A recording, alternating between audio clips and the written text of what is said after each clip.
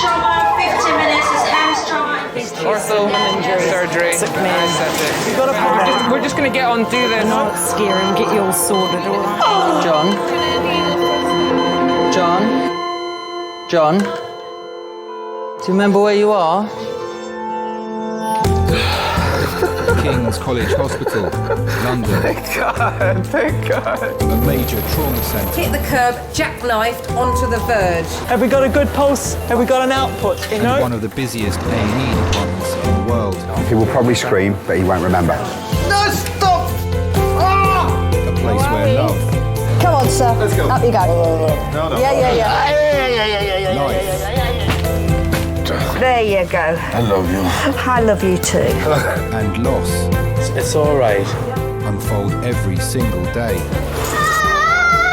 Don't cry. And we'll make sure Mommy stays with you. Well, listen. Right, who's not busy? Squeeze that. We can't give up, I know. Come on. We've got to be strong for Mum, if it is the last bit. Hey.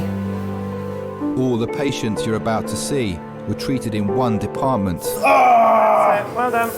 In just one 24-hour period. I never cease to be amazed at the robustness of human beings. I love you. And the strength of their relationships. Love, it's a reflex. It's what you do. For many of the families, despite the devastation that they may be facing, they give unconditional love.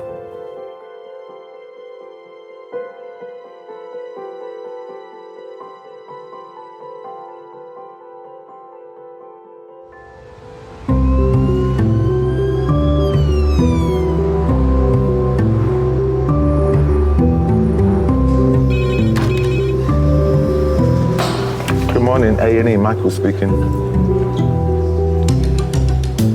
Hello? No, this is accident emergency. Okay.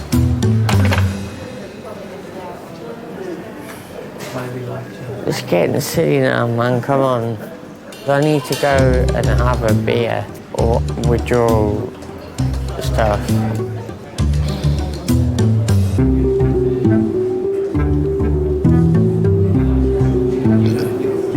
The t-shirt. That wasn't bad. That was a tiny one. I was just wondering, could I get something to stop me from withdrawing from alcohol? But you're not actually withdrawing them. No, I've got the shakes, but... Because I think they've seen you. The doctor doesn't think you need any of those. Medically, you're fine. Yeah. Until you show symptoms, they won't give you anything. Okay, I'll just go back that way. It's gonna be one of those days.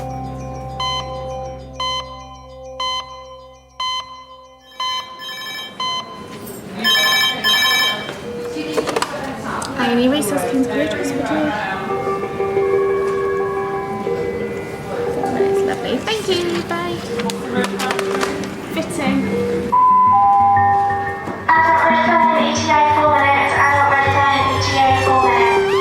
Fitting after head injury. So do you think it's a fit and then fall over and hit the head? Have we got lorazepam, sister, or have we got diazepam? IV access, if that's possible. Just normal saline in case it's a drinker. Hello, King's A&E Resource. Okay, go ahead. Can you say so? 1, 2, 3. Stroke red phone, 8 minutes. Stroke red phone, 8 minutes. If you imagine your brain's entrapped in this shell, from a head injury point of view, if you bang your head, it's been shaken quite vigorously. So you're going to be confused, disorientated, and then you've opened your eyes, you don't know any of your surroundings. Hello, Elaine. I'm Dr. Hobbs. I'm one of the accident and emergency consultants. Hello. And can you remember what happened? Okay. Now listen, we're going to have to pop a little line in your arm and take some blood. Imagine how scary and frightening that must be. Today. You right there, John? Can you hear me okay? Yeah. Do you know where you are yet? No. Do you know who I am? No. You're in the hospital now, John. You need a pet sign? I've fallen down the stairs at a tube station and woke up to a doctor who I knew shaking my leg saying, you know who I am, you know who I am. And I said, I don't know who you are. I don't know where I am. Where am I? 1, 2, 3. And I was petrified. There wasn't a friend in sight. There wasn't a face I knew. I'd never been so scared in my life. I was petrified. En route, he was quite absent en route, and since the police has no idea where he is, who he is, what he's doing, anything. Okay. Can you tell me your name? Good on shakes. John. Come back. John. Once he came back, Do you know where you are right now? No. You're in King's College Hospital. So I know and imagine what these people are going through in their heads. He has got complete right side of weakness. He's got no sensation down his right arm. He's got sensation in his right leg, but no sensation in his left arm. Do you know why you've come here today? No. No, okay. You went to St Thomas's Hospital. You showed signs of a right-sided weakness. So they're querying whether you may have had like a little stroke or something. Okay? Now we're a specialist centre for that, so that's why they've sent you here, so we can get a scan of your head. And if it does show that you've had a stroke, then we have a sort of clot-busting drug to clear that blockage, yeah, and try and get you back to normal again. Are you allergic to anything? Just work. Work. I think I might agree with you on that one.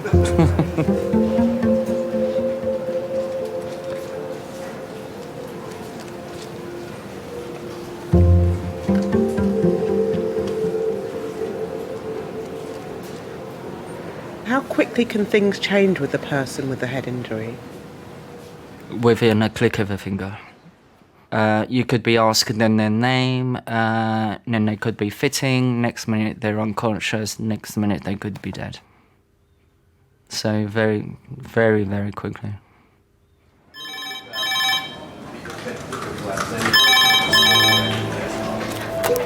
Hello, King's A&E. 12 minutes. Okay, thanks so much. Thanks, bye.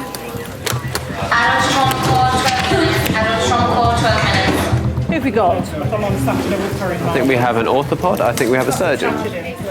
All we know is that is a pedestrian hit by a motorbike, so we need to make a quick assessment. So does everybody know what they're doing? Should we go in 7? Yeah. Is that all right, Katrina? We'll pop this next one in your room. Okay, so I've called to the strike and trolley Teresa's by 7, call to the strike and trolley Teresa, thank you. We're not going to have a good day, are we?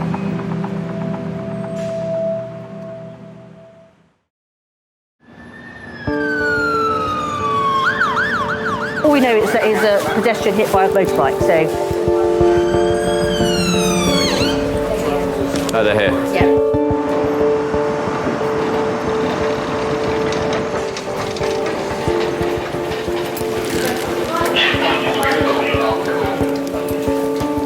Forty-seven-year-old Chrissy was crossing a road 500 metres from her home when she was knocked down by a motorcyclist.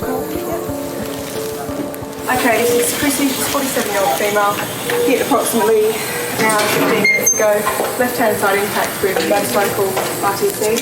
Queering loss of consciousness, she doesn't read the incident at all. She's got impact on the left-hand side of the face, she's got ulcer swelling to the left-hand side. We'll wrap you all up in a minute, okay? We just need to get some clothes off, okay, lovely? A is clear for her central. Concussion is equal. The left side of Chrissy's face took the force of the impact. The main concern is potential bleeding behind the eye or in the brain. Okay. I'm just going to try and lighten your eyes, okay? Pupil 3mm both reacting, no regular medication. Doing really well. Chrissy, got a concussion, my love, and a little bruise in your brain. Okay, we're going to scan your head. Do we need to ring anybody? Depends how long I'm going to be here, maybe. We've got some details of ringing anybody. No. Do you have any details of... I've only got the female's details. She's got a mobile phone, but it's obviously coded. Coded. So I can't get into that. We believe her husband to be Tim Fenner. Is there any chance you can try and track down a number for him? Because her memory's a bit stuck at the moment. Chrissy, is there any pain there? On your neck? Here? Here? A little bit there. So maybe a bit in T7. Yeah, all right there. I'm at this RTA shooter seal. I've got the casualty up at King's. I've got a name and a date of birth, and we're desperately trying to find the next of kin contact number. I was coming back from the garage where I'd got the car. I'd taken the car in to have some work done that morning, and the traffic was just stacked up all the way down the hill, and I was like cursing and swearing because I couldn't get home. So we make sure we take a vomit bowl. Of course, I got stuck in the traffic jam that her accident had caused. First thing I knew was sort of coming in and the phone ringing. And I've got this guy from the Metropolitan Police telling me that, my wife's been involved in an accident and I need to get to King's College as soon as possible. OK, my love, what we're going to do now is we're going to move you onto the CT scanner. You just lie there and the scanner does the scanning, OK? Sorry, sweetie. It was 20-odd years ago. We started going out together. Ready, brace, roll, slide. We didn't work in the same office as such, but on the same floor. I'm pretty certain it was almost love at first sight. So, sounds a bit corny, doesn't it? But there was an instant attraction in that sort of warmth of her face and the glow that she seemed to give off. And within a matter of weeks, I'd sort of proposed to her and said, well, why don't we sort of make it a go of, a proper go of things and get married, so. She's got a head injury. She's got a head injury. She's got quite a bad bruise around her eye. She's got a black eye here and a little laceration. I think I felt some gravel here, but we haven't really examined her scalp with the collar off, if you see what around the back of. But there's no huge big hematoma there. It's all here. I suspect she may have some facial fractures because she's vomited blood en route. But she's very, very sort of drowsy and amnesic. At the GCS14. 2 hours after the accident, there's the police there. There's still the tape up and everything. And this police constable was sort of more or less gesturing that I couldn't go through. And I'm like, well, I said, well, the accident's actually my wife that was involved in the accident, so I suppose I didn't really ask any questions because I didn't really want to know in a way. I was just focused on the idea of getting to the hospital.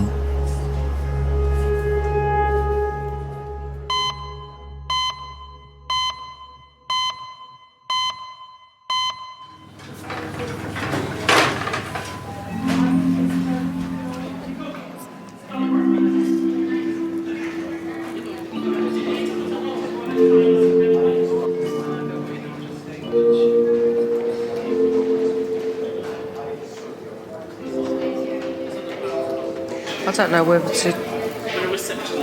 I like even like taking that as a compliment. That everyone always says I look like your sister. That means I look old. No, it means I look young and I want to look like your mum. That means I look old.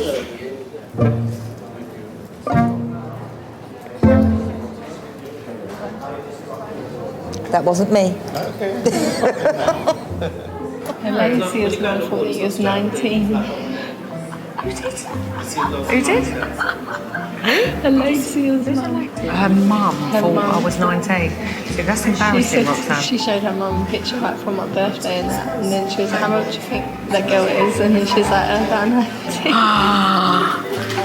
Roxanne, that's embarrassing more than anything. Hello?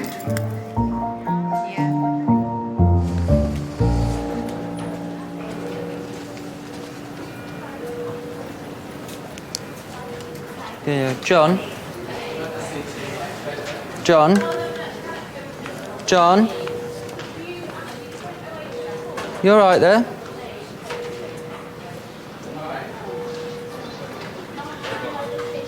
Do you remember where you are? I was just speaking to you. My name's David. You're at King's College Hospital. Okay. Do you remember anything else I said to you? No. No. Okay.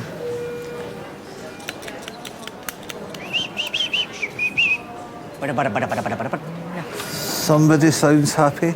Are we ready to rock and roll?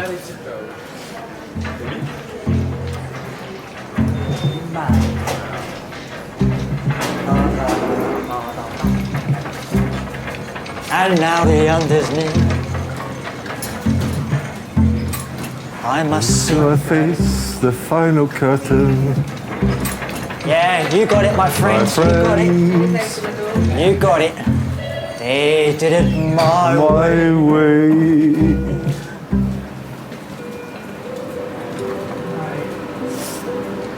Bit of old Frank Sinatra, eh? Oh, he can't beat him. Hello. Do you think you'll be able to shuffle yourself over onto our bed, or do you want us to slide you? Of course I can shuffle. Lovely, great. Lovely. I could tango as well if you want. Just the sliding for the moment, maybe the tango later. Oh. I know, spoil sport. A stroke is a blockage to a vessel which stops oxygenating blood getting to various parts of the brain. If you have a blood clot on the left side of your brain, your right side of your arm and leg will stop working. Whenever you're ready. Okay. I think. The leg's not working. Not working. Okay, Let's we slide. can slide you Let's then. slide you across. All right. Why is it not working? Well, we're not sure at the minute, so that's why we're going for the scan of your head. Okay. But let's slide you across. All right. It won't take too long.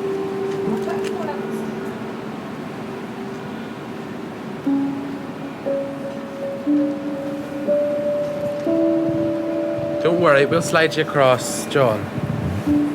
John. Oh, hold on. Don't want you to.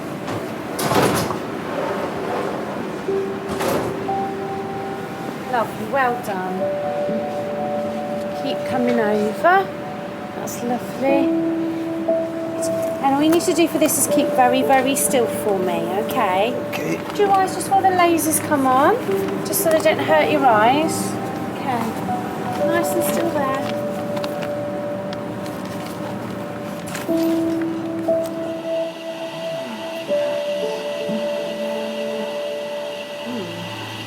You did an operation for a cyst. That would be it then. Yeah. The scan has revealed a previous operation to remove a cyst in John's brain. It explains some of his short-term memory loss. There is some brain there. Yeah. But there's no blood. So we just carry on and thrombolise. While the doctors have found no significant bleed in the brain, John's history of right-sided weakness means they will still treat him for a minor stroke. Joan, how are you doing? We believe you may have had a stroke, Joan, so we're going to give you some clot-busting medication. Okay. So I'm not going to die yet. Not at all. Don't talk like that.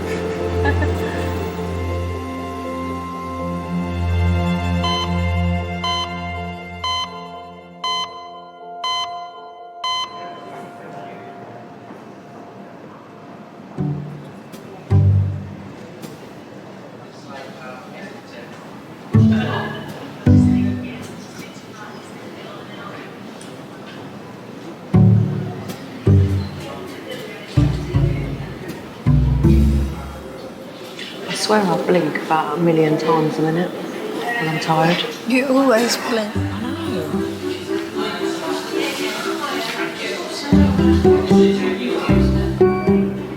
I feel sick. Yeah, you feel sick probably because you need to eat. This is what I'm saying to you, Rox. You need to eat. You can't just have biscuits. Had a cream egg as well. I Roxanne, you need a sandwich or something, darling. Shall I quickly nip round then? We're better off going now. Go then. Yeah, we're going. Go on then. All right, wait a minute. Why are you thinking a minute? Be rich.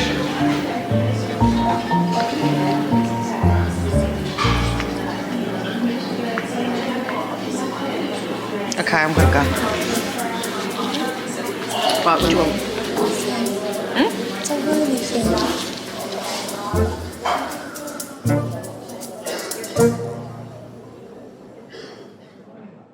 Okay, my love. The scan does show you've got a broken bones around your eye. Sure. That's okay, they get better. And you've got a little fracture in your skull, okay? So you've obviously, when you landed, just landed front here. These things will fix. That's why you feel terrible, why you're vomiting some blood. The scan shows that you haven't got anything wrong with your brain, so that's good. But you probably do have a bit of a concussion. So you're definitely going to be with us for today in hospital.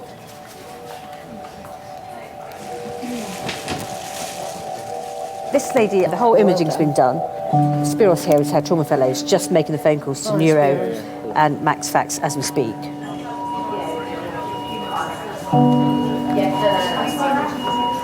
Sorry, how this morning was supposed to work out, was it? Tim was on his way. You're not worried about anything? Luke, 3999. Don't ask for the old ones.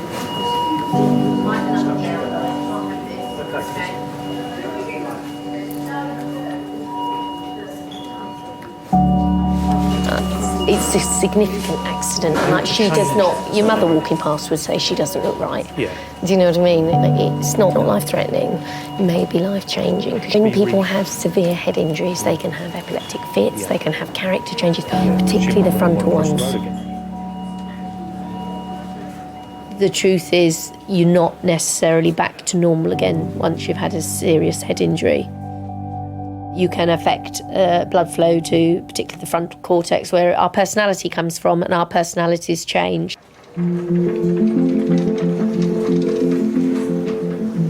You can't help the way you've changed because the injury can't be undone. But unfortunately, that living has to go on. John, do you know where you are? No. No. You're in King's College Hospital, okay? Do you know what month it is? No. No. It's March. Oh. Okay. And what year? Springtime. What year is it?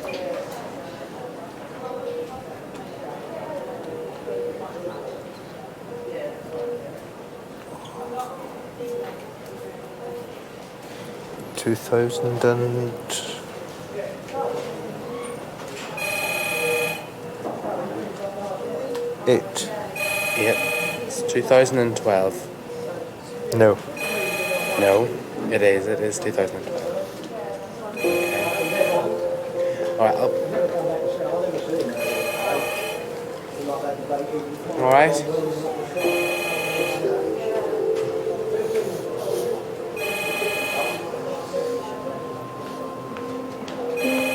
Don't worry, okay?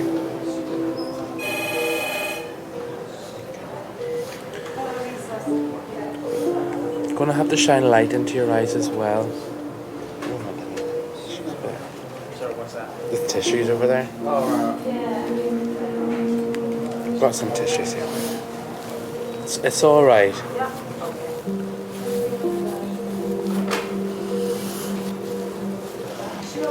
Okay. Yes. It's gonna be all right.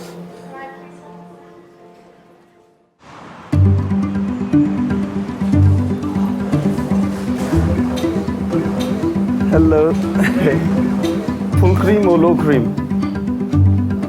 What time do you have your dinner then? I'll have it later. What time do you have yours, Ivy? Later. About 6:30. What do you eat all day then? I haven't eaten anything yet. I haven't had anything, but I only usually have a sandwich anyway.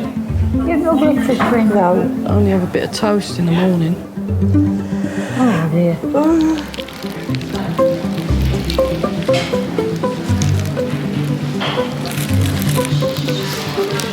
Picnic in A&E waiting room. This is a picnic, just a sandwich. What did you do about your dinner? Marion, she's talking to you. Aren't you hungry? A bit. Survive.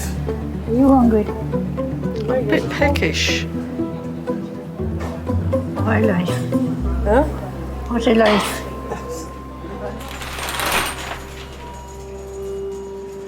Oh, hello, eye clinic. Sorry to trouble you. Can I speak to the ophthalmology registrar on call, please? It's a lady who was crossing the road who was hit by a motorbike. In her left orbit, she's got a fracture of every single wall. So the lateral, the medial, the posterior, and the inferior. The only thing she hasn't fractured, we think of that, is the superior wall, okay?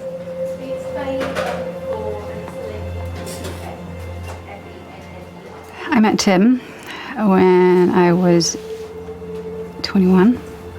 He was just very, very good looking. It was just wow.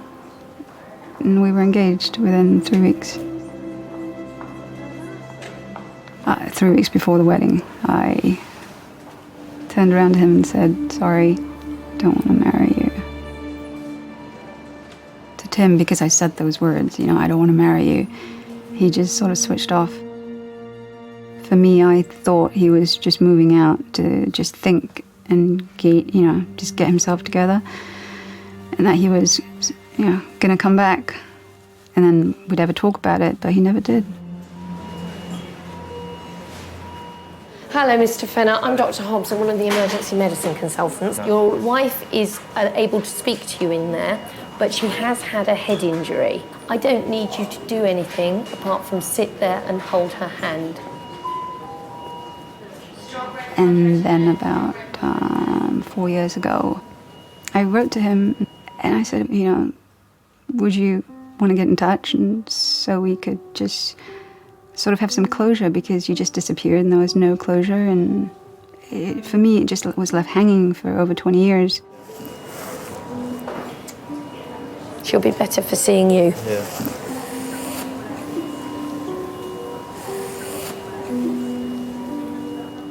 There's this letter in front of me from a person that I'd really loved and felt such a great bond with, and yet, yeah, things went wrong at the time, but there were still those feelings there. I actually sat on that letter for about a month thinking about things, and I got to the point where I thought, well, what have I got to lose? There is no bleed as such in her brain, right? Where's the blood at the moment coming from? And it's just like a bit of sort of tissue or swelling, blood swelling from all the soft tissues and the muscles that surround the eye, and it's in its socket.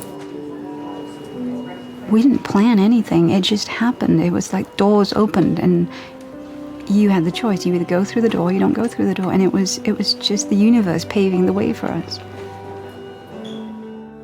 To us, it was like getting a second chance. It was like, you know, look, we messed up the first time.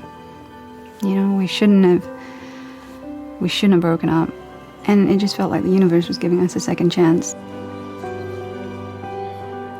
And I suppose I felt an overwhelming sense of, you know, I'm home, I suppose, in a lot of ways.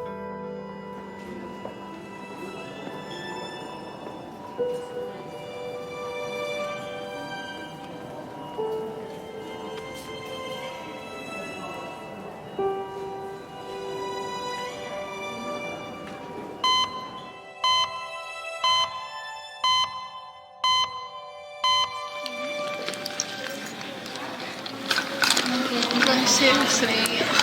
All right, it ain't gonna be long now.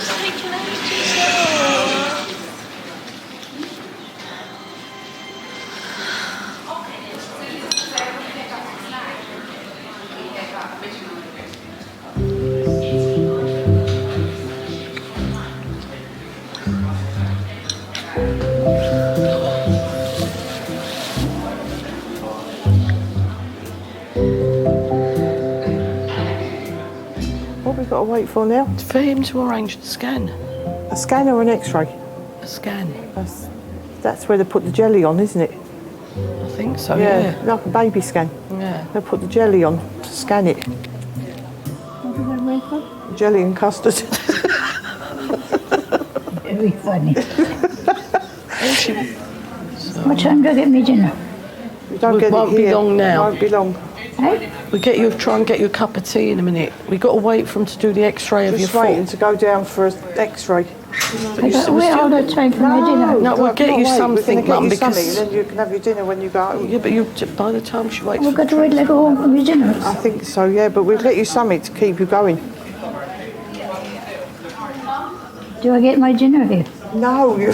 God, just tell her We're yes. gonna- Yes, I'm you gonna- do. Yeah, in a after. minute, yeah. They're cooking it now.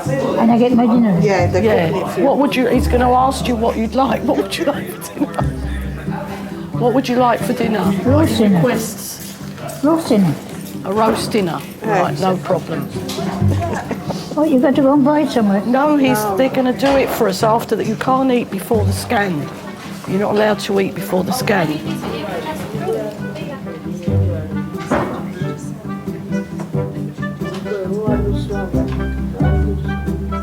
What am I doing here? They're X-raying your leg to see why it's swollen.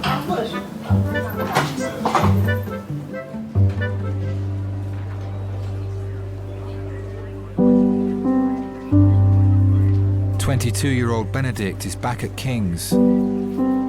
He's been drinking. At the time, before I realised I had a drinking problem, I felt on top of the world. I felt amazing. I thought, you know, this is great. This is all I wanted to ever do is just, drink. At the peak of my alcoholism, my worst, I would say I was drinking basically anything as quick, as cheap as I can to be obliterated, to block out reality.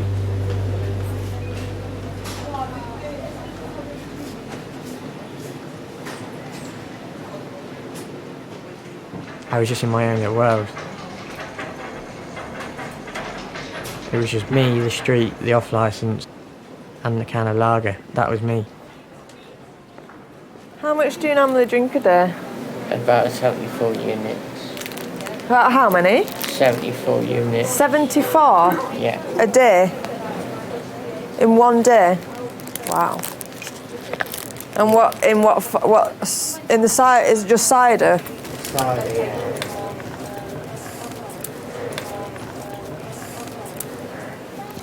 No, I could easily have up to 9 litres of 3 litres of white ale. Wow. 9% cider. 9%, yeah. What made you start drinking in the first place? I don't know, you can tell me. Do you regret it? Yeah, of course I do. You're very pretty. Thank you. That's nice of you to say. Make me blush? Really? Nah. It takes a lot to make me blush, really. I think I was about 6 years old, just starting out primary school, and we all got brought into the main hall. This guy stood up and he said, well, this is what we call the trumpet. And he must have played something really cool, like the Pink Panther, or something really cheesy theme tune. And I said, from that day onwards, I said, that's what I want to do. It's letting your emotions free. It's my voice. If I can't say something, I'll let you know via the trumpet. I'm just sick of the withdrawals and the fits. So, And then you drink to stop you feeling like rubbish. yeah, I don't enjoy it, I hate it. But It must be hard. yeah, Hard work. Stop you feeling rough. Yeah. There were some times if I left the house, I would have my trumpet case with me, but there wasn't a trumpet in there. There was a big bottle of cider. I couldn't stay sober enough to sit through one rehearsal. The drinking had really messed up something that I've always wanted to do.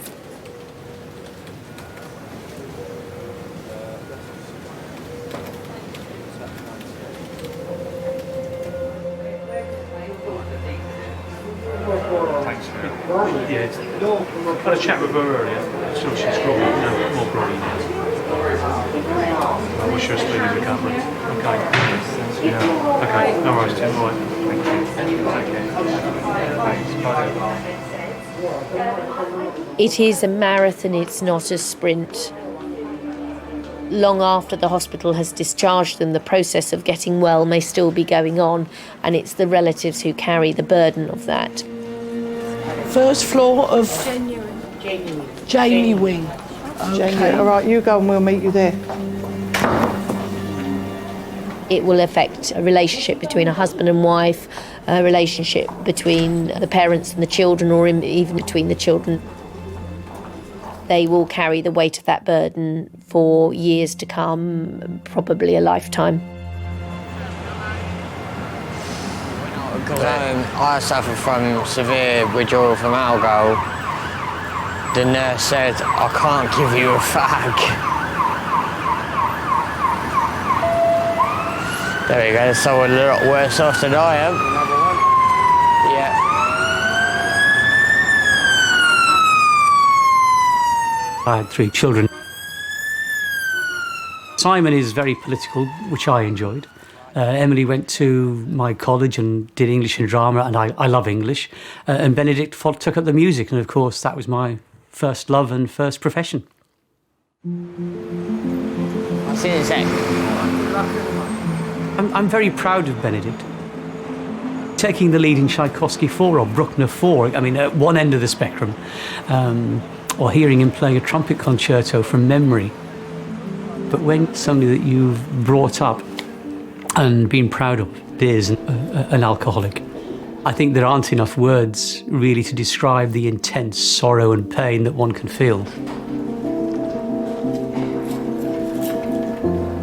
It's a disease which just, it's like cancer or MS. It doesn't matter who you are, where you live, how rich you are, how powerful you are, whether you have one parent or no parents, whether you're in prison or whether you're a high court. It just grabs you, and I think there isn't. I don't think there is a stereotype. It can happen to anybody at any time. No. What?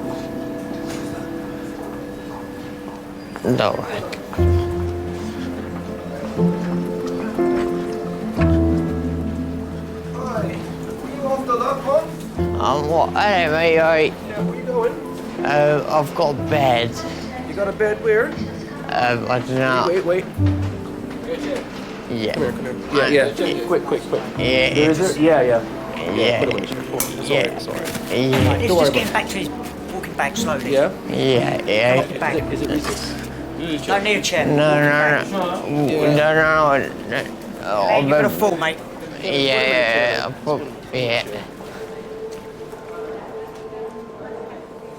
I can't control it, and I can't cure it. It's the 3 C's. It's a sort of standard little mantra, isn't it? I can't control it. I didn't cause it, and I can't cure it. And again, that's the insidious part of the disease, is that only Benedict can cure it himself.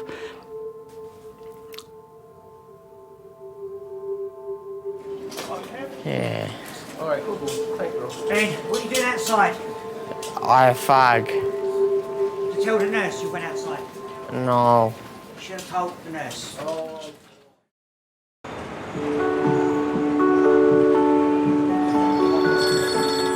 Hello?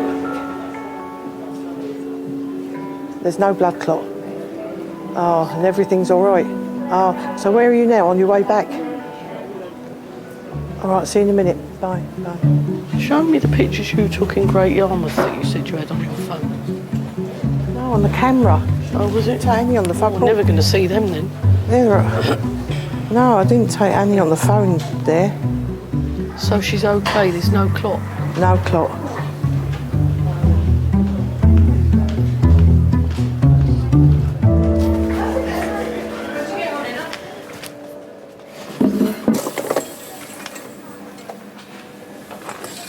Hi, Benedict. Hi, it's Emmanuel from Mental Health. Yeah, I remember. You remember me last night, isn't it? Okay. What's happening?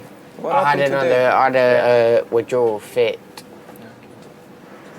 Normally I have a certain amount of drugs that I have to take, but they are not giving it to me, so... If you need it, definitely they'll prescribe it for you. No, but I do need it. One doctor said, yes, you think you can. need it, but when they've done the assessment, they don't think you need it. It makes you feel sick to the stomach that I actually became a compulsive drunk alcoholic liar. I was that guy. I was the guy who was like, I'm not him again, you know. Here we go again. It's the same routine. I wanted the attention. I wanted the care. How best will you describe your mood at the moment? Out of 10, about 1.5. And how long have you been feeling low for? I'd say since I was about 19. I'm now 22. I cut my 2 sides of the neck, as you can see. And why did you do that? I tried to kill myself.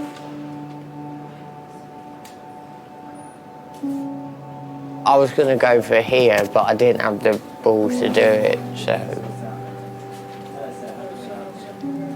When I say the balls, I didn't have the guts to do it, because I was dead scared of what could happen if I did it. So. There have been many times when I've said to myself and to others, something has to happen here. This cannot go on. Do I kick him out on the street? Do I spend thousands in a private rehab? I cannot handle this anymore. Do you still feel like you want to hurt yourself? No, not at the moment. No. I just want to have a beer. Because I know that's the one that's going to stop me from feeling the way I feel. You know what I mean? Why haven't you kicked him out? Why do you think you haven't? I love him too much.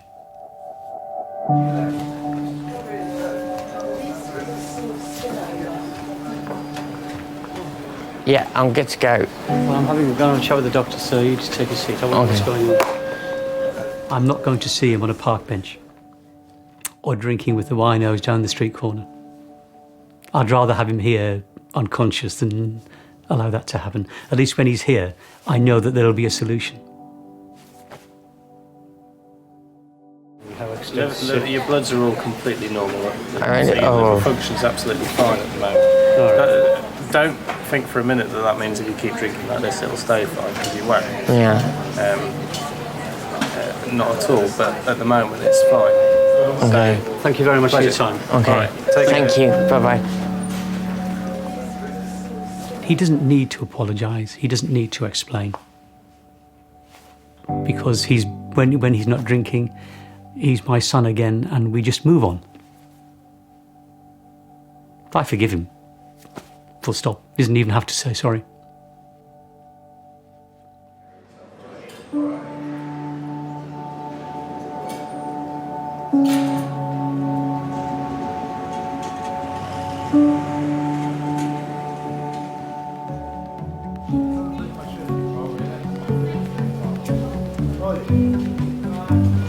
Missing you already.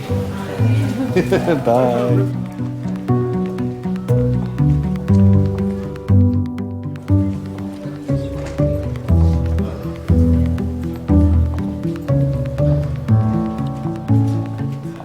I'm not very good at being romantic or anything else. I suppose that's the one good thing that's come out of the accident, is the fact that it's woken me up, and hopefully I think she sees that I actually try harder now. Couldn't imagine life without her, really.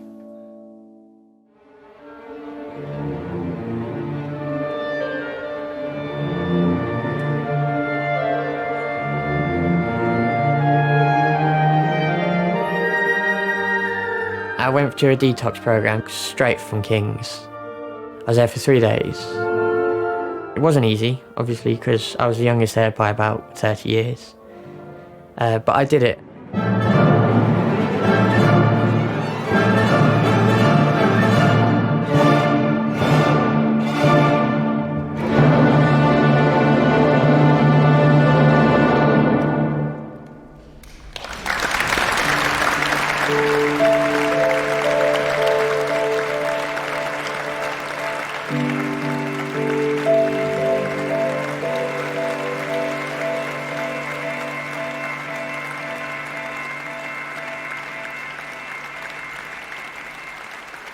Every night I lie awake and I'm scared.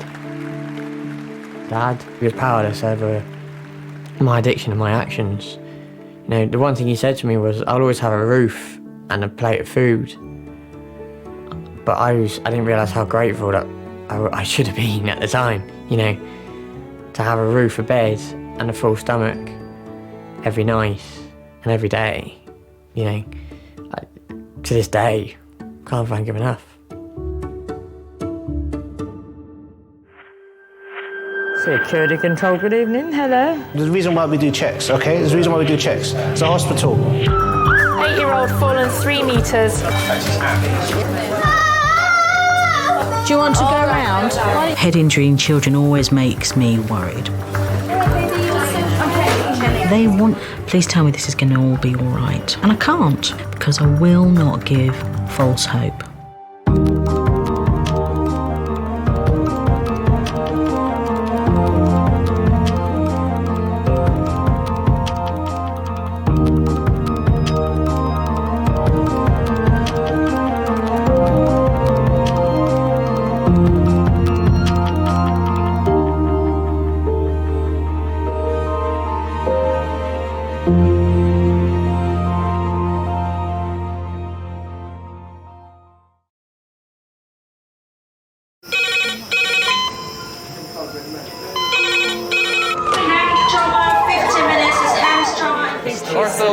Surgery.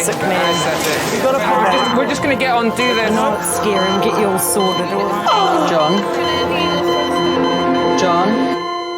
John? Do you remember where you are? King's College Hospital, London. Thank God. A major trauma centre. Hit the curb, jackknifed onto the verge. Have we got a good pulse? Have we got an output? You know? And one of the busiest A&E departments in the world. He will probably scream, but he won't remember. No, stop! A place where love, Come on, sir. Let's go. Up you go. No. Yeah. life, There you go. I love you. I love you too. and loss It's all right. unfold every single day. Don't cry. And we'll make sure Mummy stays with you. Well, listen. Right, who's not busy? Squeeze that. We can't give up on her, come on. We've got to be strong for Mum, if it is the last bit. Hey. All the patients you're about to see were treated in one department. Well done. In just one 24-hour period. I never cease to be amazed at the robustness of human beings. I love you. And the strength of their relationships. Love, it's a reflex. It's what you do. For many of the families, despite the devastation that they may be facing, they give unconditional love.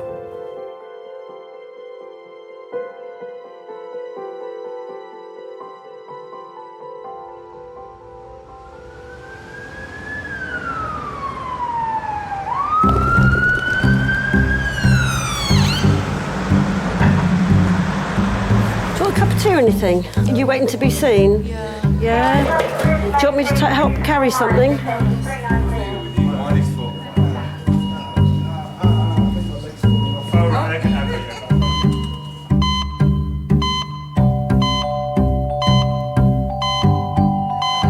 Rugby? What exactly happened? I was tackled. Tackled. So you were the ball carrier? Yeah, but I was going through 2 guys at the same time and they were down. Looks like your kneecap's come off sideways, hasn't it? Are you all right looking at that? Of all the patients who arrive in A&E, 14% fit into one category. Young men. Do you remember about the family tree and where I said the family are from? Well, Dad's parents and Mum's parents, so that's 4 grandparents. And they're all from different places. And I tell you already, but you just forget. You just hear it and you just think, yeah, you've gone out your head already as soon as I tell you, innit? You gotta remember it, it's important. You don't think it's important?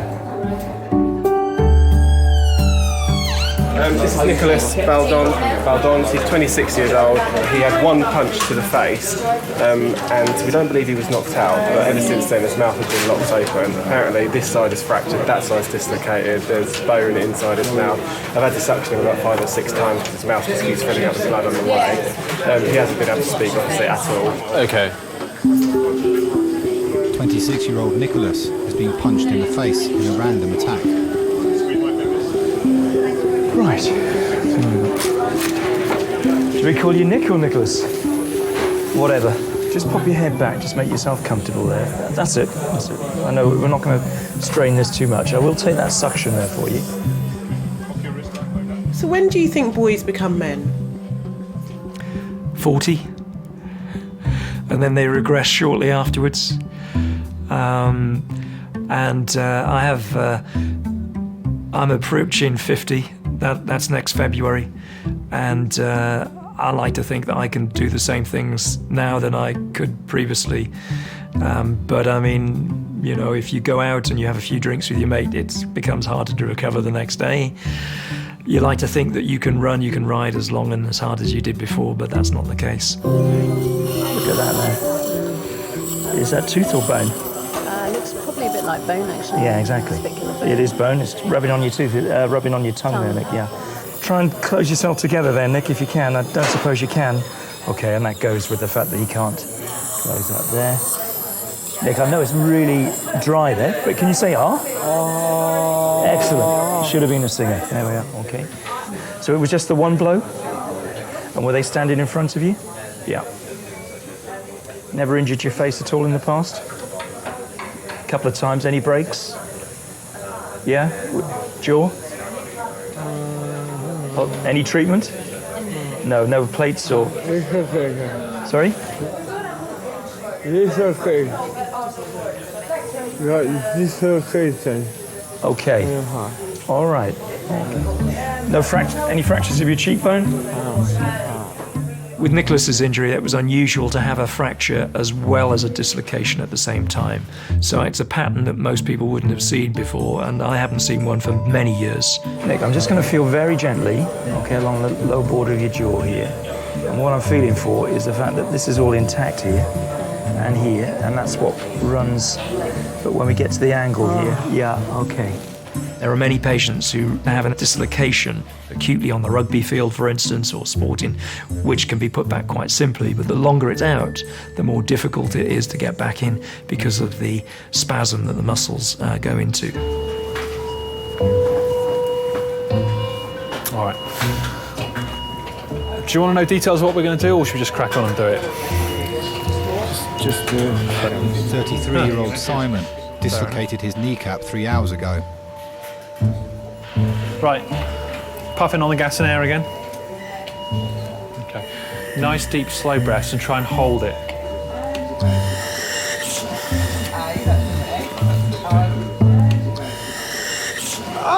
Okay, all right, hold fire. It's well done. Keep breathing. We might need to give him more drugs again. Nick, I haven't seen any radiographs, x-rays at the moment, all right? But given the degree of the fact you can't close your mouth together there, obviously you fractured it on here, and that's where you were hit. It's going to be difficult for you to rinse your mouth, and the blood will be a bit dried there because you can't get your lips together. And if you can't get your lips together, guess what? You can't swallow. So that's why it's impossible to do that. All right. So keep going with the suction and whatever, and we'll get the x-rays and we'll get you treated as quick as we can. All right. Good. All right, Simon, this drug, it doesn't have a set dose. Everybody responds differently to it. So we give it little by little till we find the right dose for you, all right? Your job, very simply, is just to keep your eyes open, and then when we reach the right dose, your eyes will close, even, without whatever happens. So that tells us it's good to go, all right? So you'll just relax, nice deep slow breaths on that, keep your eyes open as long as you can, all right?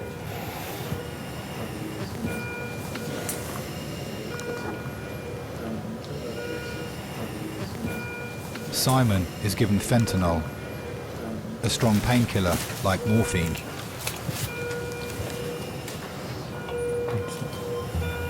might be feeling a little bit lightheaded. Some people say this drug's like 2 or 3 neat shots back to back, and you feel a little bit woozy, a little bit out of it. Okay, Simon, open your eyes again, my friend. Simon, can you open your eyes for me? Okay, one more time. Matt, one more.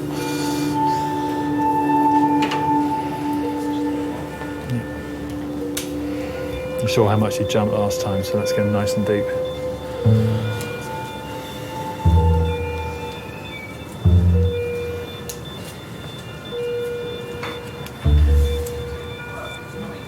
Straight head back, Simon.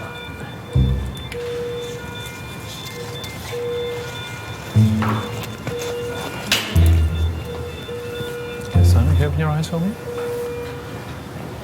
Okay, right, just here we go. He's going to shout a bit again, but there's not what we can do about that. Oh, for fuck's sake! No! No, stop! Oh! We're in. Well done. Thank you. Thank you. All right.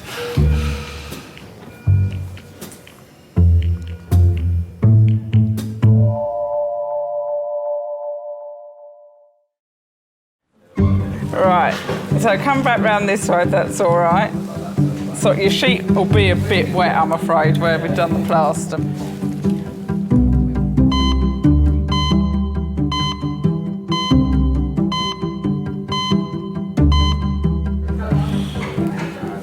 Are you comfortable, or do you want another blanket under there? I'm actually comfortable. You're comfortable, okay. You look like a vampire. Messy one.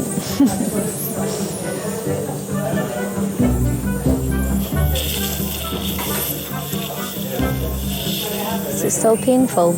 Or is the stuff helping? Yeah. Really painful.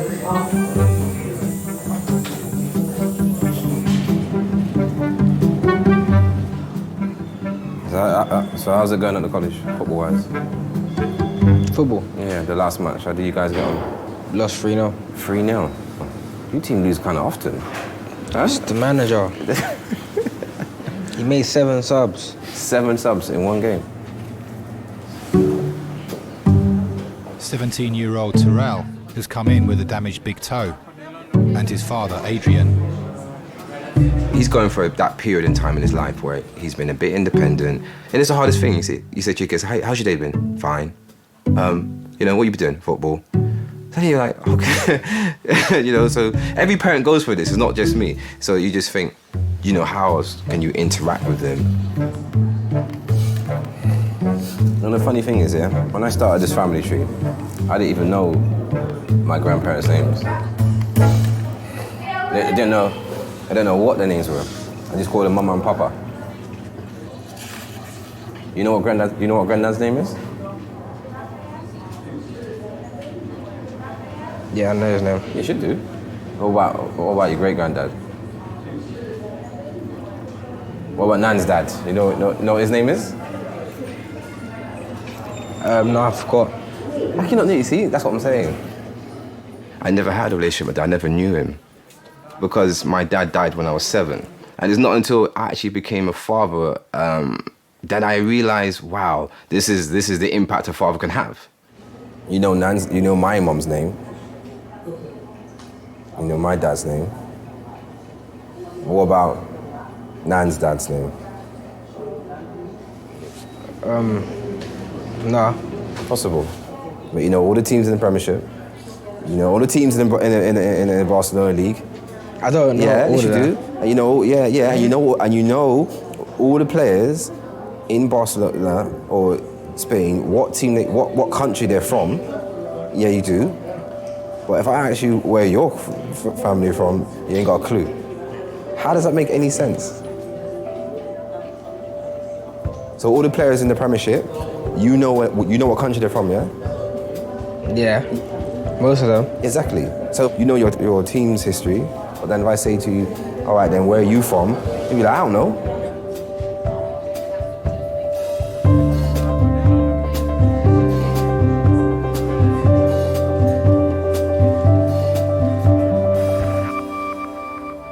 So tell me about your parents. Are they doctors? No. My father is 96. He left school at the age of 13 to work in a brickyard to support the family. My mother left school at 14 and was a shop assistant. So I was the first person in my family who went to university, or in fact, for that matter, did an A-level. Rob is the clinical director of King's Major Trauma Centre. He's also a world-renowned specialist in facial injuries. When we're treating facial trauma, it's very much the person. You can injure your arm, your leg, and obviously undergo life-saving surgery. But if you injure a face, that patient expects that face to look exactly the same afterwards than they did before. It's us. It's what we are. It's what defines us. Oh yeah, oh no, that's your tooth. Nicholas was assaulted in a random attack 6 hours ago. Since then, he's been unable to close his mouth. I'm sorry, Baba. I don't like seeing you like this. He's come in with his long-term girlfriend, Holly.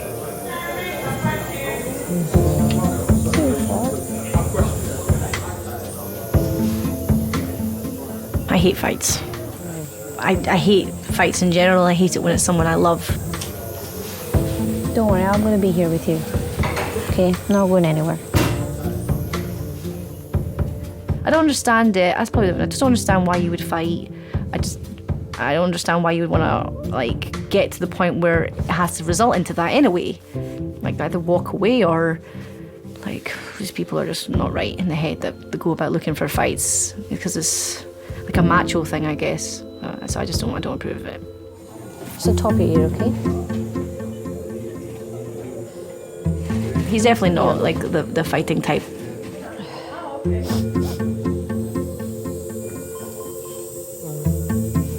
When I first met him, for sure he was a boy. Like, he was kind of like hyperactive. The amount of times he hit his head when I first met him, and I don't mean like knocking the head, like proper like wanged into like a wall or a ceiling or something, like some of these slanted ceilings. It was just like to the point that everybody feels awkward because it must have hurt like hell.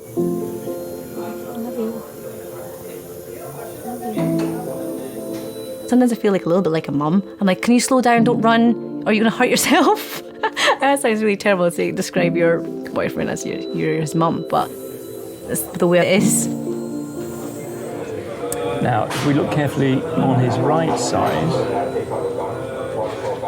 what's that? And what's that? So what's he got? He's got a dislocation. That's why he can't close his mouth, because he's dislocated on the right-hand side. You can see he's sort of, now this will be good, there you go. What a shot.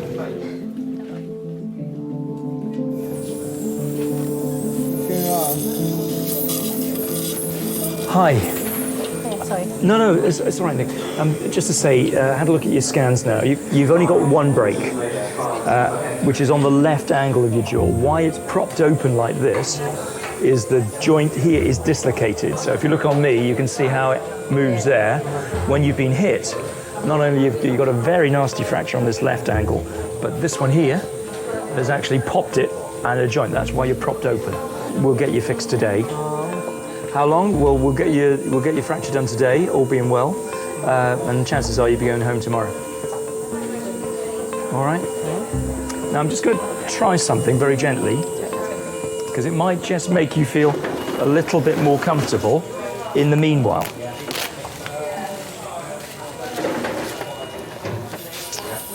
It's going to be a unilateral segment, so I'm just going to see, because I'm just thinking while he's here, we'll just see if we can make this a little bit more comfortable for you. I don't want to give him any sedation or anything like that. If that pops back relatively easily, which it might, it's going to be a lot more comfortable for him in terms of where he is at the moment.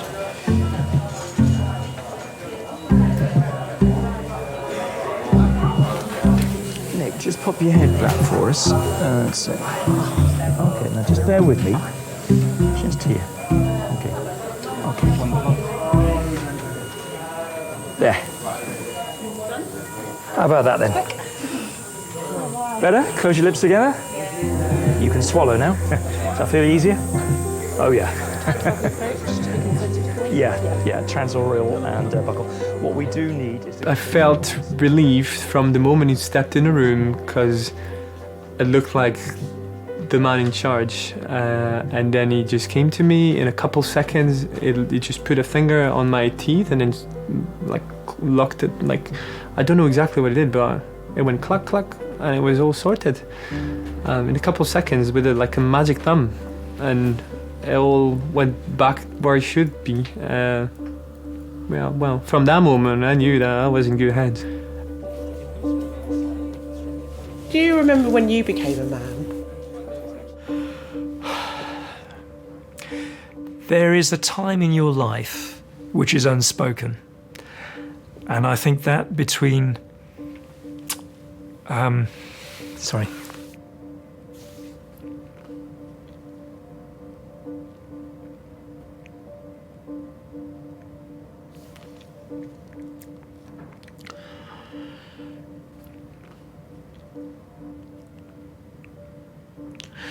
When the responsibilities change from your parents to you. And I think looking back visibly, I remember standing at the side of my father's car and he gave me the car keys. And something in that unspoken act said that that was that transition. And my father is now 96. He was a fit man until very recently. He now gets about with the aid of a wheelchair and his memory has gone. And I think that passage of right, if you like, it's the start of something. And now is the time to give back.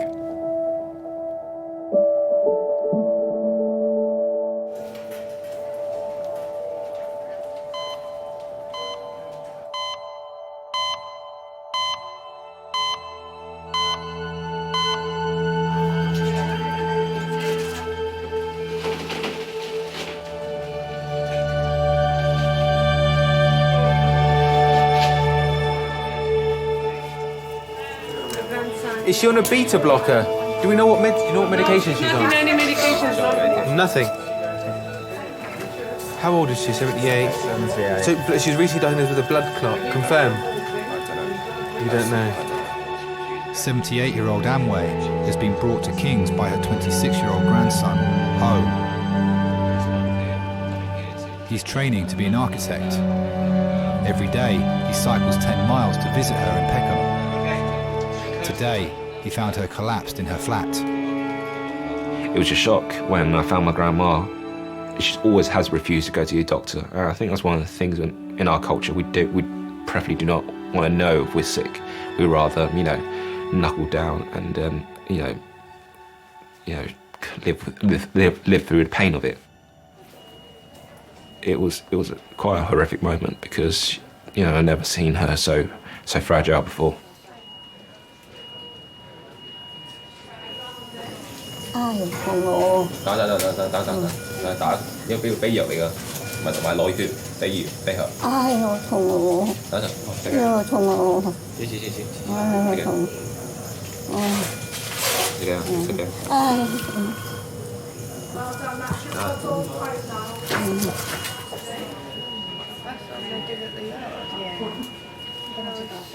She came over here roughly around about 1970s during the Vietnam War. During my childhood, my mum and dad, they worked in the restaurant business in Chinatown and they worked very late hours. So I never got a chance to spend time with my mum and dad. The person I call, the person I cry on is my grandma. Yeah, she's a mum figure.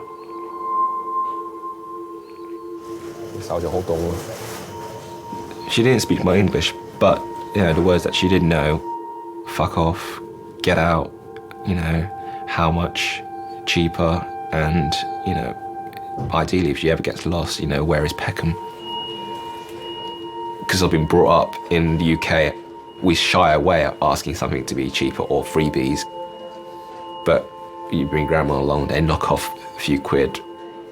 I think that's a skill that I probably would never develop over my lifetime.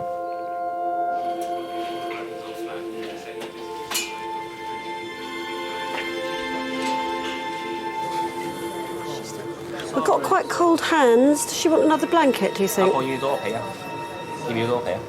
No? Comfy. So I've got very warm hands. Sorry, when was the last time you gave the Clexane, the injection? Yesterday. Okay. Yesterday, hello? You don't spend your time normally in hospitals, do you? No. A lot of people think that if they come to hospital, they're only ever going to go out feet first. Especially the older generation, that hospitals mean death, and so people are afraid to come into the hospital setting. But disasters happen.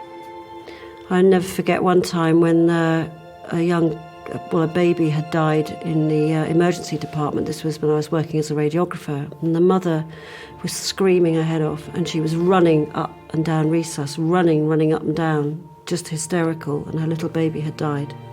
And I came along with my little X-ray machine, and I said to one of the nurses, "Isn't anyone going to, go and talk to the mum?" They said, "No, we just leave her. She doesn't want to be touched." And I thought, that's amazing.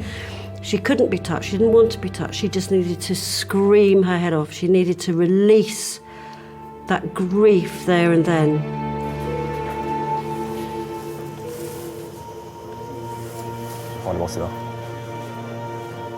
I know the smell, the sight, the sound. I know it. And it's familiar to me. So when I saw the granny, I could look and see and know that she was not long for this world.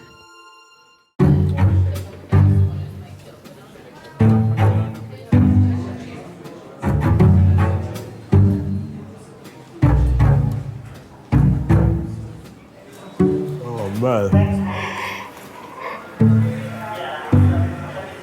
17-year-old Tyrell has damaged his big toe playing football.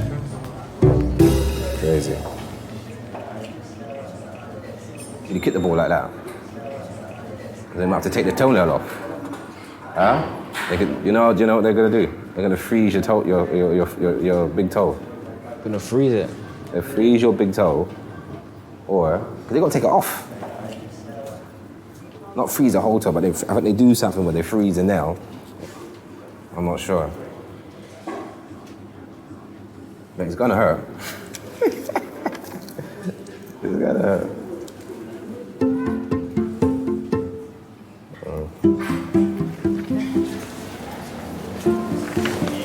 Are you with someone or are you by yourself? Yeah, Dad.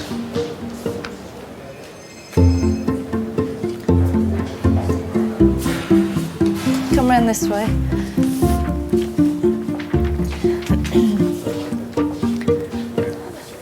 Tell me what happened. I was playing football. I had the ball. I went past the player, then he stepped on my foot. A player stood on it. Yeah. How much do you play football? Yeah, every day. Well, yeah. I think it's better we take the nail off. All right? Do that now? Yeah. Are you ready? It's okay.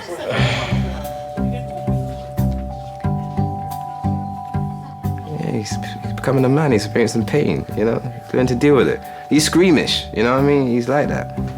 You okay, boss? I know you can feel me pulling. Yeah. Weird but there shouldn't be feeling, any isn't it? pain.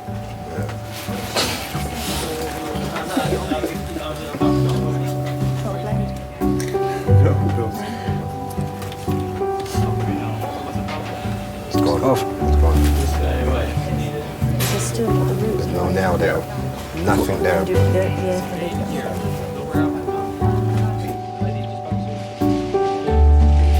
show you.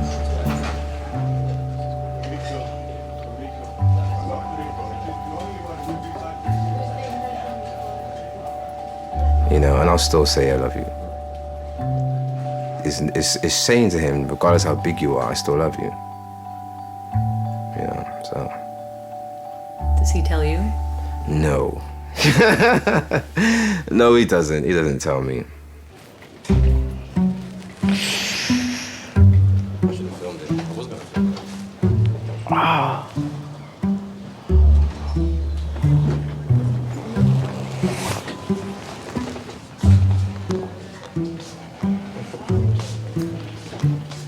Do you remember about the family tree and where I said the family are from?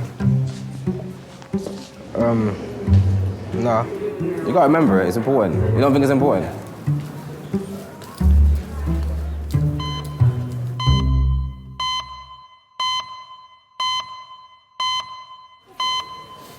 You've got all these wires going everywhere. Where are you going? No,坐低佢咪 check You wanna go home? So thought you were do a check up. Just lie back for me, okay? Just lie back. 放低下，放低。 Doctors suspect 78-year-old Amway is bleeding internally. They are investigating the cause. I'm just gonna look at her eyes. 阿婆開眼。 Sorry. Can you show me your tongue? 俾條脷俾醫生睇。Show me your tongue. How to squeeze both my fingers? 阿婆攞手術。 Just squeeze. Squeeze. 揸住個手，揸住最大力。 Good. And this side as well. Squeeze. 最大力。 How to pull me towards her? 掹佢過嚟。 Pull me towards her. I'm sorry. I know this is all tiresome. Pull me in. That's it. Okay. 放開。 Sorry, I know it's the last thing she wants to do right now. So I mean, a lot of the A&E doctors have seen and the surgeons have seen, and they think there's probably a bleed in the upper GI tract, so somewhere in the stomach or a bit lower down. Now what we're going to do is we're going to give her blood to make her hemoglobin go up essentially, and they've given her a map as well, so that's the next step. So we'll give her lots of medication to if there is any bleeding, that the clot forms. Okay. Thank you. I'll see you a bit later on, okay? 手仲好凍咯，我婆手仲冰凍。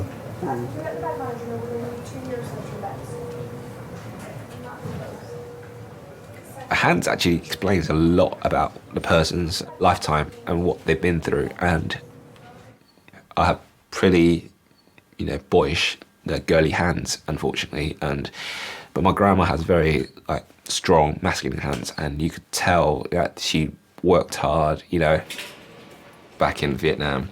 She was usually working in either factories or in the fields, and the wages didn't really pay, to support her children. So at times she did tell that she used to take stuff from the factory or from the fields as extra portions for the kids during that time to survive. But my grandma would probably want to go back for only one reason: to have dog meat again. It sounds weird, but my grandma said if I want to go back to Vietnam, I want to have dog meat. And we did raise a dog when they were younger, and eventually when food supply was over, that got a chop. Don't be shocked. Come on, it's the way of life. She is a very tough lady. She's like Margaret Thatcher. She ruled iron fist.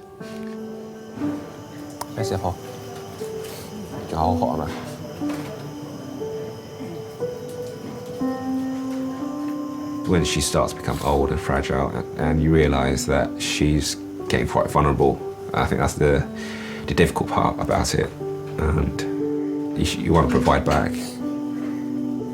She cooked, she did all the washing, all the dishes, everything, maintenance, cleaning the house. She was pretty much a superwoman. She looked after me always. And so I felt I had the responsibility to go and look after her.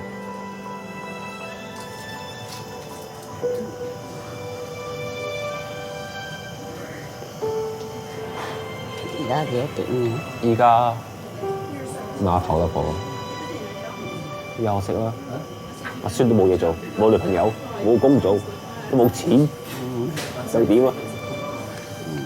阿婆有女朋友喂，佢個睇幾時食飯？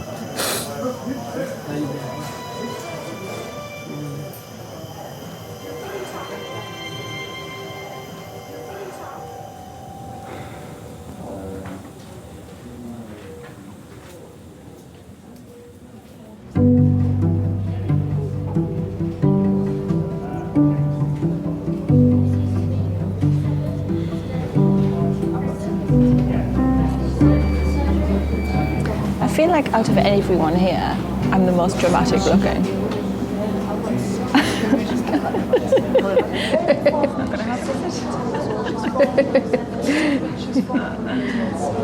Tomorrow morning I'll be coming ice skating with my class.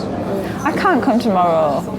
I can't. See how you feel. I'm not saying that I won't feel like it. I'm saying, how can I go there to a beginner's class, like with all the other beginners learning to skate, so excited, and then, oh yeah, I did this on the ice last night. Like you say, just pop your hat on. No one will move. I might wash my coat first as well. Yeah, do that. Well, now they get like.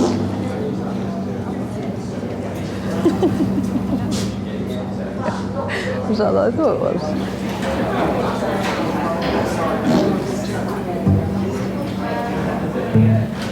These things are sent to challengers.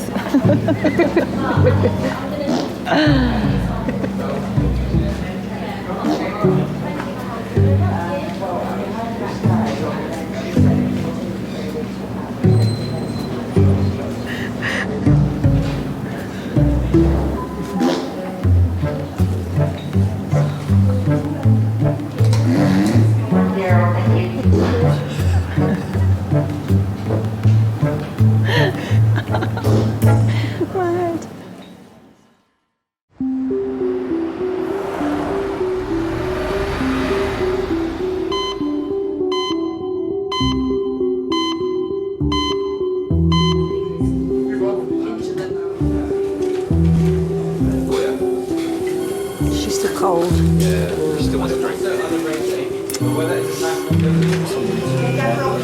What about another coffee? All right, I'll remember the sugar this time. All right, I'll go and get that for you. Since arriving at A&E, 78-year-old Amway has been given a blood transfusion.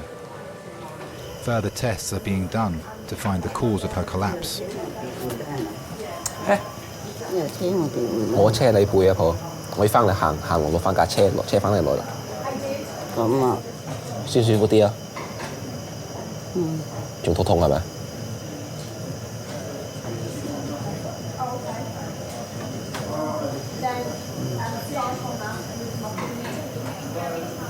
啊，隻晚死都係死咗。阿婆跌到佢隻翅膀，幾耐冇生得。食驚個婆。啱啊，幾耐啦，婆婆甩醒床水。唔使驚個婆，我喺度嚇。係啊，係啊，I think with every elderly person, there's this mysterious factor about them. You see this sort of ideal image of your grandma when you're younger, and then when she had a few drinks, it's like, you know, a completely different person. She would mix all her drinks. She had brandy, she had red wine, white wine, a lager, beer, you know, shots, and she would mix them all in one drink and, you know, drink that, fall asleep, wake up and re-drink that again. I think drinking always numbs the pain, and I think by the time my granddad passed away, she was very upset, very alone, and it was quite sudden. No one really got a chance to say goodbye, and it was very upsetting for the family, and especially for my grandma. We did tell her that, you know, her drink will probably eventually kill her, and she said it's worth it, so it made her happy.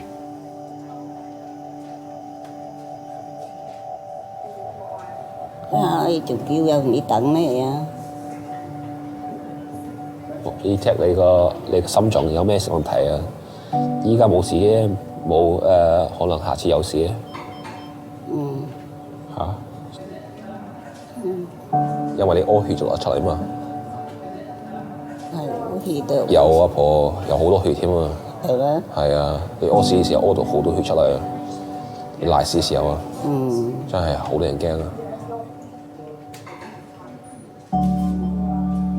有血有屎添啊！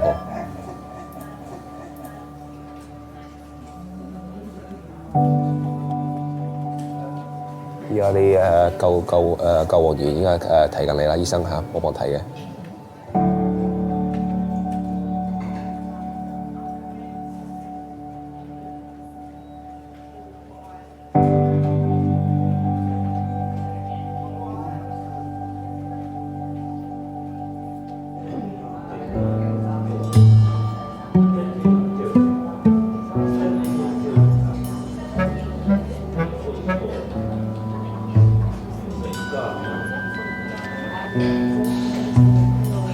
This could be the end of my skating career.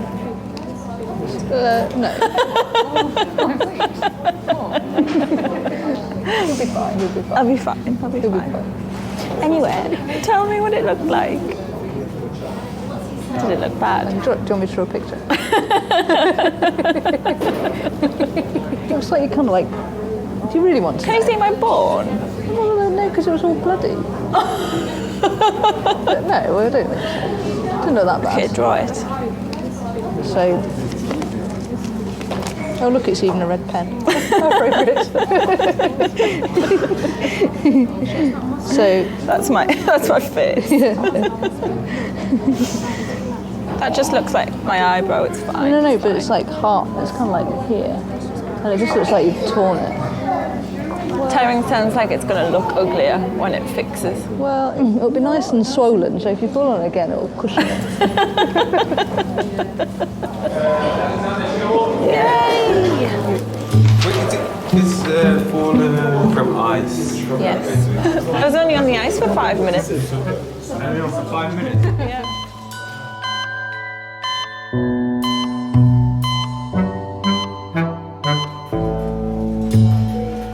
Do you want your friend to have a look? Do you want to inspect it? Beautiful. Thank you very much.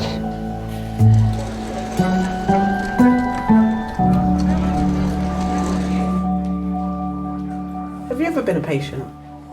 Yes, I have. I've had a life-threatening condition. I had cancer, breast cancer 12 years ago, and that gave me a really huge scare. Because I'm also a qualified mammographer, so I knew after I felt a lump, and then I went for the x-rays, and then they took a bit longer, and then they had to do another view, and I thought, oh no, these are my colleagues, well, they're being so slow, something's wrong. And then when I went in to see the doctor, and the x-rays were up, I saw the cancer myself, and I went, oh shit. I didn't want to die. Other times in my life, I thought, oh, God, sod this, I don't want to live anymore. I think we all do. I think we all have huge dips as well, when tragedy strikes. But when you're in a really, really good place, and that could be taken away from you, that made me understand how precious life was. And that's also what I see in the roles that I've done within the health service, is that sense of life is precious. Life is really precious.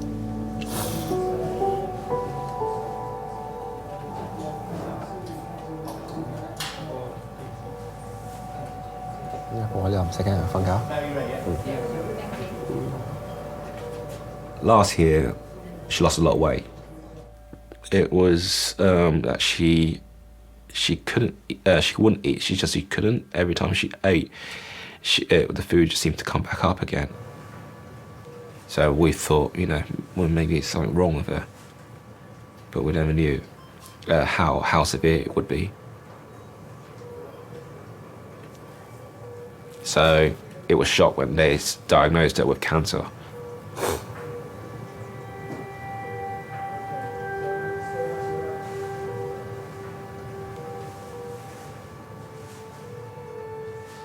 We all got very angry. I think anger for the fact that no one picked it up earlier, or anger the fact that we didn't ask her to go to hospital, or anger the fact that none of us could do anything about, providing her, a cure, and that was the toughest part. You always believe that your grandma's so strong-willed that she will make it through.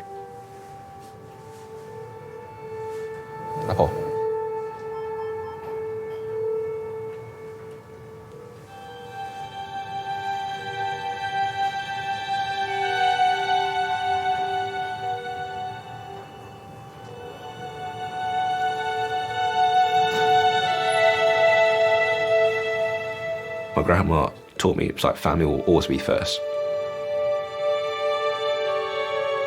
If I ever have my own children, that's what I'll pass on to them.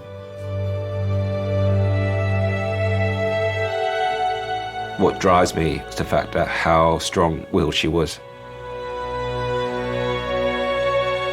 She put more physical effort into doing things, and that thought spurs me on to do well and, you know, not moan as much.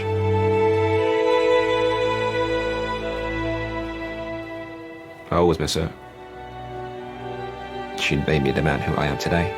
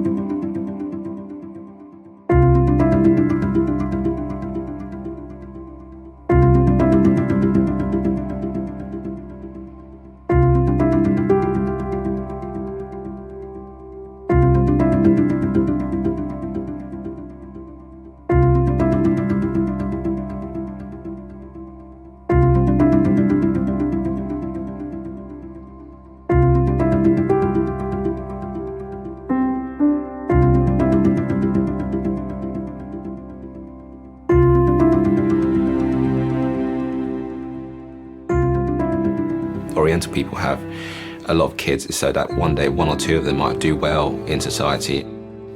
When I told her about being an architect, you know, she was very pleased, and I think near the end of her life she said that when I'm going to start building her a house, and I think that was another goal for me, and I think that was one of the things that drove me on to become an architect. I think she would be very happy right now.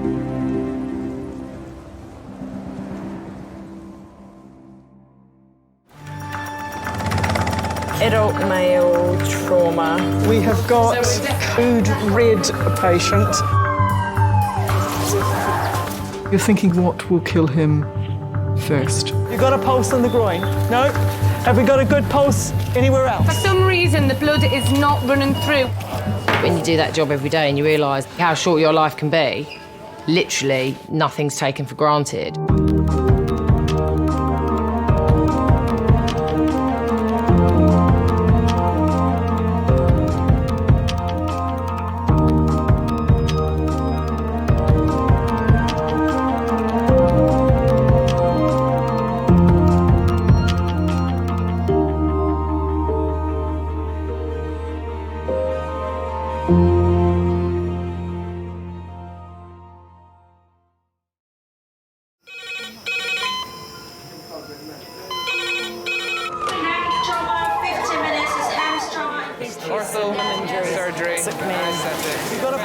We're just going to get on, do this. Not scare him, get you all sorted, all right? John? Do you remember where you are? King's College Hospital, London. Thank God. A major trauma centre. The curb, jackknifed onto the verge. Have we got a good pulse? Have we got an output? And one of the busiest A&E departments in the world. He will probably scream, but he won't remember. No, stop! Ah! A place where love, Come on, sir. Let's go. Up you go. Yeah. life, There you go. I love you. I love you too. and loss It's all right. unfold every single day. Don't cry. And we'll make sure Mummy stays with you. Well, listen. Right, who's not busy? Squeeze that. We can't give up on her. Come on. We've got to be strong for Mum, if it is the last bit. Hey. All the patients you're about to see were treated in one department. Well done. in just one 24-hour period. I never cease to be amazed at the robustness of human beings. I love you. And the strength of their relationships. Love, it's a reflex. It's what you do. For many of the families, despite the devastation that they may be facing, they give unconditional love.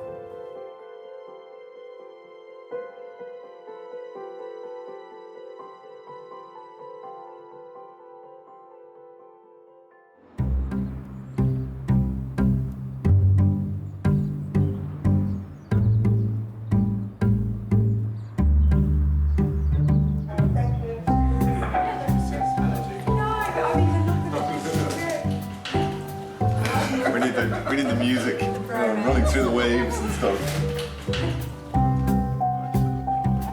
Registrar Des will be overseeing resus for the next 10 hours. Hello, Des. Hi, Des. You recovered from your night?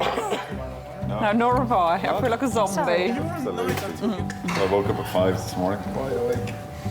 I did that yesterday morning, and then this morning I was awake at 2. I had a fascination with gore and horror movies when I was a kid, I guess, and it seemed like a natural progression to move into medicine as a result, as well as the obvious desire to want to help people. My chick in Majors, I think they'll probably send her home. I think they were just anxious and wanted to see someone tonight, even though I think the bleeding probably was easing up a bit. Okay. I'd worked in emergency departments in Ireland for a couple of years before coming over, and thought that I had probably seen it all. And boy, was I wrong. There isn't a day goes by in Kings that I don't see something I've never seen before. Could I trouble you for some helping medicines for the gentleman in number 2? Is that all right? All right. Thank you very much. That's all right. Thank you, staff. Oh, you got one of those old man mints, don't you? Did you buy them Murray mints? Thank you. You know, I'm not saying. I'm saying that you're selling yourself short by having the old man mint. That's not what you're saying at all. Don't try and dress it up. Don't try. I'm going to try one, but I don't think it'll be good. I'm not coming back. You can't make me. People are unfortunately capable of doing the most awful things to one another. But people are also capable of doing some of the nicest and kindest things that you would never imagine would happen in a busy sort of urban area like Kings or the centre of London. So sometimes it's probably the acts of kindness that surprise me more than the acts of cruelty.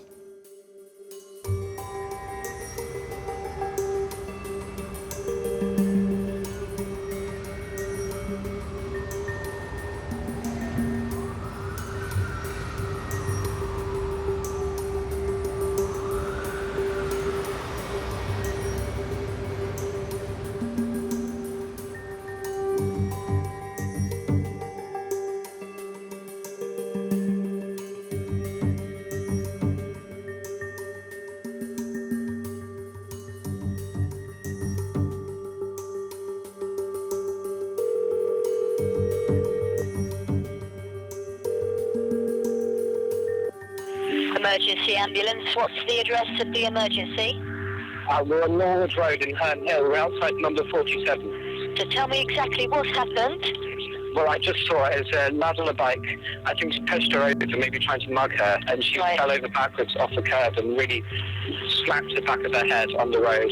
She's breathing quite strangely. I'm not really sure what to do. Is there any bleeding? I can't see any, no. At the moment, just try to reassure her. I mean, want to try to keep her as still as possible.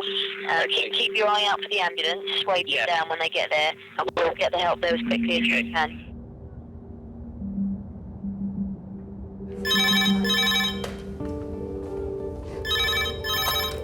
King's College Resus.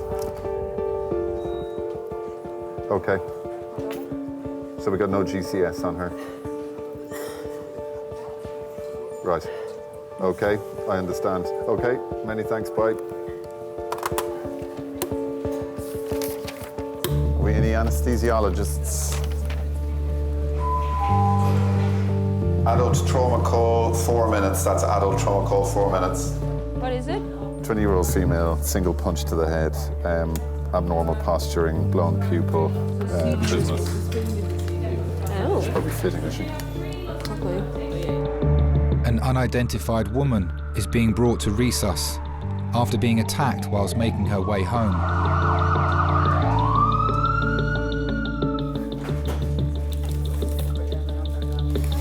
She's been punched in the face and knocked unconscious.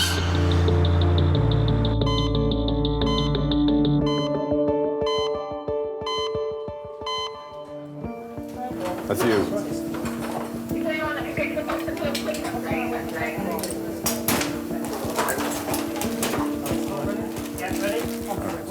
I have some gloves, please? Oh. Full of vomit. Okay, let's roll her over and suck her out. Thank you. Thank you. Right, what I can tell you about this young lady, Yeah. she was believed mugged by a cyclist coming down the road, and she's fallen and hit her head on the curb. When we arrived in a GCS of 3, she was posturing. The right pupil was size 4, left pupil was size 6, vomiting with trismus, we can't control the airway. Also, she's got quite a large bump, I think, on one of the other sides of her ear. She's 93 over 67. Stats for 100%, Yeah. and that's all we can do for the rapid removal. So Can we roll her just to suck her out a bit, just while we get everything else organised? Okay, to us, yeah. Run on your count, Jackie. Yep, 1, 2, 3. Is someone getting all the drugs and everything? Good. You get an adult suction. When you know very little about the patient, you need to weigh up the benefits of what you think is the right diagnosis, the right treatment, the right action to take, versus maybe that decision being wrong or maybe that treatment being wrong. You have looked for an adult yanker for me. Adult yanker next door, yeah. Okay, on Jackie's call. Ready, steady, back. Okay, lovely stuff. Let's get that smooth out. Yeah, go for it. Watch yourself. Yeah. We hope that we're able to diagnose everything just from having the patient in front of us. right now. But it is that decision that changes everything for everybody. No. Sorry, you broke down 10644, was that?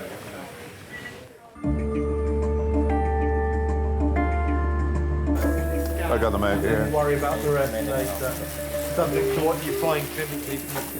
Just suck it out with the stuff if you've got loads of vomit in there. Just take it off. A young woman has been brought to resus after being attacked 36 minutes ago by a stranger in the street. Oh, Jesus Christ. She's not a fan of that. She's fallen and... You got stats or anything yet? That's 100. For Brad apneic. So as soon as you're ready with... Bougie.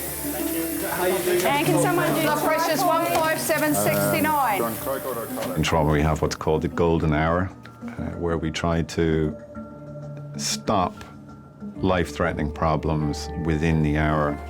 If a patient comes and is delivered all nicely wrapped up and they're intubated, then their golden hour is already well underway. 1 to 6 millimetres. Watch out, everybody. Okay, if we got no cricoid on. That wouldn't have stopped that anyway. But when they come to us without having any of those interventions done, it means that the clock is already well and truly ticking. It's not fasciculated yet.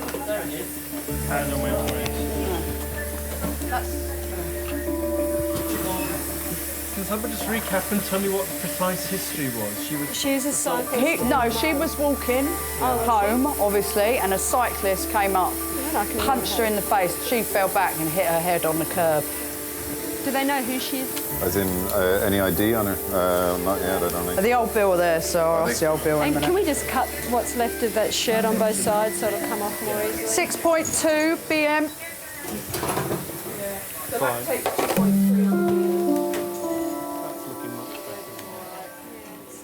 It was a Wednesday. I came home and got changed and arranged to meet a friend in the pub. We left the pub about 10:30. I remember trying to decide whether I would take the bus or just walk. My mind was filled with sort of mundane conversations with myself about that. When I heard a crack, it really stood out sort of above the sound of London at night. Up ahead of me, I could see a man on a bike, sort of standing on his bike. I thought I could see something at his feet, but it's sort of in the shadows between cars. When I got there, there was a woman lying on the ground. She was just completely unconscious. And I realised that the crack I'd heard was her head hitting the ground. She was really alone. She was on her own. I didn't know who she was. She had no people with her. So I took my phone out of the pocket to call 999, and I remember sort of fumbling slightly to unlock it and to dial the numbers, because in the panic I'd almost sort of forgotten how to use it. So at some point we need a chest X-ray. And an orogastric tube. Okay.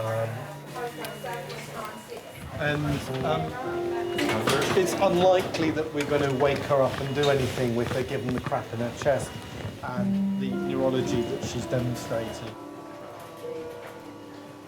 While I was still making the call, the 999 call, I sort of knelt beside her and rubbed her arm, because it's all I could think of to do, really. And I think I even asked if she was okay, and obviously there was nothing. She was just unconscious.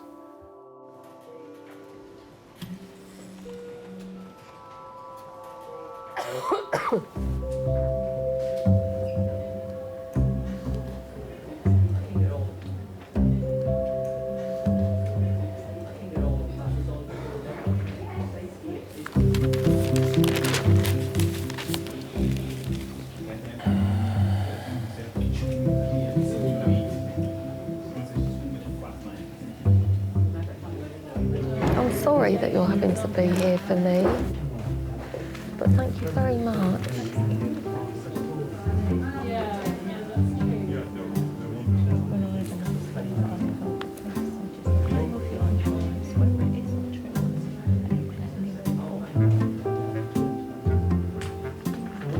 I thought I'd really mangled my hand. Oh, the pain was just incredible.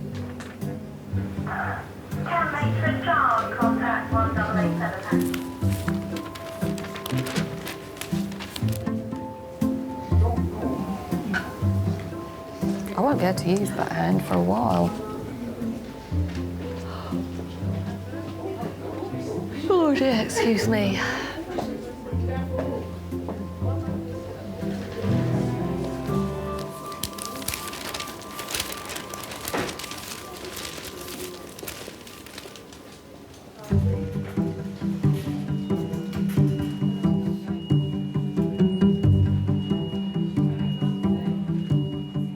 I fell on the floor, I got out of bed, I landed on the floor, and I could not get up.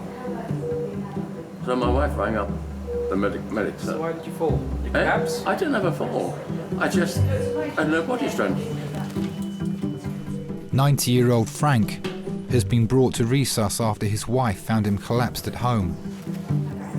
I come from the circus, and everybody's fairly strong. Yeah.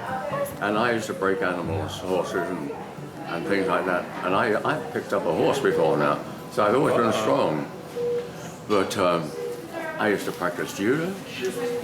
I've been a weightlifter. But I mean, I've always been strong, and I could not let go off the floor.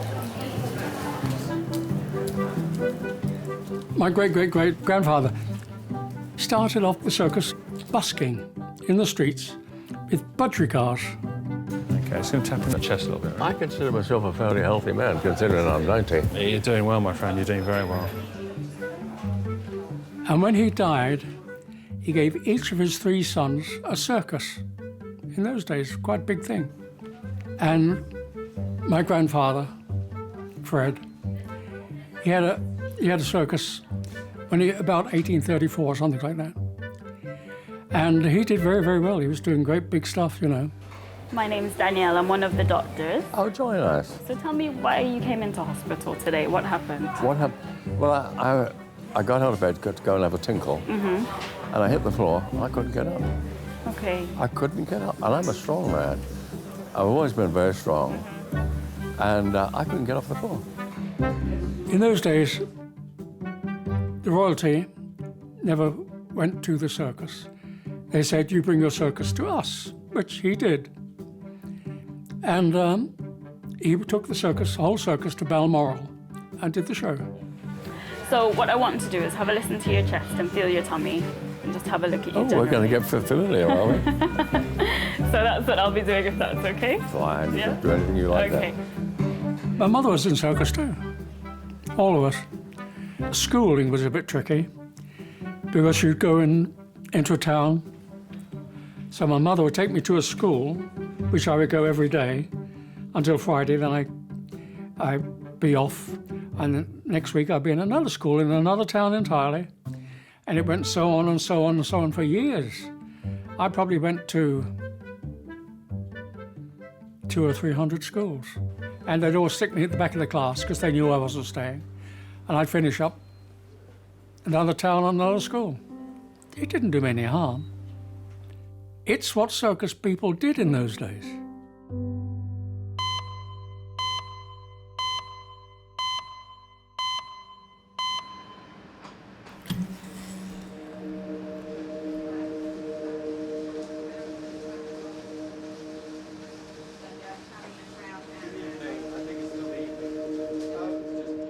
It's been over an hour since an unknown woman was punched and knocked unconscious.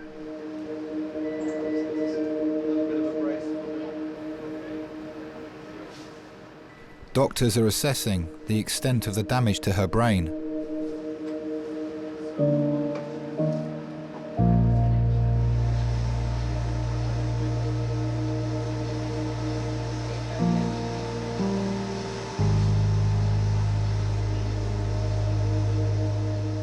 Got home about midnight and I sat up for another couple of hours. I had another phone call from the police. They implied quite strongly that she was probably going to die. I asked if they knew who she was and if she had any people with her. He said that she was from overseas and her family were on their way. I was thinking about her last conscious moment, sitting or lying in the road with strangers. It must be a very sort of lonely place.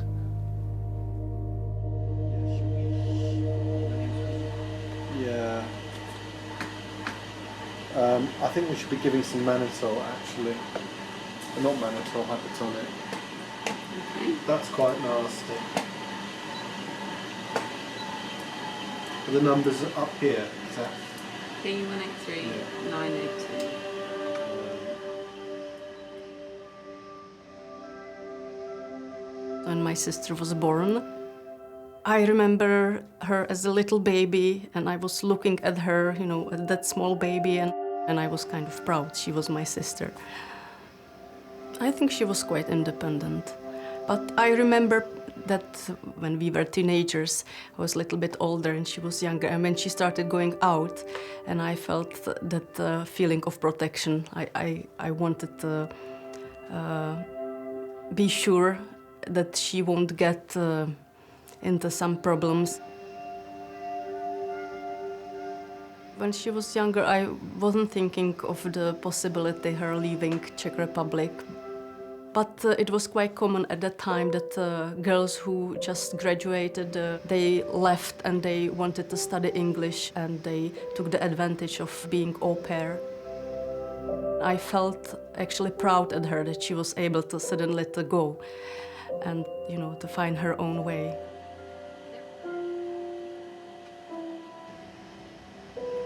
Hello, you're the neurosurgical registrar. I was a young lady brought in via resus who was punched in the face by a cyclist, and she's fallen backwards onto, landing on her occiput. At that day that I found out about what happened to Susan, I felt strong need to be close to her, to be there, to find out more details, and really, because we weren't sure, is she dying? Was she dying, or what's happening? I just remember when we sat in the plane, and I didn't have to manage anything. You know, my bag was in the plane, my daughter was with somebody, and we just had to go. So at that moment, the emotions came, and I started crying, and I think I was crying for the whole flight. She's got frontal contusions and a subdural and a very significant amount of midline shift. We thought that one of the issues was that they didn't have control of the airway. So what we did was secure the airway and ventilated her down, and the pupils both came down. It's quite a nasty scan for that history, really. I even remember I took a few books, checkbooks with me, that if she is still, in some kind of sleep or whatever, and that I would just sit next to her and read her books, and I was thinking this way. I was trying to think how can I help, what I can do for her in that moment.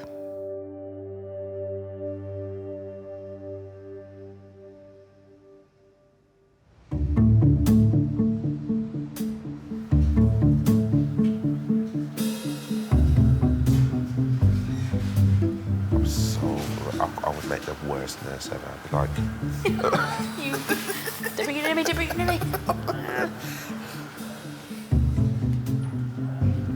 things that you don't think about with stuff like this is how much it impacts. Because, for instance, I can't moisturise my hands. I can't do my daily moisturising routine. Can't moisturise my toes. It's just like my little toesies. My little toesies. It's gonna have one really, really moisturised hand. I can't wank. Finish.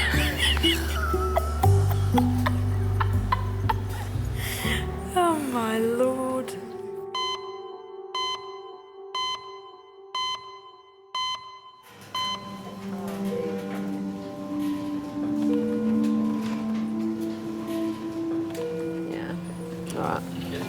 Seem to be down here now. The neurosurgeon's going to take her to theatre? Yeah, I'll be ready in half. Okay, fine. So she'll go from here then,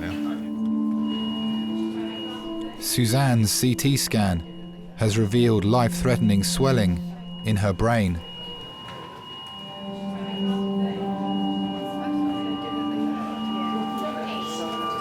Susan. Yeah, around there. A lot of edema earlier. That's what I'm saying. That she's within an hour. It's under an hour. Yeah, at 36 hours, that's going to be... She's not, I don't think she's going to survive that. They know who she is. They're just trying to get in touch. It's just shocking.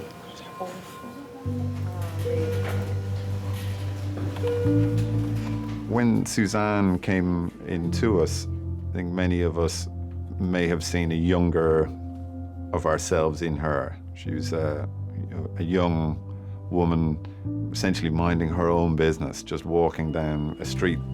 And this random act has put her in this awful position. And I think it touches everybody who's involved in her care, that there but for the grace of God go I. And it could have been any one of us. And I think that kind of sticks with you then, how unnecessary this is, how needless it is, what a waste of a young, beautiful woman. It's just, it touches everybody, I think.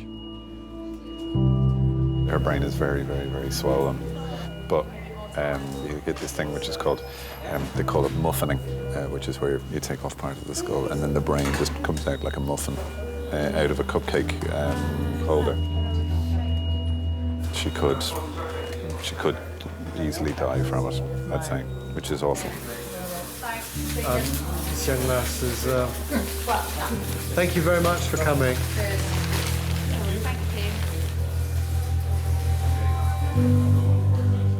Neurosurgeons will operate immediately to relieve the pressure on her brain, which could cause permanent damage.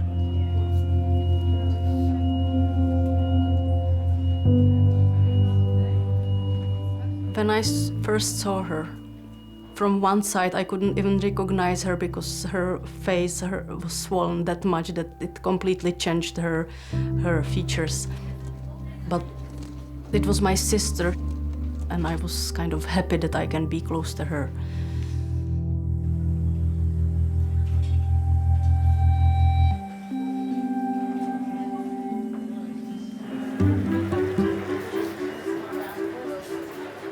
Bearing in mind that you got to a stage where you couldn't get up this morning, I think we should keep you in hospital for a little while until you're a bit better. But in that situation, we do have access to emergency care to help your wife at home. Well, see, the thing is this, she's disabled. Yeah. And, you know, she can't literally do anything without me. Resource, Jackie speaking. Is this Marion?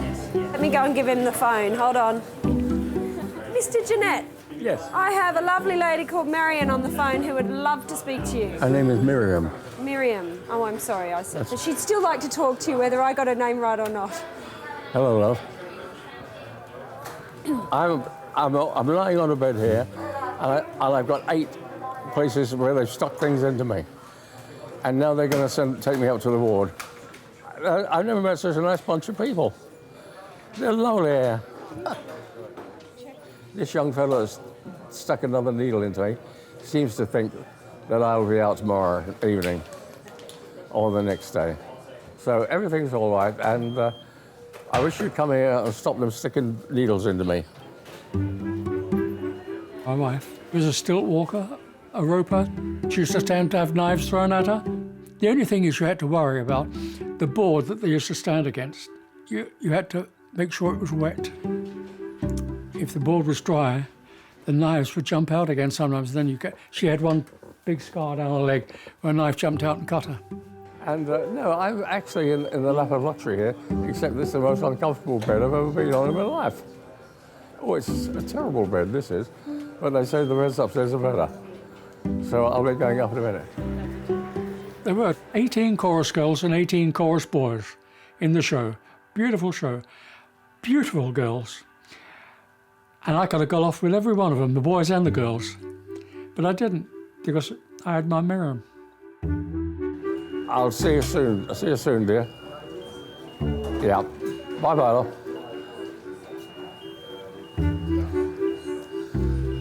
Yeah, he used to own a circus.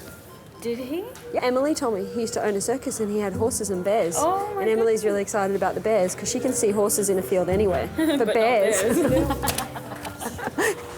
That's right, you said he used to own a circus, didn't you? Yeah, with bears and horses. Thank you. Oh my gosh, you didn't tell me that one. You still have the bears. I'm off. I just have a tour girl. Oh look, she's going somewhere. Ask him now, quick. I think I'm here. Goodbye. So we need to ask you one quick question. Yeah. I've heard a vicious rumour that you used to own a circus. Yeah. And you had bears. Yeah. Did you give bear hugs? You're in big trouble if you're getting a bear hug. Yeah. Everyone loves me, bears included. I think he means a bear hug from a bear. Yeah. Everyone loves me. They won't do that to me. You should meet my dog. Bye-bye. My dog tries to do bear hugs, doesn't he, Ed? Totally.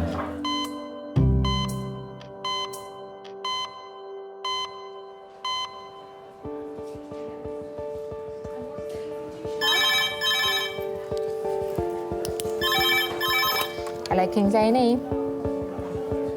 Yep.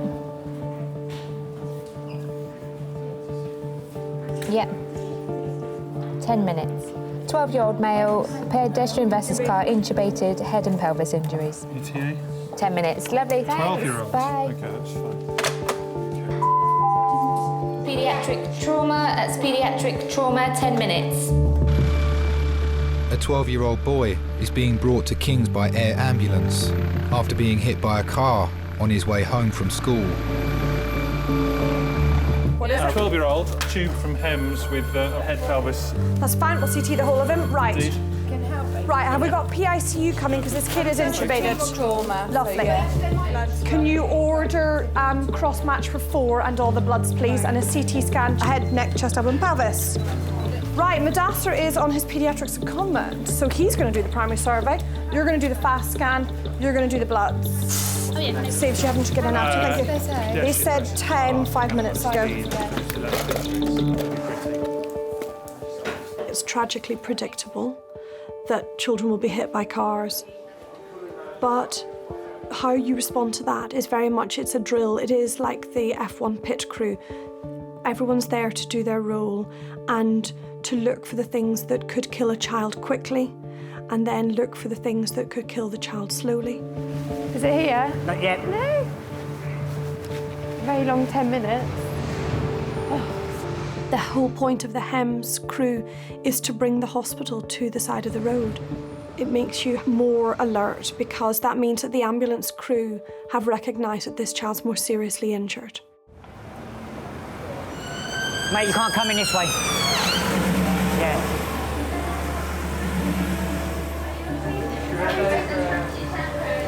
It's here.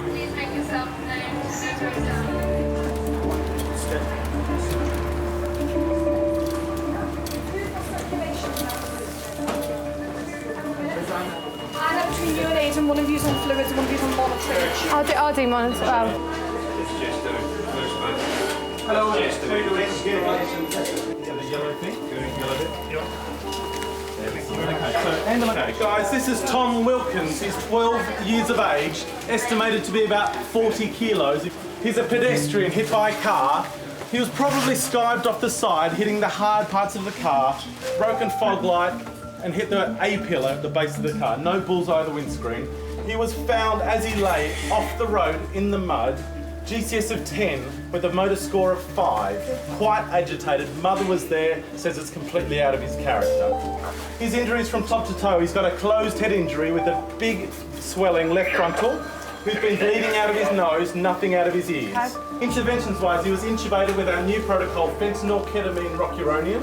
Second dose of rocuronium in the tank, so he's well paralysed, okay? Grade 1. Pupils have always been 3, equal and reactive. Family? Mum's on her way up with the cops. Thank you. Right, guys, are you happy with the tube? Will you get me a line in that side, please? You want your right. Tube, primary survey, E-fast, line. Thank you. I've got food. I can hang them up there. We can connect. Don't put it. Don't run it. Just put it on. No, I'm not running it. I'm just putting it up. Lovely. Children are inherently fit, strong little creatures. They don't yet have weak hearts and smokers' lungs and all of that. So actually, children's little bodies will compensate for a long time, and they'll hold it together and hold it together and hold it together and then crash. So you are often looking for very subtle signs. That's why it's really important to stand at the back, because you need to see the bigger picture of everything that's going on. Any abrasions on his pelvis, any blood at the meatus? I know he's got the binder on if you can work around it. Otherwise, just tell me if there's any abrasions and we'll take it from there. There's no blood in the meatus. Great. There's no abrasions on the No blood at the meatus. And no abrasions around the pelvis. Okay. Let's talk me this side. BM is reading low. BM is really reading low? Pupils are 3 and reactive. Do we try again? Yes, do it again. Pupils are 3 and reactive, and there's an abrasion where? On the left temple. Left temple. Okay. And a big bruise on that side as well. Guys, I'm going to order the CTs. I'm going to CT everything. On the right, please, so you can do it on the other side. Hands over onto some bony bit. Ema, there's already fluids connected. You just relieve those. Very slow trickle. Very slow trickle. Hartman's, is that Yeah, it? very slow trickle. Okay. On that blood, I'd like a cross match for 4. Too big. Okay, both lungs are up on ultrasound. To blanket him up. He is just very cold, isn't he? Guys, CT are ready and they're waiting for us. So if we all start getting ready to go, as soon as we're all happy, we're going to go. Charles, you've not seen anything abnormal in your assessment? No, I've just done the E-fast and that's all normal. You're happy with the tube end. Pupils are still nice and reactive. Lovely, we'll head across.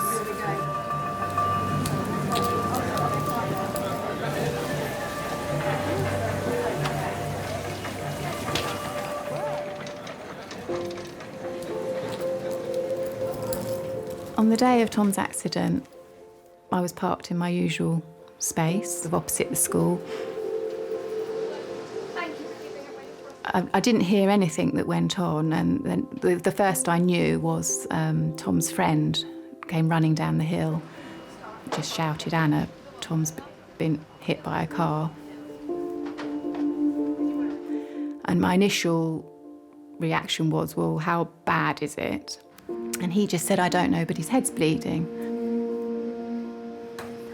So this is a 12-year-old boy from Kent, flown up after having been hit by a car, bounced off the side of the car, landed in a ditch, GCS of 10, with an injury to the left side of his face and head, left side of his chest, left side of his abdomen, left side of his pelvis, all grazed up. And he was GCS 10 with a motor score of 5. Pupils are equal and reactive, and HEMS tubed him. I ran up the hill, sort of praying to myself that it was all going to be all right. By the time I got up to the top, I could see his head was bleeding. And he was very starey-eyed, almost looking through me rather than at me.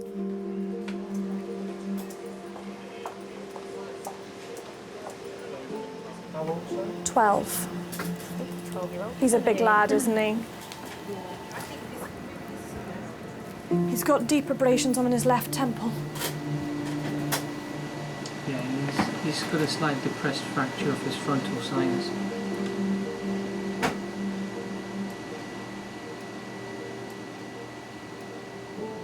I just want to know whether we keep scanning him or whether we bail and go to neurotheatres. We've got anything on the scan so far? Skull fracture.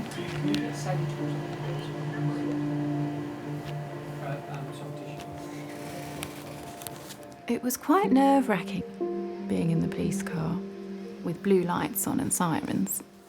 You're thinking, gosh, why is this happening? This is urgent, I've got to get there.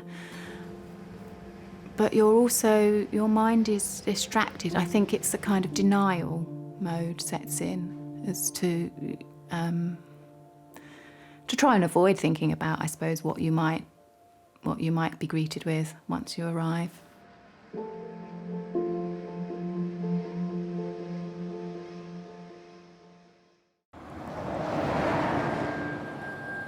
It's been 2.5 hours since 12-year-old Tom was hit by a car on his way home from school. Are you happy?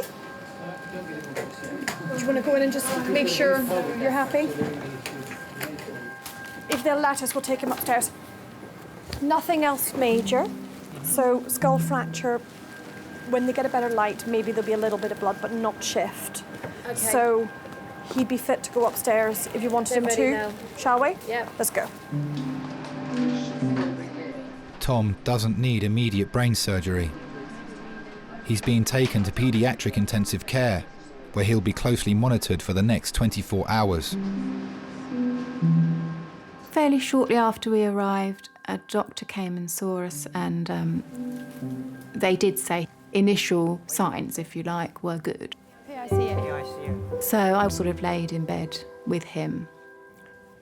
You just lay there and you just quietly contemplate. And it was a bit like going back to the baby days again, when you're sitting there and you're allowed to nurture them.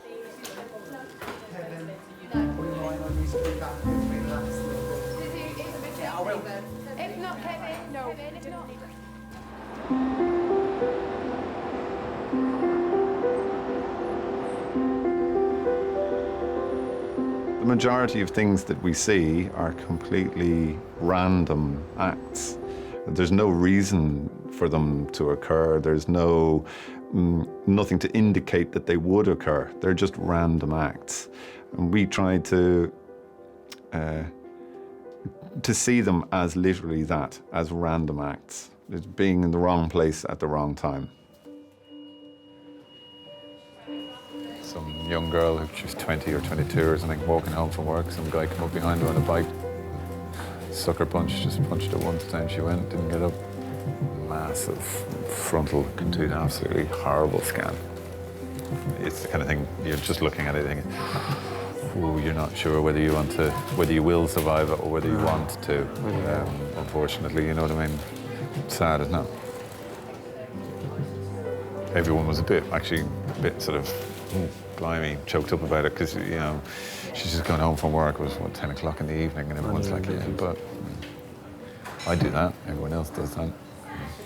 Such a waste. Yeah, but by the grace of whichever divine being you believe in. This is it, yeah, absolutely. Yeah.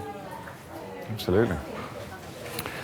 So, anywho... Lovely. How's the rest of the building looking? Yes, fine. Yeah, it's looking good. So I don't mind if you wish to persist in babysitting. I can loiter here.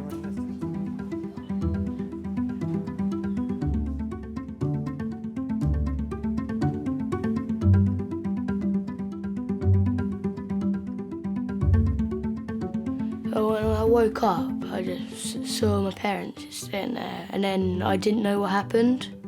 So I just woke up, and then I thought, I don't know where this is, what's going on? And then, of course, they told me what happened.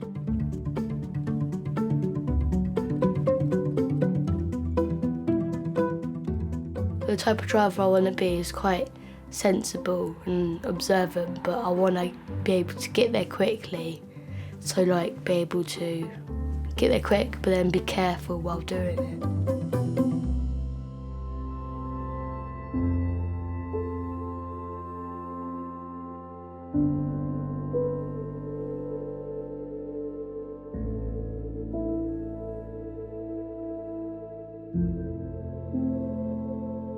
We met and married in 3 months.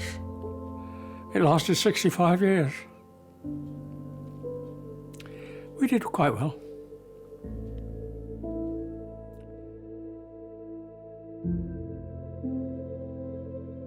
It's coming home to an empty flat that drives me potty, you know.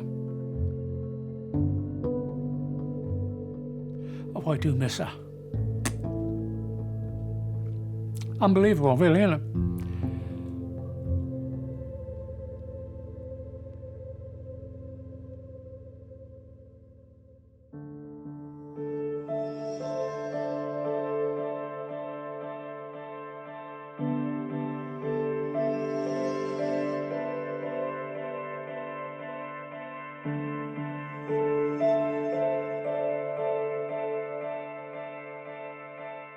When I woke up, I remember seeing my family.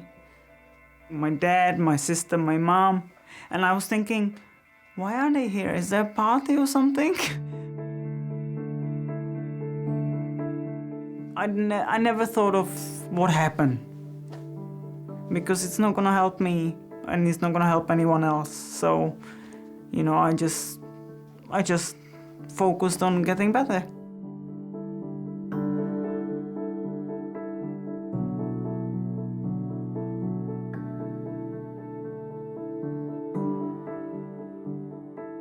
When the police returned to give me my phone, my bag and stuff, and then there was also a card, wishing, wish you well card. So that's when I first realized then, there was Andrew who saved my life, really. Because if it wasn't for him, who knows? There were some people who thought I was drunk and didn't bother. I was really nervous before meeting her, but when I met Suzanne, she seemed like such a sort of buoyant, resilient person who seemed almost unfazed by what had happened, and I felt really good about that. I kind of thinking, I've met this person who was not nice to me, but on the other hand, I've met this person who was lovely to me. So it did kind of compensate for, for what happened.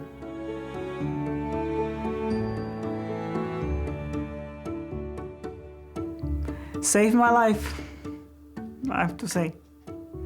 Saved my life.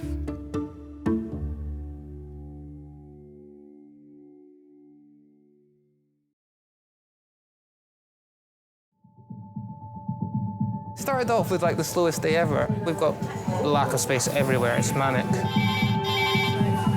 He was driving his lorry at 50 miles per hour, bullseyed the windscreen. Death terrifies me. I'm not ashamed to say that. The process of dying absolutely terrifies me. They're not going to resuscitate Mum, and they're not going to put her on a ventilator. They're not going to do that for Mum.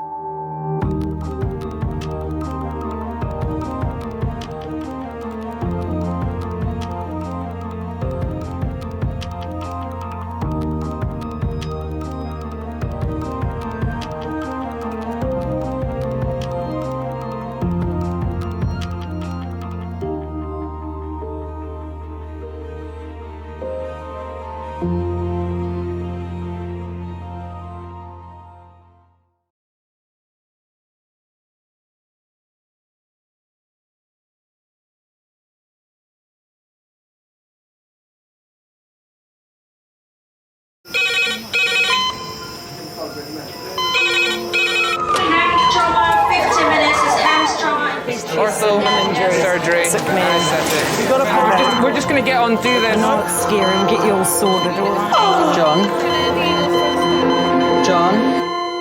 John? Do you remember where you are? King's College Hospital, London. Thank God. A major trauma centre. Hit the curb, jackknifed onto the verge. Have we got a good pulse? Have we got an output? You know? One of the busiest A&E departments in the world. He will probably scream, but he won't remember. No, stop! Ah! A place where love. Come on, sir. Let's go. Up you go. No. Yeah. Life. There you go. I love you. I love you too. And loss. It's all right. Unfold every single day. Don't cry. And we'll make sure Mummy stays with you. Well, listen. Right, who's not busy? Squeeze that. We can't give up on her, come on. We've got to be strong for Mum, if it is the last bit. Hey. All the patients you're about to see were treated in one department. Well done. In just one 24-hour period. I never cease to be amazed at the robustness of human beings. I love you. And the strength of their relationships. Love, it's a reflex. It's what you do. For many of the families, despite the devastation that they may be facing, they give unconditional love.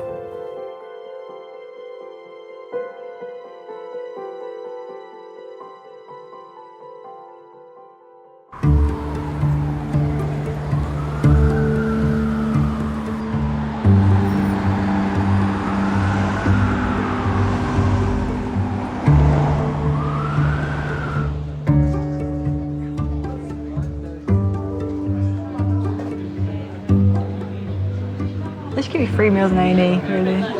If you're here over mealtime, you should get food. I think you should have tea and coffee as well. Tea and coffee, please, and chocolate biscuits. Yeah. One of the best countries in this world. And all kind of stinking people. They stink. It's the poor doctors I'm sorry for some of these patients. No, but you have to live and let live. Not live and let live. No, you can't. No, you can't be. You can't be prejudiced. You know, be careful. That isn't a prejudice. It's straightforward. Going into me, oh boy, Glory be to God. You think they're going into my eyes, huh?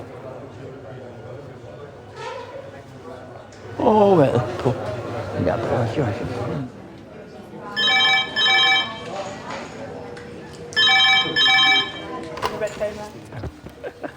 Afternoon, King's College. 383. You're hardwired for that red phone to ring. 8 to 10. Thank you. Yes, bye. You get into gear. You go from doing your normal day job to, right, this is what we're going to do. I've got to get this sorted out. I need these people. I need these drugs. And you prepare yourself. It's like going into battle. Adult trauma in 5 minutes. A 32-year-old scaffolder has been struck on the head by a 6-metre scaffolding tube. Oh my God, I was so scared the first time I ever worked in recess, because being new to the team and not knowing everyone, it's hard when you first start, especially. It's a scary place to be. You're on the front line, you have to know everything about everything.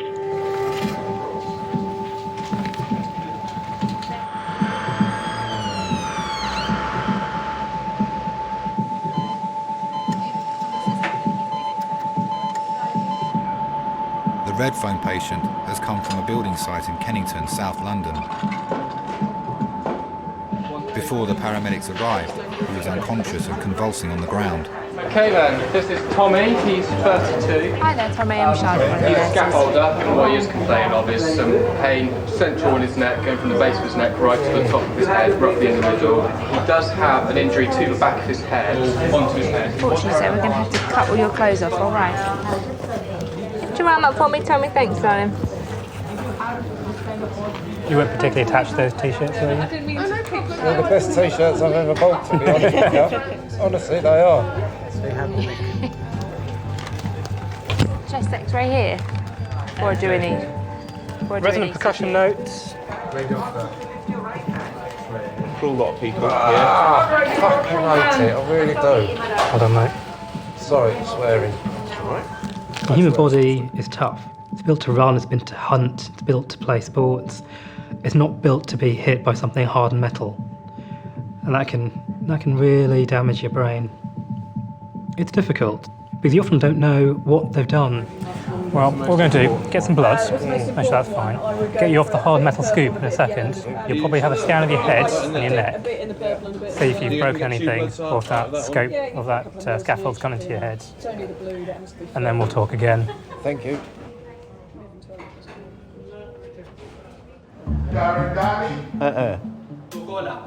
Boya? Look at that. You hear him? 85-year-old Hilton suffers from diabetes and is worried about his swollen legs. He's been brought to King's by his cousin Earl. Now look it. Oh.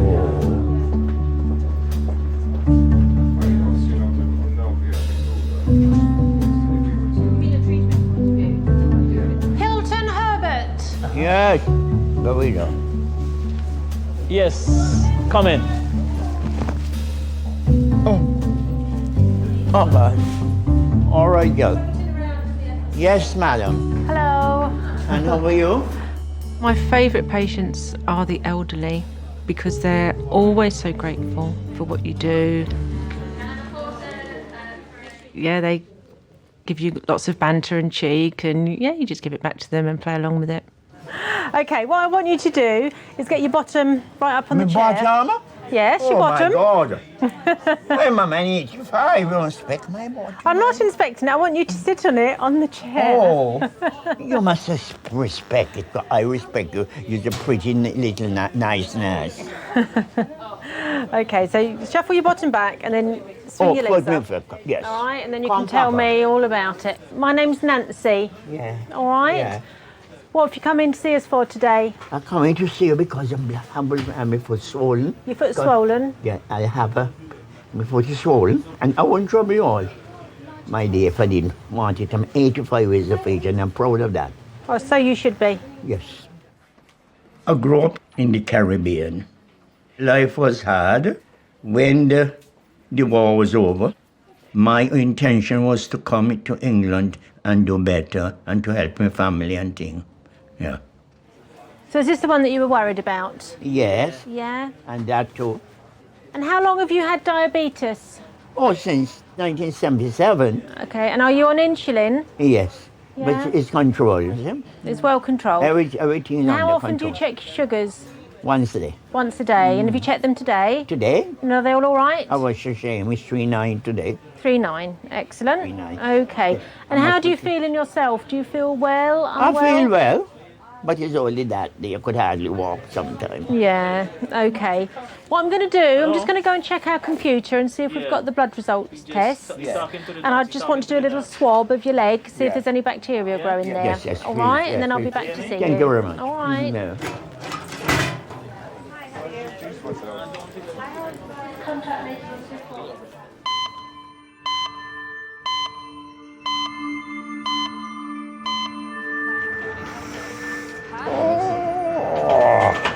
Just want to take some blood, put a line in so we can give you any medications that you might need instantly.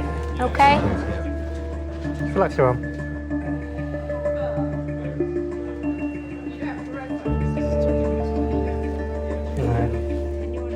When a patient comes in shivering, 9 times out of 10, it's shock. The body is traumatised about what's happened. So the patient thinks they're cold, but really it's just a state of shock. Going to roll you onto your side, take the other scoop out. Going to have a feel down your neck, down your backbone. If it hurts, say yes. If it doesn't hurt, say no. Okay? When we get to the bottom end, we're going to have to feel your rectum. What? Your tail end, your bum hole. What about it? You're going to have a feel. No, you won't. I need to.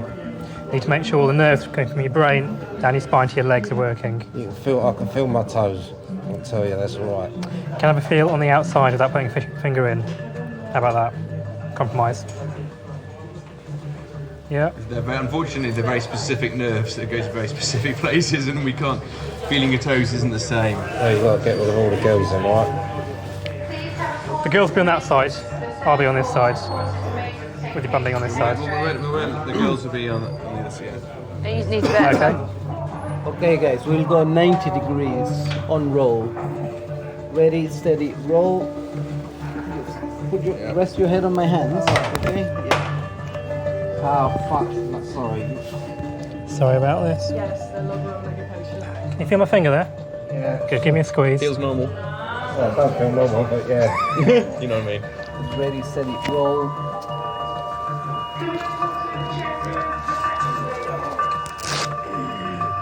Let's get you warmed up now, okay? Don't move too much.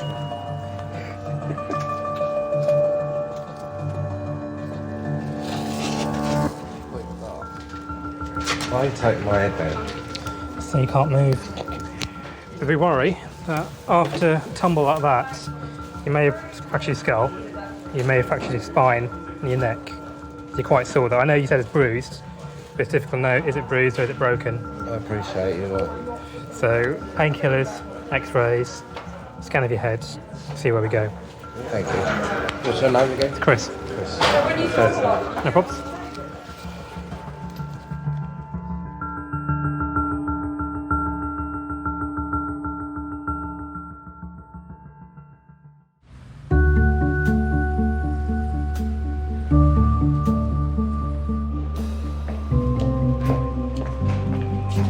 Oh, right, thank you. Okay. That's it at the end. And I'll just go and get that coffee for you. Thank you. And there's your coat. Thank you. Okay, I'll just turn that.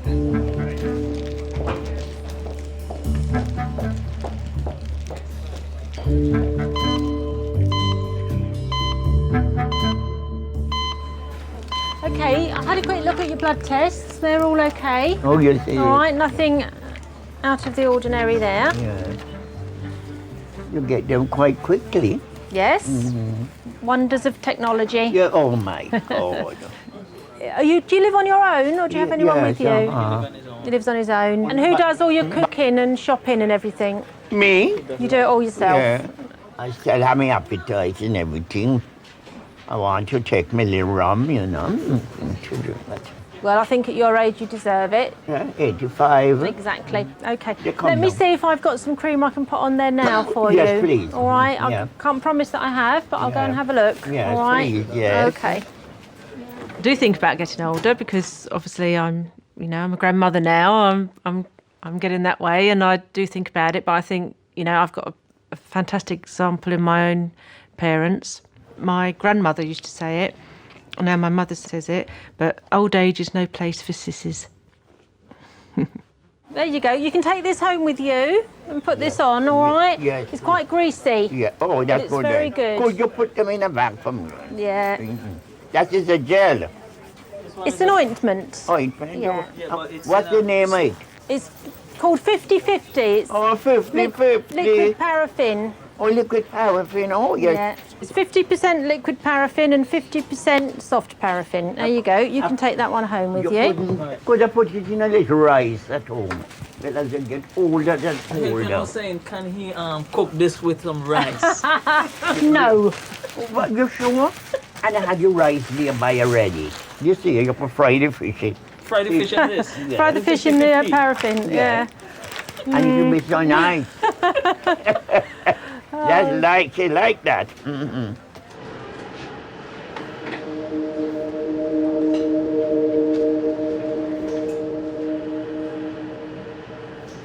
It's 45 minutes since scaffolder Thomas arrived in resus. Doctors are concerned he may have injured his skull or his brain.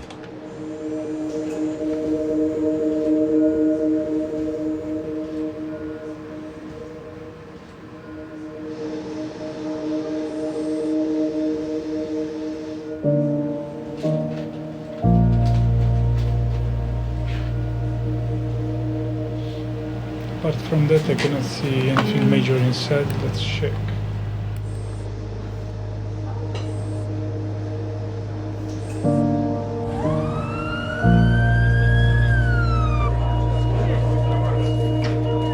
Hey, parked. Get you the painkillers and antiseptics. Hello. Oh yeah. Hiya. Thomas is waiting for the results of his CT scan. Yeah, he's bringing your medication. All right. Nice accent. Are you Spanish? No, I'm Portuguese, but I speak Portuguese. Spanish. And you? ¿Cómo estás? Bien, gracias. Have you all changed shifts? No, we've just been with other people. Just because he's busy, I've got so. a headache badly. I've got some painkiller for you. Thank you. What's your date of birth? I do know some Portuguese, but I've forgotten. It's all right, don't worry. Just say your date of birth. 13th of April, Yeah? 1979. Very good. I was born on Good Friday, which is quite rare for April. All right. The 13th, which is unlucky. Yeah, Apparently. even last year was in April.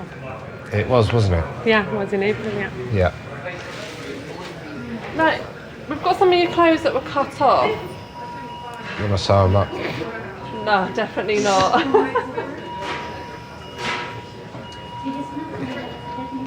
Maybe someone would, not me. No, I haven't got anyone. I can have a quick look through them and see if there's anything in pockets. Do you want them in the bin? Yeah, chuck them in the bin. I will show you what I'm doing. Well, I haven't got anything to go home with. So there's no Mrs. Herbert then? Huh? No Mrs. Hilton? No. No. Strictly Herbert on its own. Some of the women, them is too bad. You can't be worried. Yeah. You could have a fling. The woman in these islands, they're worse than the German soldiers. Really? Oh, blimey. I wouldn't have you. No, don't hit them so hard. The woman in these islands. Present company accepted, I hope. They're worse than the German soldiers. Oh, my goodness me. So no, it's no cause for alarm, eh? No cause for alarm. I feel as young as ever, yeah. I'm quite happy. Never married yet. I don't want nobody to have me pin down to them. Yeah. I like to be free. He said in the Bible, he said, who is free indeed. I like to be free. You need to get yourself home because it's cold outside. Oh, yes, I know. Last time I come here, let somebody get a cab for me. Okay, we'll get you a cab. Huh? We'll get you a cab. Cab, yes. And all right. Put my boy in Do you want to go and sit in the waiting room? Yes, please, Hilton And we'll Herbert. get you a cab. Yes, thank you very much again. All right. And keep up the good work. Okay, just take it slowly. 85 and it hasn't been And touched. counting. You haven't been touched? What can you touch? Oh my God. All right then. All right. Okay. Yeah, see you. You know which way you're going? Yes, and before Yeah, you all right. you won't call the thing for me. I'll call a cab. Yes. All right. Okay, Take care then. now. All right.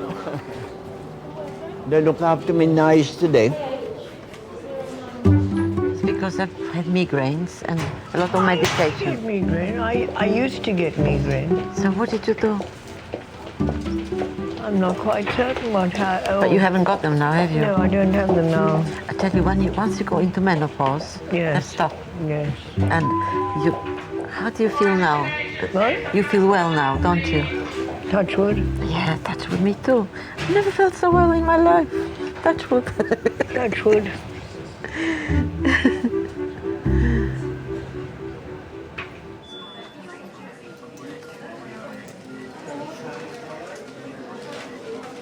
The results of Thomas's CT scan are back.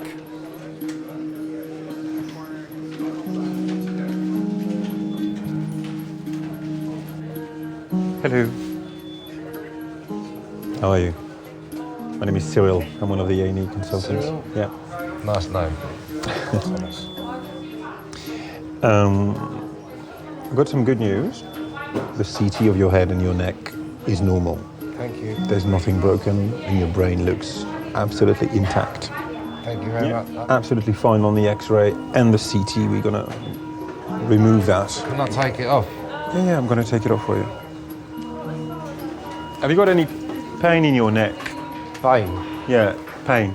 It's not painful. Oh, just at the back, but if my CT scan's fine, then it's just bruising, then don't worry about it. We'll see. Huh? We'll see.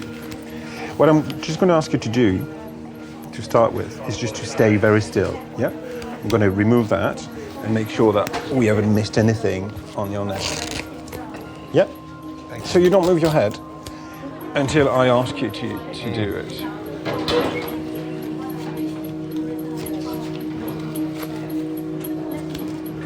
Oh, mate. Such a headache. Where is the headache? Is it at the back? Behind my eyes and the bruising's at the back, but... Yeah. Okay. Behind the jaw. Okay, Dad? Yeah, I'm fine. And Thomas is going to be fine too. Pardon? Yeah, I was just talking to myself. Right, just don't move your head a moment. Okay. How is it? Bruised. You feel it's bruised. Could you turn your head to the right for me? It's always a relief when you get good news. You do get something in the back of your mind wondering, you know, like, is there some sort of, like, because, you know, you worry about sort of maybe a blood clot or something, you know, that could hit you and switch you off. Because it's a head injury, it goes through your mind, you know. The feeling in your legs, in your arms is normal, yeah? Normal, yeah. Cool. No pins and needles, no. Could you turn your to the left now? It's a 6 metre tube, and then the tube basically hit me square on the back of the head. I don't remember feeling anything when I hit the floor. I remember being extremely scared, you know, and all sorts of things start running through your mind, like, you know, okay, you're awake, but you think to yourself, are you just going to switch off? You feel sick? I'm starting to feel sick. I was afraid of dying, really, to be honest with you. I'm a little bit of a worrier when it comes to things like that. Maybe if it happened to somebody else, they wouldn't have been so worried. But I was certainly scared of dying. I thought that was it. You're going to stay with us tonight. Do I have to? It's better. It's better. You lost consciousness, yeah, when that big scaffolding hit your head. So you had what we call a concussion, and a big one too, yeah? It's better to keep an eye on you. So you won't sleep very well, unfortunately, because every hour, well, 30 minutes at the beginning and then every hour, a nurse is going to come back to you and ask you some questions just to make sure that your brain works well, yeah? But we have to do that. I'm sure it did.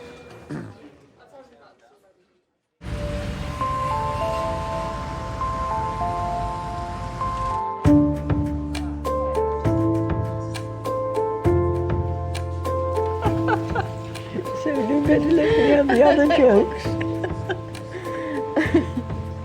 Well, there's another joke I must tell you. Oh. Again, the priest comes over to visit. He's one of his parishioners. And he comes to one couple and he asks them, how are they happy? And they say, yes, we're very happy. But we would have been happier if we had children. God hasn't given us children. So he says, oh, never mind, I'll pray for you. I'm going to Rome and I'll put a candle up for you. I'll light a candle in Rome. Years go by, at least 10 years, and he happens to meet this lady again. He says, oh, do you remember me? He says, I remember you, Father. So how are things? And she says, we've got 10 children. He says, 10 children? Says, yes. Congratulations, says the priest. Can I see your husband so I can congratulate him? She says, no, he's gone to Rome to blow out the candle.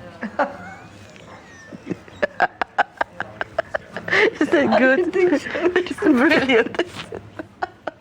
I had a nosebleed. I couldn't stop it. So in sheer desperation, I rang up 3 nines and I said, listen, should I be having your services or not? They said, yes, yes, we'll come because you live on your own. So they came over and they brought me to King's. And when they brought me to King's, the nosebleed stopped. And they told me, sit there and we'll keep an eye on you.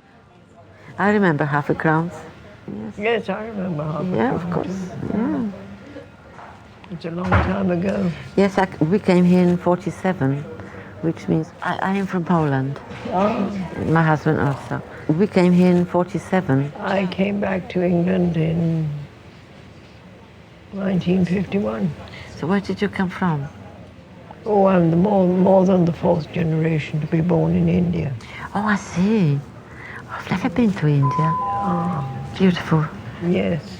Yeah. We came from Bengal. My father was Commissioner of Excise in Bengal. Right, right. But did you have servants as well?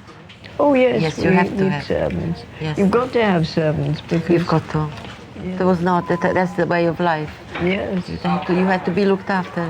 But quite. Yes, yes. Reaching out to someone to me is very important because I was all my life working with people, being a lecturer, teacher. So I miss it if I'm on my own and I don't talk, just listen to the radio and watch television. I must have a contact with the person.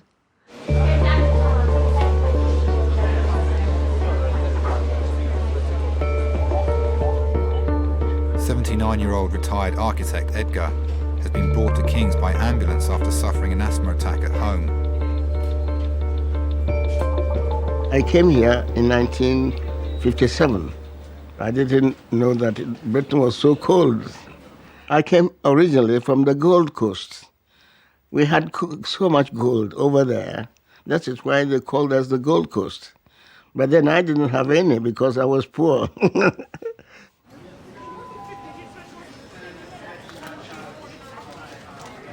Me again. I've come to torment you some more. How are you feeling? I feel a bit tight. A bit tight? Yeah. I was wondering if you might be able to have a go on this for us. Have you used this? I used it before, but I do it now. Yeah, so you know how to do it. You hold it and make sure your fingers don't get over the line on the top. And take a good, nice, deep breath in and then blow as hard and fast as you can. With a... Okay. Right. Okay. What we'll do is, if you take a deep breath in and hold it, and then wrap your lips around it and blow quick, hard as you can. Go. That's it. Okay. Good man. Alrighty. Okay. We'll have to double this at least before we let you out of here. Okay. Thank you very much. Okay. I have more energy to do anything I want, but asthma sometimes restricts you. Like last night, I was asleep and suddenly jumped because I was short of breath. And I don't know what happened. Maybe my neighbors were worried. Oh, why is this man calling the ambulance all the time? You know, my chest is so tight. Yes, I think we'll get you one of the nebulizers for the salbutamol to see if that helps. Okay. Does that sound all right? Yes. Do the ambulance people give you one of those on the way here? You know, the mask with the steam? No. No. Okay, fine. Let's give you one of those and see does it help. Okay. And then I'll test you on this again. Thank you. Every patient has I guess, particular needs. Older patients, they need more time to say what it is that they want to say, and it's their own time. They've earned that time to take to say what they have to say. Sometimes they're very stoical and they won't complain at all, and they actually won't tell you what the problem is when they're there with you. They don't, because they don't want to admit that there's a problem, or they don't need help. So I think they do need more time. As my stepmother used to say, laugh and the world laughs with you. I know, yes. Cry and you sleep alone.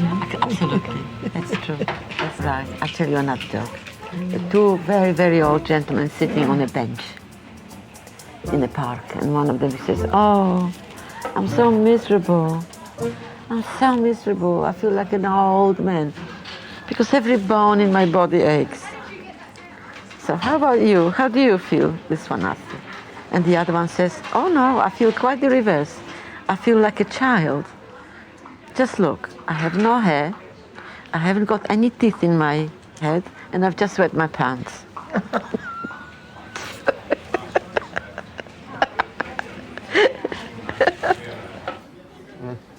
How are you feeling?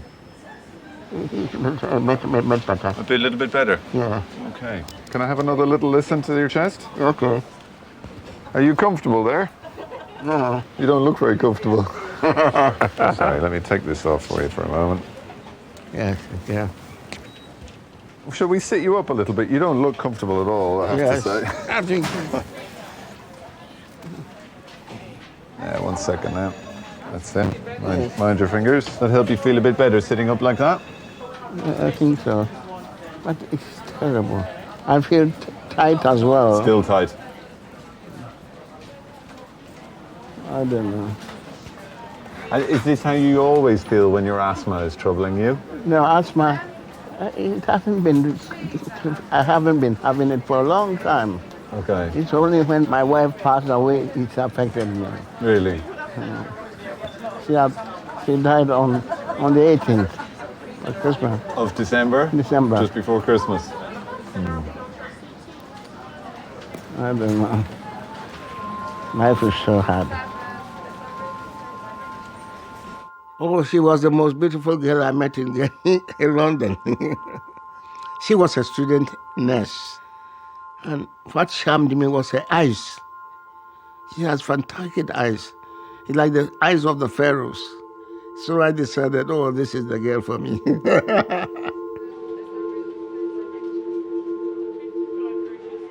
And is anyone helping you? I'm living alone at the moment. Have you many friends or No. church or anything? No, I haven't friends. Okay. I don't have friends. I don't have any support. My wife was the only support. If something happens to me, there won't be anybody there. I don't know. At the moment, I'm lost. I'm lost. Unfortunately, we see an awful lot of patients who are completely alone, living a very, very isolated life. You know, the middle of the night, when you're not feeling well, it's a particularly dark and lonely place to be, and scary, I guess. I think men rely on their wives a lot more than they would like to admit from the moment that they meet and the moment that they get married. And I think that reliance becomes greater and greater as life goes on. It's a long time my wife helped me, and maybe company too. I have nobody there, and I'm worried, you know. One is in a mess, and I don't know, my head is in a well. Yes. You don't know what to do. Yes. Whether I'm doing the right thing or the wrong thing. See, life is so hard. See, I think you are doing the right thing, but I think you're in a very, very difficult spot at the moment. Yeah. I think it's Well, we tend to be in places like that sometime in life. Yeah. But I think I've never experienced it before. Sure. I'm having too many things. Too many things, and your best support, your crutch is gone. Your wife. Yeah. What I might do is I think I might get one of my colleagues to come and have a chat with you. Okay. He works in social services, okay? But what they can do is see if there's something that they can do to, I don't know, to help you get through this period that you're in at the moment. Let me get you a tissue. Yeah. To get you through this very, very dark period that you're in at the moment. Yeah. And maybe sort of get you in contact with some people locally. Maybe we can see if we can help a little with that or something. Okay. Okay? Okay, yeah, thank you. So bear with me. Okay, thank you very much. Let me see if we can help with the other things. Thank you very much. Thank you very much. Not at all. I'm just going to go and talk to this chap and I'll come back to you and let you know how we're getting on. Okay? Thank you. Yeah, okay. All right. Okay. Good night.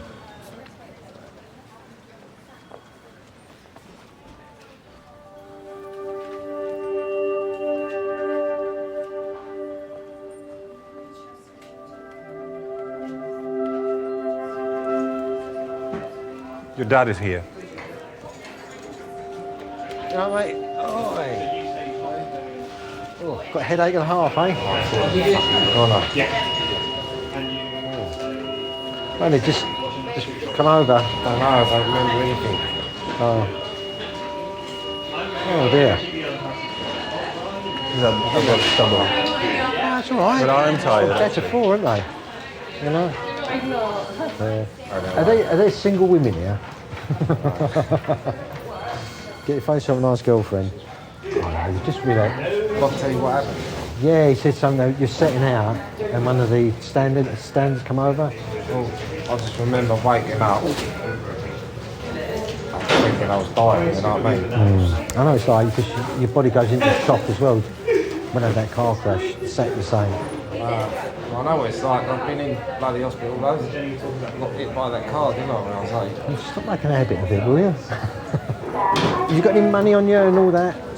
They reckon just tonight, staying tonight, have good sleep and everything. They could sedated you a little bit as well, I think. It brings you together, doesn't it? You know, you just kind of, you realise, it puts things into perspective. You realise who you realise some people are not so lucky to have their family around.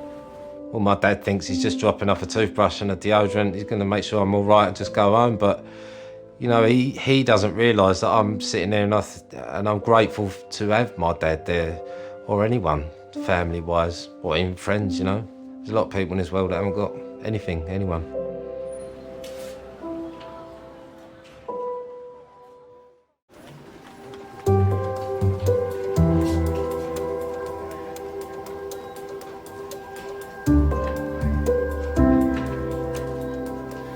Right, do you want me to leave you and then I'll call you tomorrow? And once you've got the all clear, then I'll come up and get you, all right? All right then, I'll see you later. I just want to say goodbye to the nurse. Thanks very much. It's all right for me to go now then? Yeah. I'll call tomorrow to see how he is. Yeah, 9, 10 o'clock. Yeah, because I know you need to free up the beds and all that, don't you? So, yeah, but I'll be here tomorrow. Do you feel better, Tom? Hey? Do you feel better? Yeah. Be careful what he says, because he does. Okay. He feels crap. It's like all of us men, you know. All right, Tom. I'll see you tomorrow. I'll tell Mum everything, so don't worry. You know. And I'll finish that Indian off you left. All right, Tom. See you tomorrow. All right, thanks very much for everything. Thank you.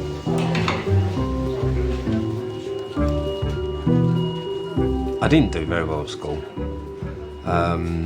For someone like me, you leave school, what you're going to do? You're going to be a plumber, a bricklayer, chippy, or my uncle's got his own scaffold firm, so it just kind of went from there. I just kind of slipped into it, really. It's hardly glamorous. There's a lot of wear and tear on your body, you know. I have to wear a knee support these days, and I'm only 10, 11 years into my job. I've got another 30 years to go yet, at least. So I reckon I'll be in hospital again for a new knee at some point.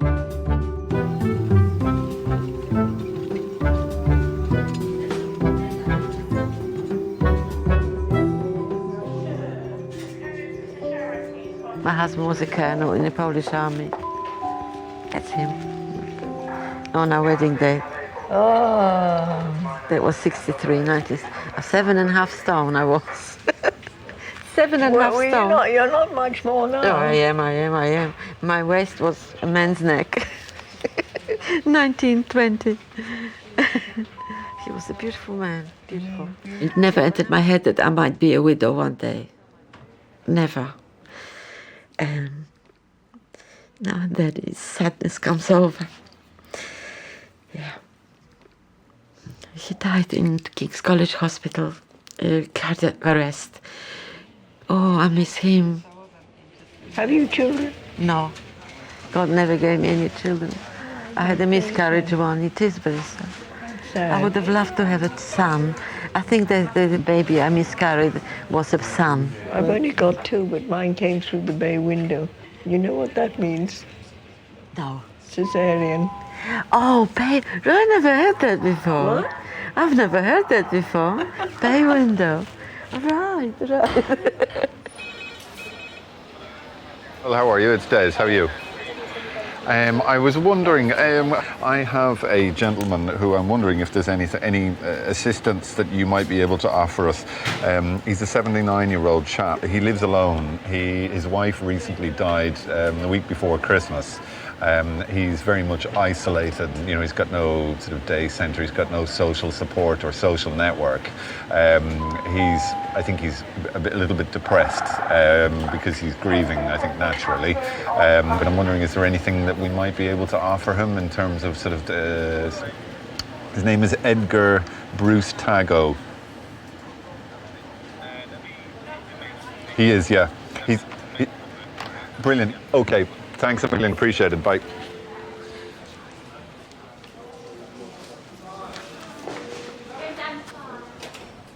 Hello. Lucy, a Red Cross volunteer, has come to visit Edgar. Because we've got some volunteers down in Bromley, which nearby the place where you live, and I thought I've got a very nice lady.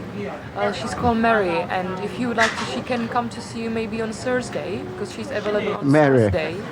Yeah, and she's really lovely. She used to be nurse as well. Oh, I see. She likes to see people and basically... Maybe she even knows my wife. Oh, is it? Because she's worked for 28 years there. Wow. You see, she was a midwife there. Edgar, as I said, I would... Oh. I always feel sad. But life must go on.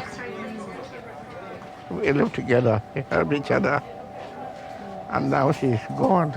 You see? That's how I feel. It's a lot to take in. Yes. There is a phenomenon called broken heart syndrome. And I think that once your partner and your anchor is gone, then why are we here? I find it difficult to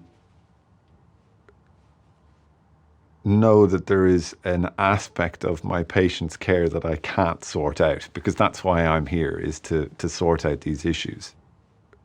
But sure, I'd love to wave my magic wand and make absolutely everything fantastic, but life's not like that. And I don't want to live with anybody else. No. No.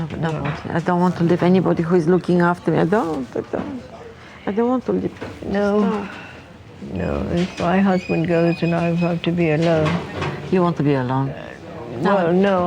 My daughter. I don't want to live with my daughter. No. It's not fair to her. Right. Well, she might, yeah. No. Because some people, yeah, it just because depends. she lives in Chelsea, she's got room. Yeah. But I still don't want to live with her. Well, it's just how you want it, yeah. Yeah. It's just whatever makes you happy, that counts. I hope I go first. Oh, no, please don't say that. Nobody knows who goes first. What? Nobody knows who goes first. Nobody. No, please God, I go first. So how is he going to cope without you? We can go live with my daughter. That'll be okay. That'll be fine.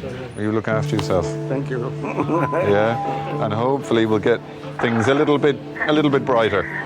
Tomorrow is always another day. Yeah, that's all right. Yeah. Thank you very But much. if you need, You're very nice. if you need, well, most of them are.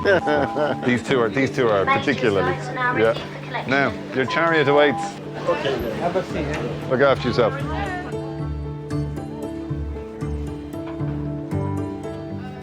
May I have one tissue because I'm crying, you see?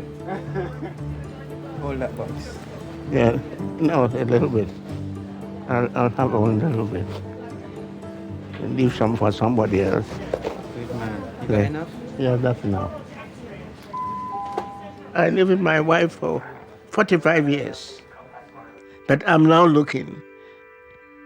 And I hope, all being well, I might find another one. But then I will be possibly too old. Thank you. Bye-bye. She was so lovely. And that's life, isn't it? We have to carry on, whether we like it or not. And I'm still here. When God wants me, He will have me.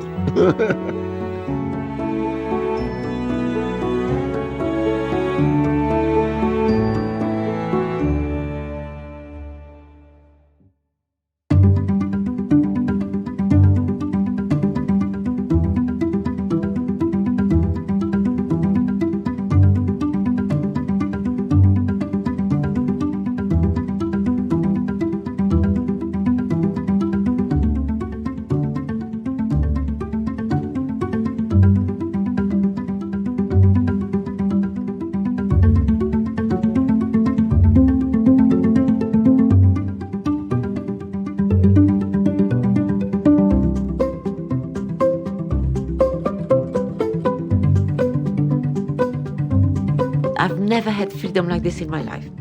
That I can do whatever I like. I'm completely free. And even now, I'm completely free. I cannot go with a married man. That's the only thing. But I can, if I fancy anybody who is completely free, then I will go with him. No, I won't, but I could.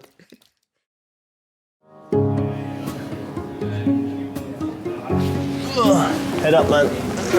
Eyes open. Let's not fall asleep. It was a broken heart that led him to get a physical injury.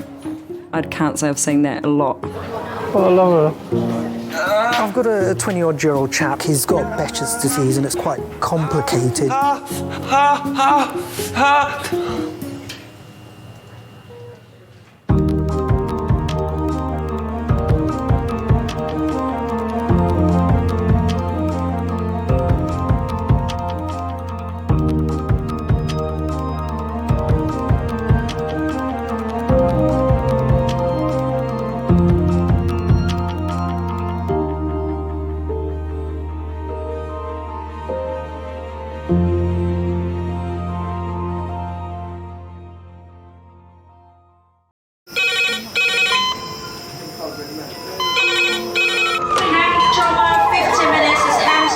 Ortho, surgery, anesthetic. We're just going to get on, do this. Not scare him, get you all sorted, all right?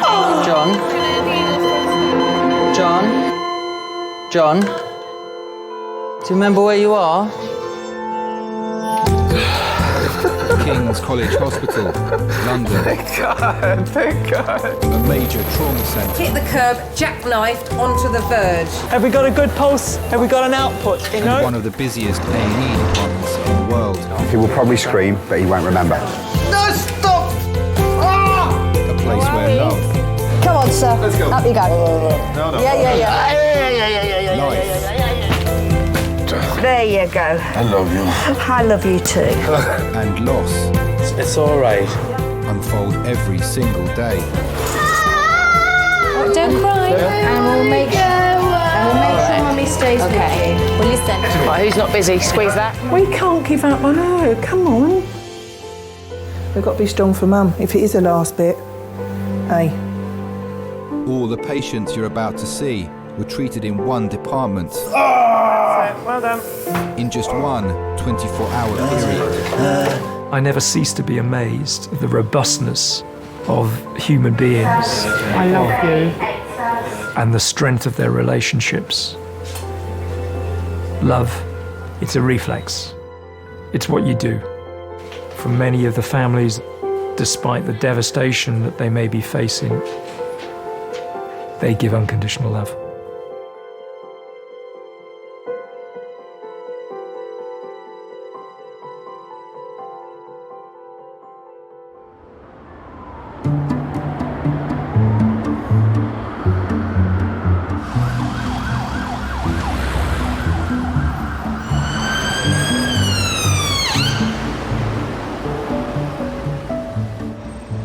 You're asking me to wait 2 hours? Fuck off, mate. 2 hours they're asking me to wait. What do I look like? A mug? I don't think so. 2 hours. Kiss my ass, man.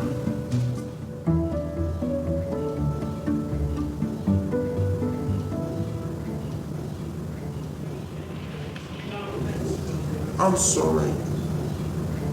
I'm sorry. You remind me of my nan. You look like my nan. I'm not that old, am I?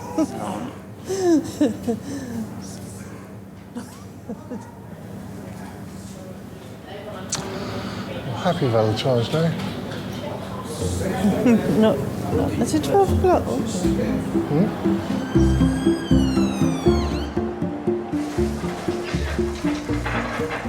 Valentine's Day in A&E will see 307 people treated. Sorry, mate. Thank you. 12 will be red phones. Cool. 6 will have been assaulted. And 3 will be arrested. It's Valentine's Day today. I have to remember to stop on my way home and buy some flowers because I'm going to be shot. I tried to cancel that, but I'm completely absolved from any Valentine's Day responsibilities. I was lucky. Well, it's not a very romantic place at the best of times, I suppose. We had, a couple of years ago, was a couple that had a blazing row, and we didn't realise at first that this is what happened, but one of the guys came in and he only had a half a finger. And we were like, oh, what did you do there? And it, you know, first of all, I caught it in a door and then, you know, some other story. And in the end, it transpired that his partner had bitten his finger off. Relationships in A&E can go either one way or the other, I guess. One, it can bring people closer together because they get a fright and then they realise that some things actually really don't matter now my partner's sick. But you do see the odd fight.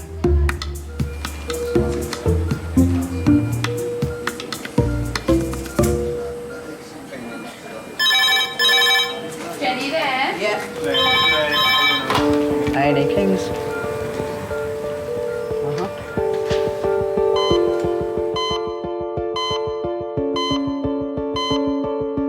Adult red phone in 3 minutes. It's adult red phone, 3 minutes. So this is a bit more seriously. Is this HIMS or is this No, LAS? they didn't say. They said a trauma. They called it as. Okay. This is a fellow who has come off his motorbike, we think at about 20 miles an hour, separated from bike, slid on the ground. He's struck a bollard. They're such significant injuries from particularly motorcycles. They just don't have anything to protect them, do they? You go from cruising along at 50, 60, 70 miles an hour to sliding along and then abruptly halting, don't you? So, yeah, anything can happen. There's no crumple zone in a motorbike, so, yeah, they're often really seriously injured.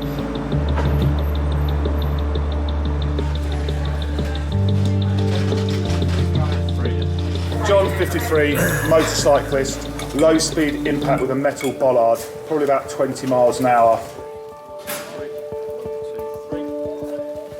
Father of 3, John, came off his motorbike on his way to work.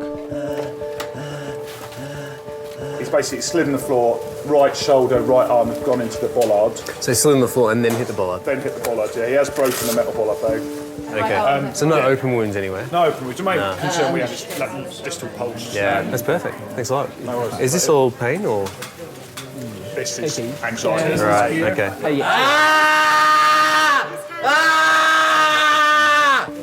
Okay, just don't move his right arm again.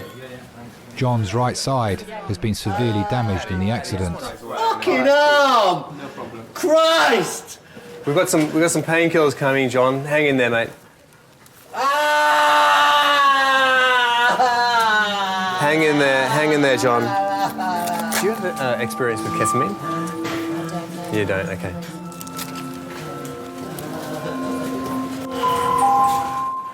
Could Malcolm Tunnicliffe please call resus on 2397? Thank you.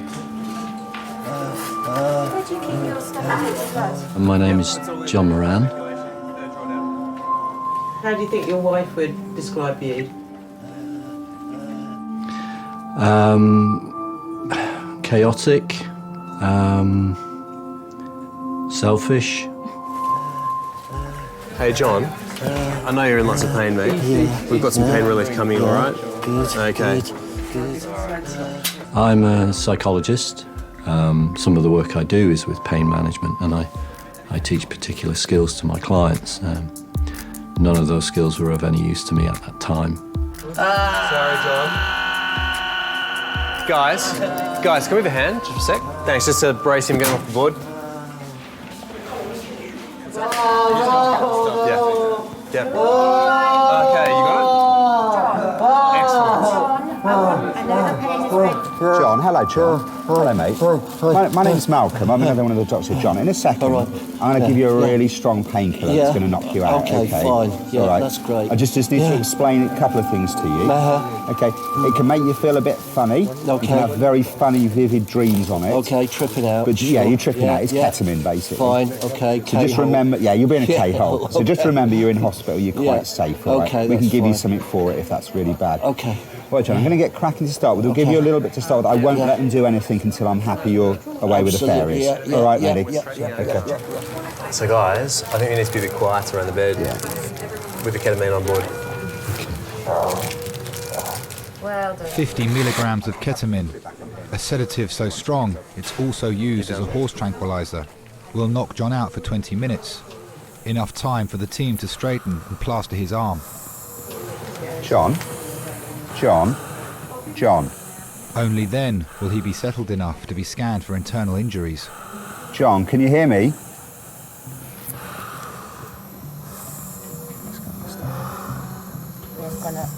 Okay, boys, do it. He'll probably scream. He will probably scream, but he won't remember.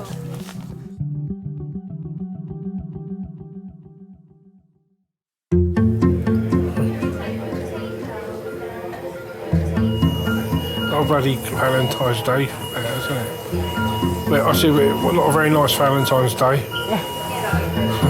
There you go. Happy Valentine's, babes. Oh yeah, did you get lots of cards? Oh, loads. I got a bunch of roses with a card that said I would. Really? And that's it, Abby, I would. That's nice. We're all flesh and blood. We've all got two eyes, a nose and a mouth. You know, what appeals to one person doesn't necessarily appeal to somebody else. I love him with all my heart, and I love him from the inside out. Gary is my soulmate. I trust him with my life. I'm in hospital, Dad. Yeah, up in London. So I'm in here at King's Hospital now, and I had a CT scan, and he said I've got a bleed on my brain. Your blood pressure's too high. Because my blood pressure's too high, Dad. He said, Gary, a 52-year-old paint sprayer, was leaving work when he began to lose feeling down the left side of his body. I heard Gary's car pull up outside. He came in and said he thought he had a migraine. And when I looked at him, I could see the side of his face had dropped and his eye had dropped.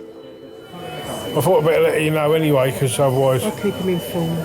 And I'll probably be here a couple of 3 days, I don't know. They're giving me some stuff just now. They've been doing all these sort of reflex tests and stuff. And I mean, he called it a bleed.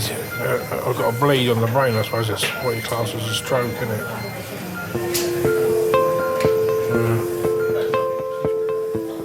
Yeah, it is, hang on. Hello? You know what he's like, he didn't want nothing done. As soon as he came in for work, I phoned for the ambulance straight away. I could see... I had to keep my head, because if I'd panicked, then I know Gary would have panicked. So I had to sort of keep my wits about me. But deep down inside, I was absolutely petrified. All right then. So I'll ring you tomorrow.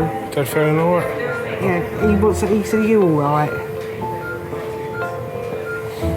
Yeah, he's all right, he's a bit upset. Yeah. I met Gary at a bikers rally in Chilham in Kent 10 years ago. The night I met him, I was out with a girlfriend of mine, and when we saw the bike club that he belongs to, my friend laughed and went to me, my God, just avoid all eye contact, don't even look at them, because they had a bit of a reputation at the time. And then, of course, when he actually did walk over and speak to me, I couldn't be rude.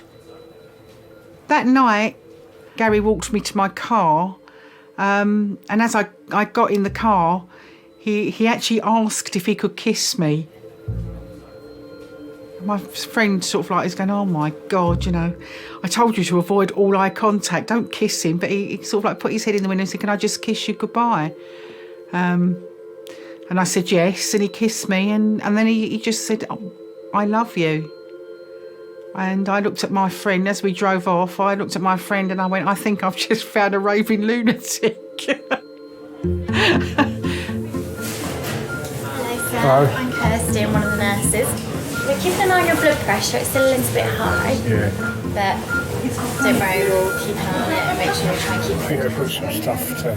Yeah, they did. Gary is being given medication to control the bleed in his brain. The first 24 hours are critical, so he needs close monitoring by keen stroke specialists. If I could go now, I'll go now. I just hate hospitals and doctors. I love you.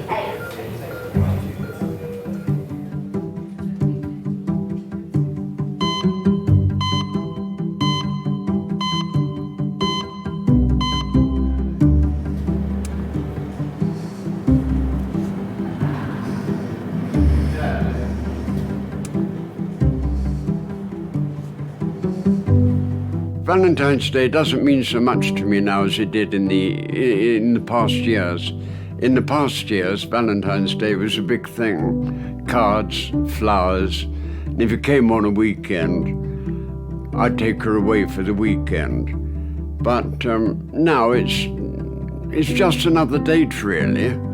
Unless, of course, if somebody's birthday, if a young lady has a birthday, okay, I might take her for a meal.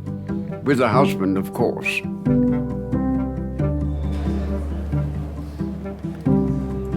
Are you here on your own? Well, no one's ever on their own, really. No. 84-year-old Ronald has come into A&E after being bitten by his dog Benji. When I was brought up, we used to respect the ladies. At least that's how I did it with my wife.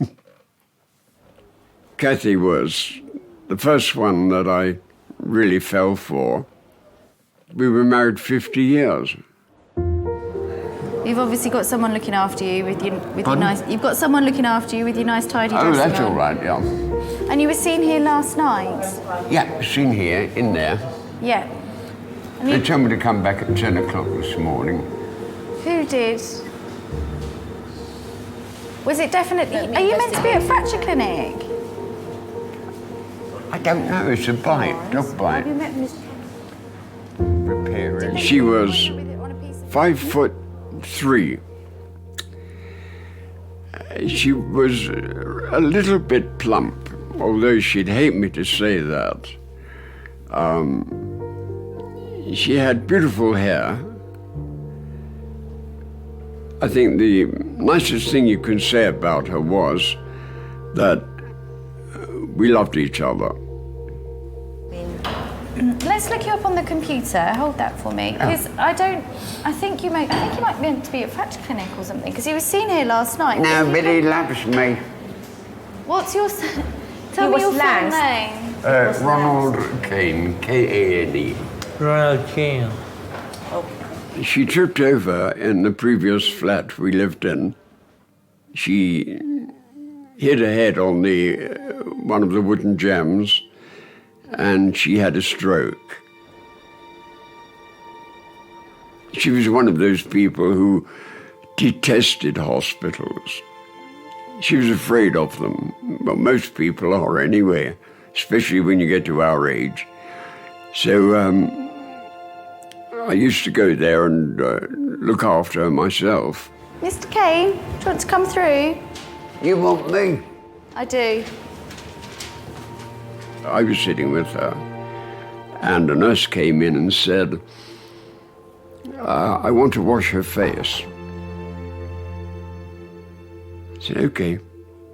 Would you leave us, please? So I walked out the room, and within 5 minutes, the nurse came out and said, I'm sorry, Ron, she's gone. That's it. Fini. All you have are memories.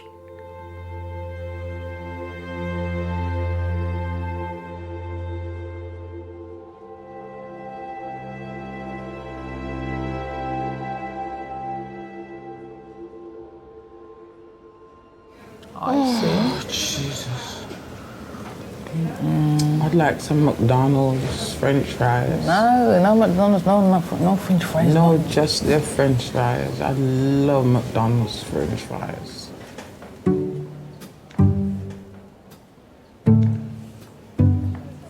I wouldn't mind a Big Mac either.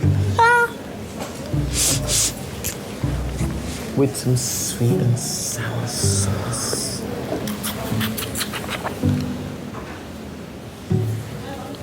Hello, is that the radiology? Yeah, hello there. We've got a fella in here, trauma. He's Delta for the day. For Valentine's Day, he was trying to climb up the side of his flat and got as high as the first floor balcony and lost his footing. He's fallen backwards, and on the way down, he's managed to hit a retaining wall. Do you ever get any Valentine cards by people at work? By people that I work with, or from patients? Patients or people at work. Oh, okay. No, I get surprisingly little in the way of cards from my patients. Maybe I'm expecting too much. Maybe I give them too much ketamine and they forget who I am. It's been over an hour since John came off his motorbike. None of his family yet know he's in A&E. So, John? Yes, mate. So far, so good. I mean, we know that you've got a broken bone in your arm here, okay? Yeah. And that was, kind of bent out of shape when you came in, causing all that pain, all right? Right. But we gave you a really, really strong medicine there that kind of almost put you to sleep. Can you remember?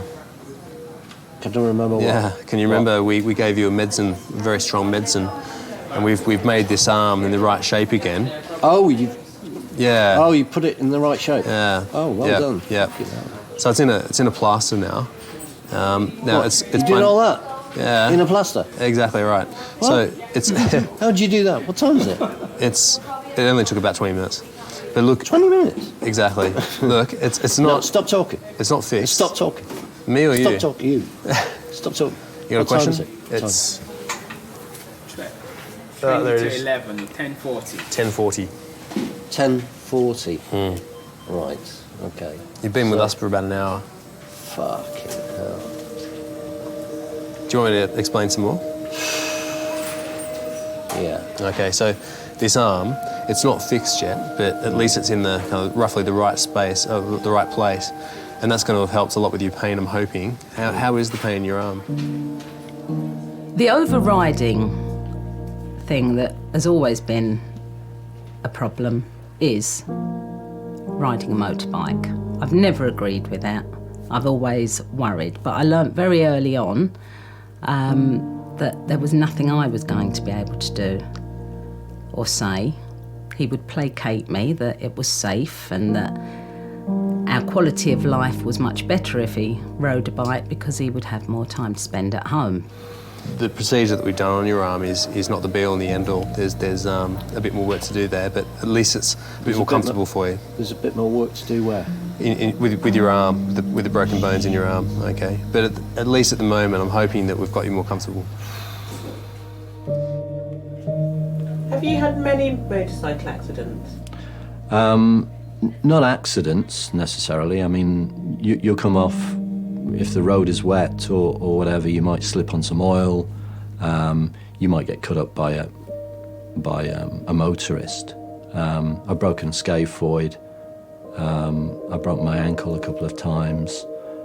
Look, you've got some more x-rays coming up, just of your chest and of your pelvis, all right? Yeah. Then we've got to go through the motions of making sure nothing else is injured, so x-rays of your neck as well, all right? Yeah. The bike has been an overriding shadow because he gets on it every morning and he goes off to wherever he's going, and there is always that fear. In the majority of accidents, you know, you'll arrive home that day, and, you know, that eyes will be rolled to heaven and you just get on with it. But in this instance, there was, you know, it was clearly a lot more serious. So you think, right, this is going to cause me problems.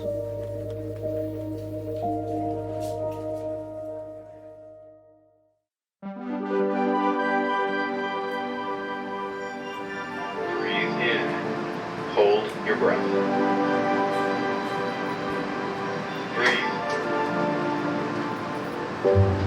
53-year-old John crashed his motorbike 3 hours ago. Anything? With his arm in a cast and his pain under control, he can now be scanned. Breathe in. Hold your breath. I really wonder about his spine as well. Is it? No, it doesn't look like anything. No, I got away with that. Hold your breath.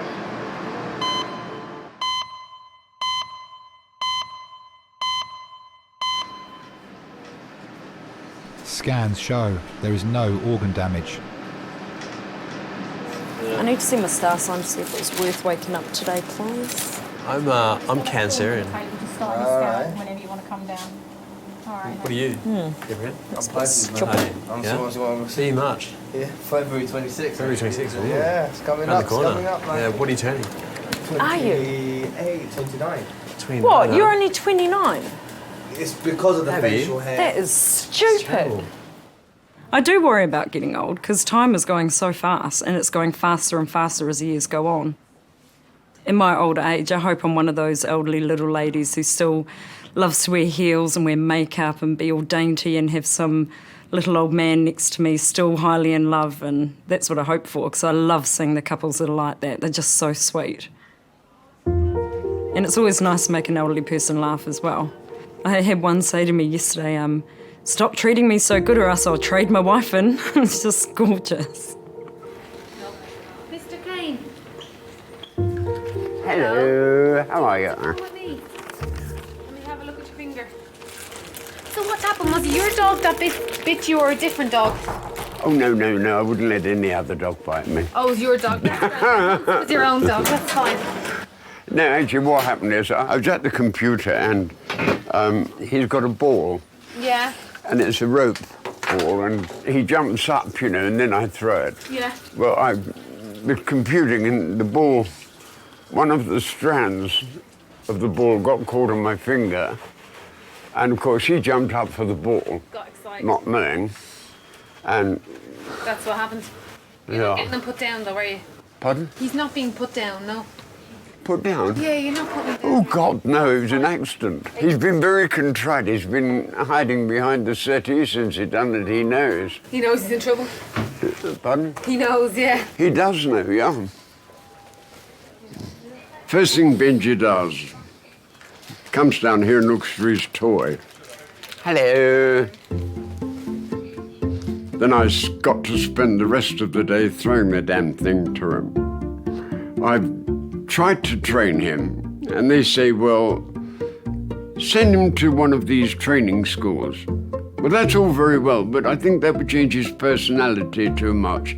I'd rather he stays as he is, mad, like me. Ah, what were you in? The RAF and Army. The Royal Air Force, 7.5 years. Princess Mary's Nursing Service. And 2 years in Korea with the Army. Do you want to put that in the bin? Pardon? Do you want to put that in the bin? Thank you. Yeah. When you get to a certain age, well, say my age, a lot of people just sit in the armchair and say, well, I'm too old to do this or I'm too old to do that. Well, I don't agree. I read in the paper and on the radio they were having this gay pride parade. So I thought, well, I might as well go along and see that because it isn't a militant one. Everybody was going to be cheerful, so I went down Haymarket, and where I stood there were 3 or 4 young gay chaps there, and we were having a laugh, having a joke. So we just need to clean this a little bit because you've still got bits of cotton wool and gauze stuck in there. That's what I said. There was something in there. I didn't know if it was just a bit me of or... fibre.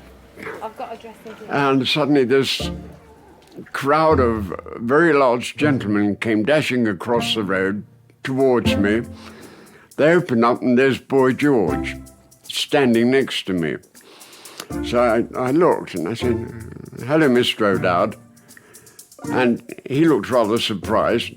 So I said, may I take a picture? He said, I haven't got a camera. I said, I've got one. So he got one of his cohorts to take a photograph of us. It turned out quite well, actually. He was quite a nice person to speak to. How long have you had your dog for? Oh, well, I had my first dog 6 years ago after Kathy. Okay. I didn't want to be on my own, so I got a dog. And she was beautiful. If I'm feeling a bit low, I say, Kath, what would you do? Or if I'm undecided about anything, Kath, what do you think I should do? And then at night you say, night, night, darling, God bless. Some people can go into a shell. They'll just keep there, contained within themselves. Other people, they can sort of throw it off. Not in their minds, but in their personality. And I think that's what I did. I just threw it off and said, get on with your life, Ron. She's not coming back. She wouldn't want you to be unhappy, be miserable. Do what you want. And I did. And here I am now. Okay. See you later. Bye-bye. Take care. Thank you. See you later. Bye-bye.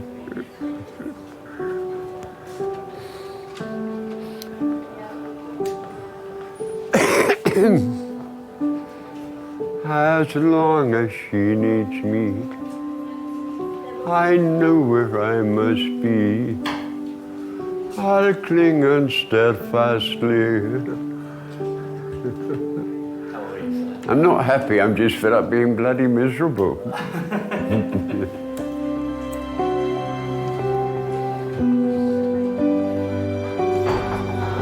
Bye-bye, dear. Bye.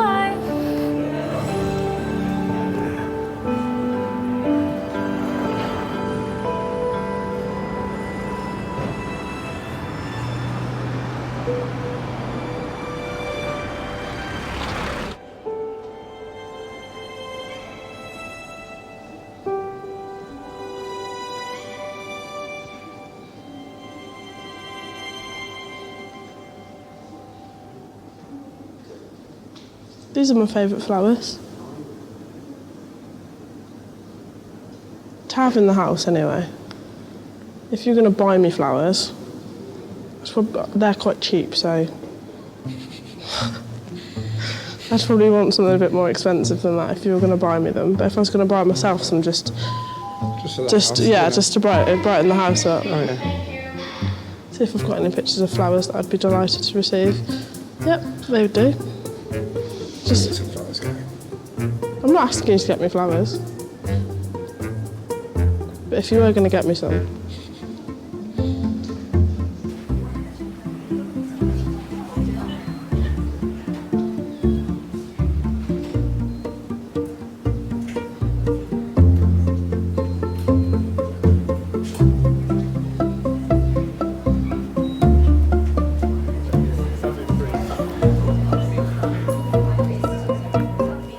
John, we're getting a bit more morphine, and ASAP we'll get these blocks away and have you sitting up a little bit. Right. You all right? What's going to happen now? Well, have you been told about the results of the imaging? No. So far with the plain films, I mean, you've got some pretty nasty breaks in the forearm here, okay? It's going to require an operation, okay? So that'll be under the orthopaedic team. You've also broken the shoulder blade, okay, the scapula. And it's broken in a few different pieces, and the reason it's so sore around your shoulder here is that it looks like, you know how there's a ball and socket joint? Okay, well the socket of the shoulder, I gather from the CT, there might be a break through that as well as other parts of that shoulder blade. So it's pretty badly broken. And simply for the reasons of analgesia, you're going to have to stay in. I mean, not just for the fact that you need an operation, but you know, I think you're going to be pretty uncomfortable with this shoulder blade thing. But if I can point out a bright side there, is that your shoulder blade and all the big muscles that kind of pad over that shoulder blade have taken the brunt of this, and it looks on first glance that your scan of your chest is okay. So it's a bit like the crumple zone of a car, if you like. It's all kind of nuts and bolts and bones and things, rather than the important stuff on the inside. Okay. Yeah. Do you have any questions? No, that's all Yeah, good. yeah. That's all good. Listen, and as soon as we know a little bit more, as soon as we know the scan results, I'll come back and have another chat. Okay. All right. Thank you. Okay, no worries. Okay.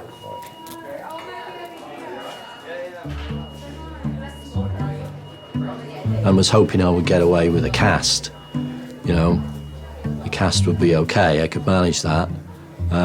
Surgery, not so good. That means plates and extended periods of recovery and so on and so forth.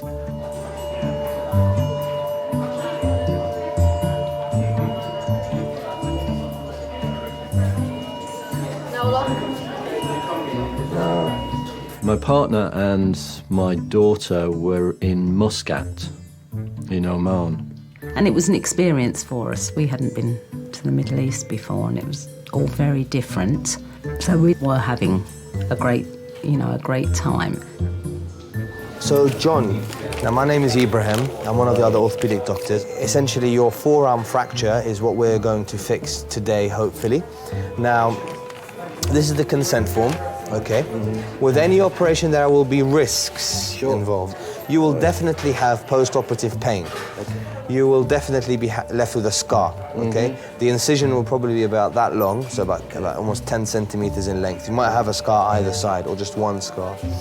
Okay. Now, I'd like you to sign here. Are you right-handed or left-handed? Right-handed. So, are you able to sign with your left hand? And now, if I give you that and I show you where to sign. Yep. Doing very well. Fantastic, that will do, absolutely. All right, that's it, sorted. No problem. You too. I needed my sons to know. And I phoned the eldest lad. Alex. And asked him to make sure that the youngest lad was okay.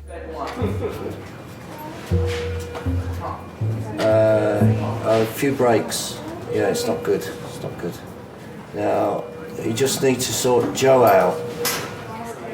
Just make sure he doesn't get upset, yeah? Just one more thing, mate. There's no need for your mum to know about anything. Don't spoil her holidays. She's expecting a call from you on Thursday or Friday. So she's not expecting to hear from you today, so there's no need for anyone to call her. So tell Joe, don't call mum. There's no need for it. Okay, mate? Thanks a lot. Bye.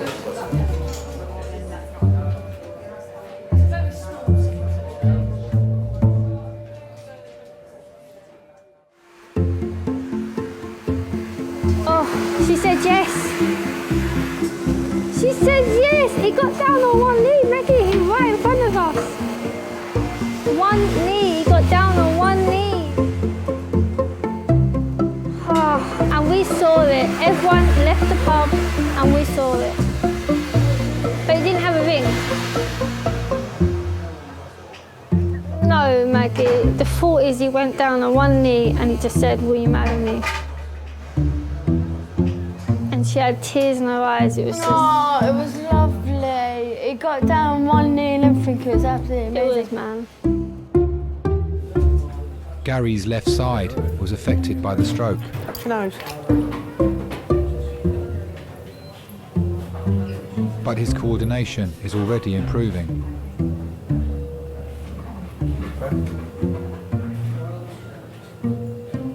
That's much better. Yeah, could be anywhere earlier. Out here.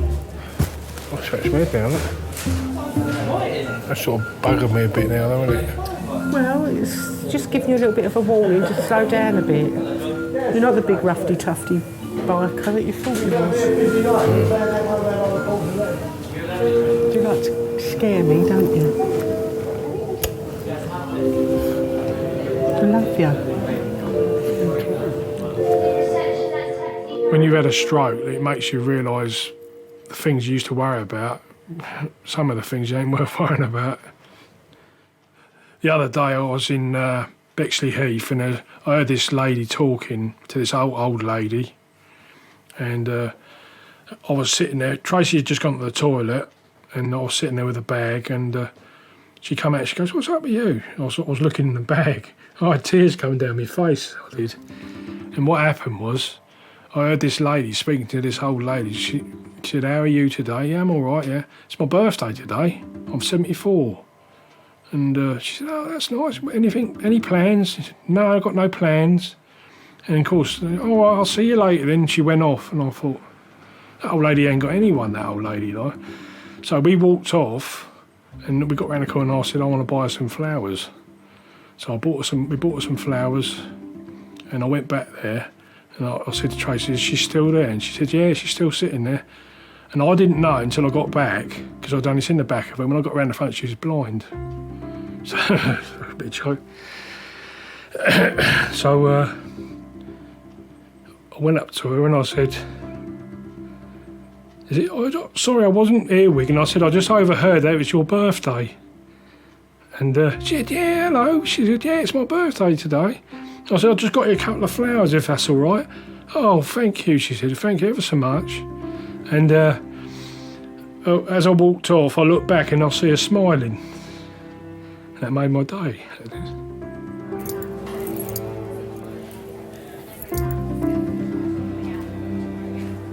My idea of romance.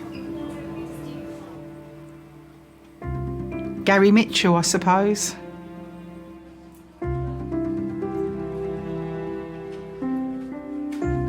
And our sex life is very healthy.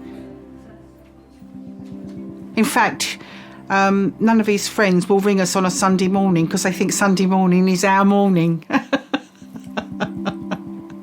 And are they right? Yes, they are. Sod boot fairs.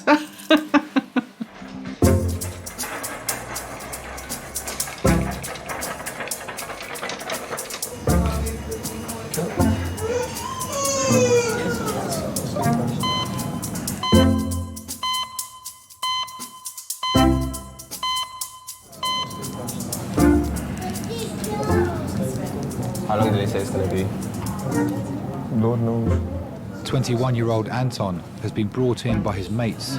He is suffering from mild chest pains. Oh, bye. Bye. See you later. Facebook me. Don't say she's really pretty. Oh, she's actually nice. Do you believe in love? Ooh, gonna expose me here. Do I believe in love? Yes, I do believe in love. Have you ever been in love? I don't know, I doubt it. I don't know what love is, really. I mean, I think love is probably being with someone that you know can annoy you, but at the same time you still want to be with them. Have you ever been in love? Yeah, I've been in love 3 times. Oh, Maggie, I wanted to cry. It was lovely. Oh, she put it on Facebook. I should have said I was there. I saw it. Ricky, where's my balloon? I don't know. Where's my balloon? Paula's balloon's gone missing. She's gonna have to take my one. Who's there?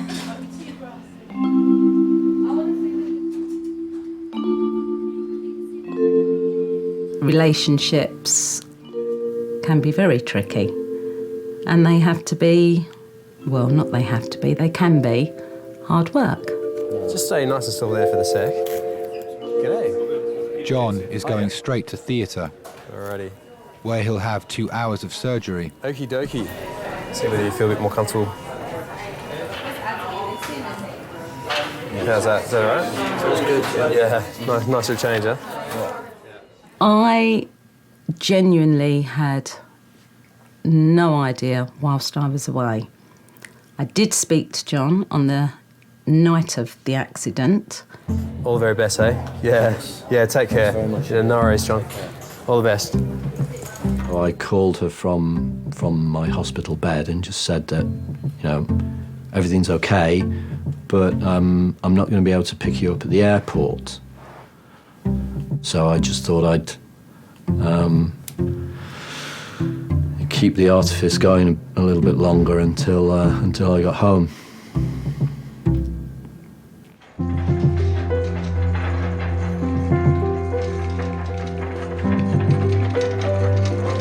See you later, John. All the best, eh? Take care. When we got back to Heathrow, there was a taxi with our name there. Still no idea, and it was only once we pulled up at the house late on the Saturday evening, my older son was here, which was unusual, that I knew something wasn't quite right. I'd asked the eldest lad to be at home, just in case, Francis was distressed, just to provide support. Alex dealt with it quite well. My son, he just said, no, you're not to go into a panic. So he'd calmed me down, and I had a couple of minutes before I actually came up to see John. And then she came up and she saw me in the bed. By that time, I'd recovered my sense of humour. So I just thought it was quite an interesting situation. Were you angry? Yes. But living with someone who rides a bike day in, day out, I've always been concerned that one day I was going to get a call that something terrible had happened. And I think my feeling of relief that that's it now. He didn't suffer any head injuries, and there's, that was always there. And he can't go on a bike again. And I don't have to worry about that anymore. I'm one of the fortunate ones that is not going to have to deal with that.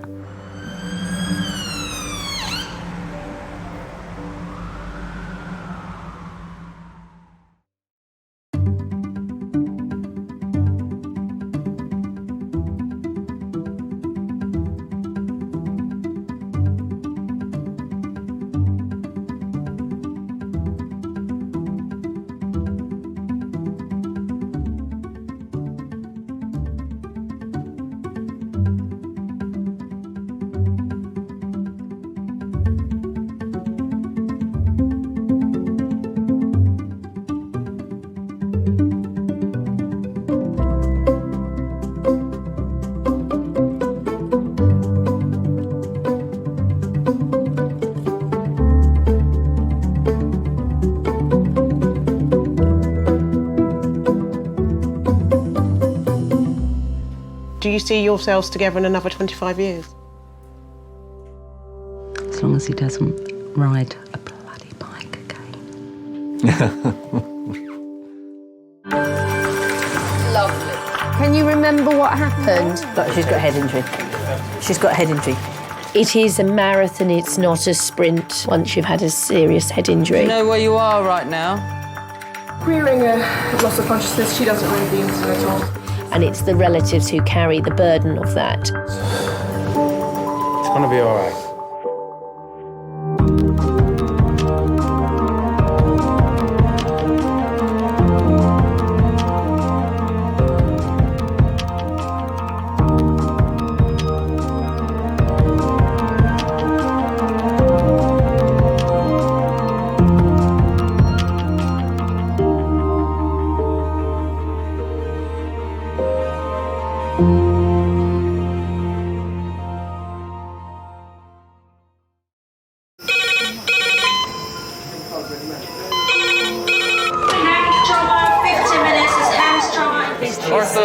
Surgery.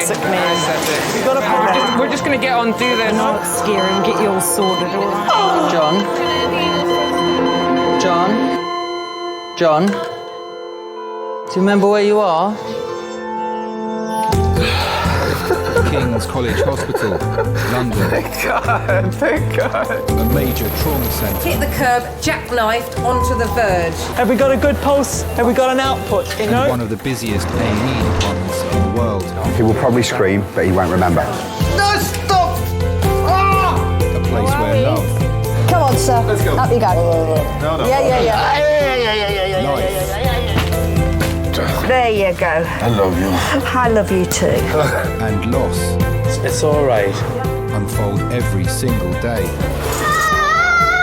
Don't cry. And we'll make sure Mummy stays with you. Well, listen. Right, who's not busy? Squeeze that. We can't give up on her. Come on. We've got to be strong for Mum. If it is the last bit, hey.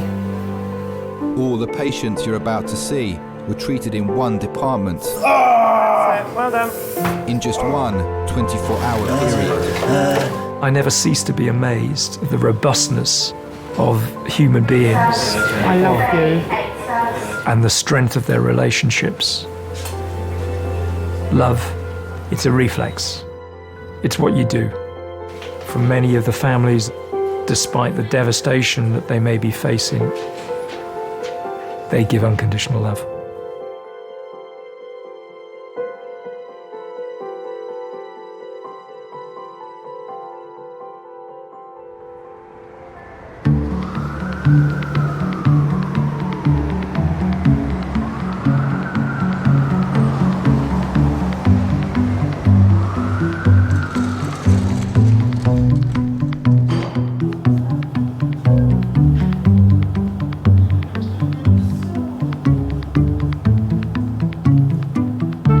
Is that for your car window? Is that for your car window? You crack it, you know that? You pour hot water onto a car window. You have to scrape the ice off.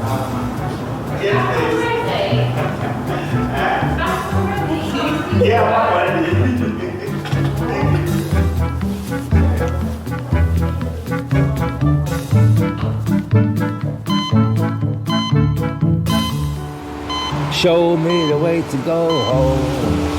I'm tired and I wanna go to bed. I'm not tired, I want something to eat. I'm hungry.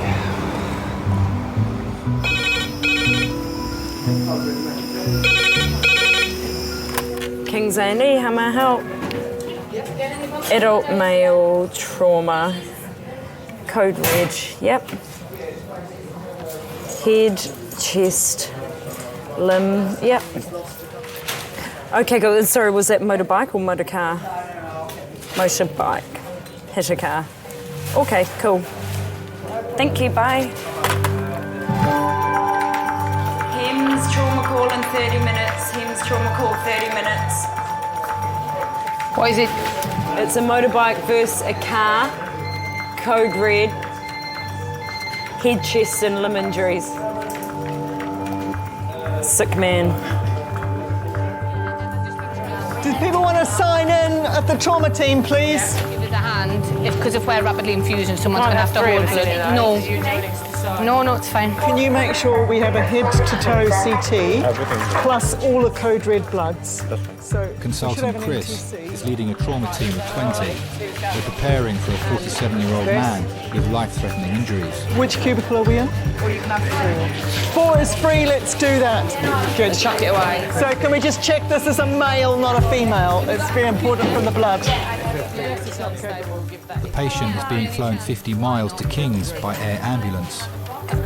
You're wondering what the impact speed was, whether the patient was thrown distance, whether they hit the windscreen, what other objects they could have hit when they were thrown off. So we're about 10 minutes away, guys. So we all know what we're doing. Everyone's happy with their role. We keep people around the bedside to a minimum because it's getting a bit chaotic in here and it's just... Okay, I've got an anaesthetist, I've got a B doctor, I've got a C doctor, and I've got my orthopod for... That's all we need. Hi, it's Chris Lacey. We have got a code red patient, which it's multiple injuries. It sounds like chest, head and limb. I don't let myself hope. I think I'm geared up to treat what injuries come through the door. Who's doing bloods? I'll do blood. So you're happy? That's it. Okay. Right. You're doing the abdomen. We're all set. We'll just wait. We'll not go anywhere.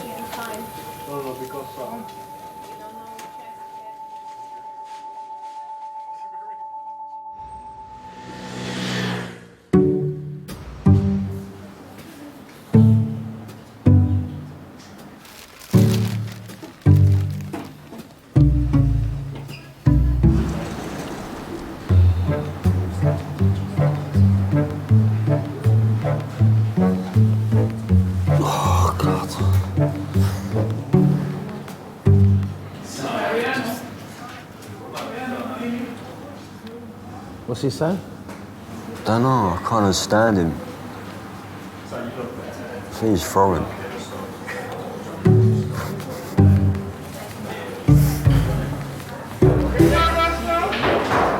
Couldn't understand her either.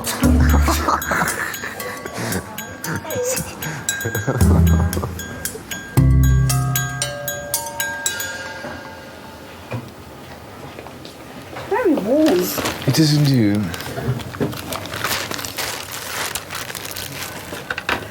You're gonna put that in my hand? Yeah. Jesus Christ, don't let me see, don't let me look, please. I won't let you look. I've not even done anything yet, and you. He's excited me. 69-year-old Steve has come in with a fishbone in his finger. Right. God, please take your time with me, please. I will. He needs to be injected with anaesthetic before it can be removed. And then what I'm going to do is put a little injection that side and that side. It's a little bit... Two injections? Yeah. It's a little uncomfortable, okay? But once it's done, it's done. Well done.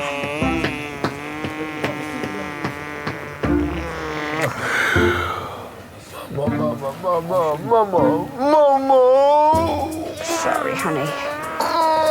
That's one side. That's one side.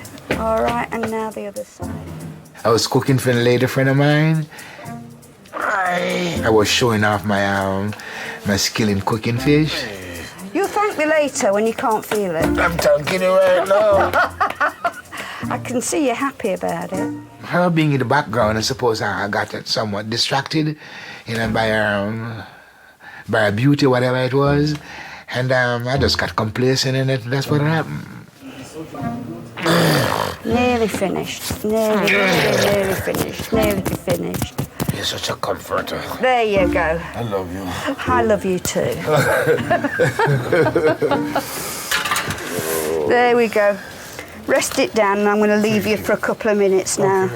Thank you very much. You're very welcome. You're so sweet. So thank you. I shall back a couple of minutes. Let that man. just Thank work. you very much. All right. I can continue read my paper now, shall I? Yeah.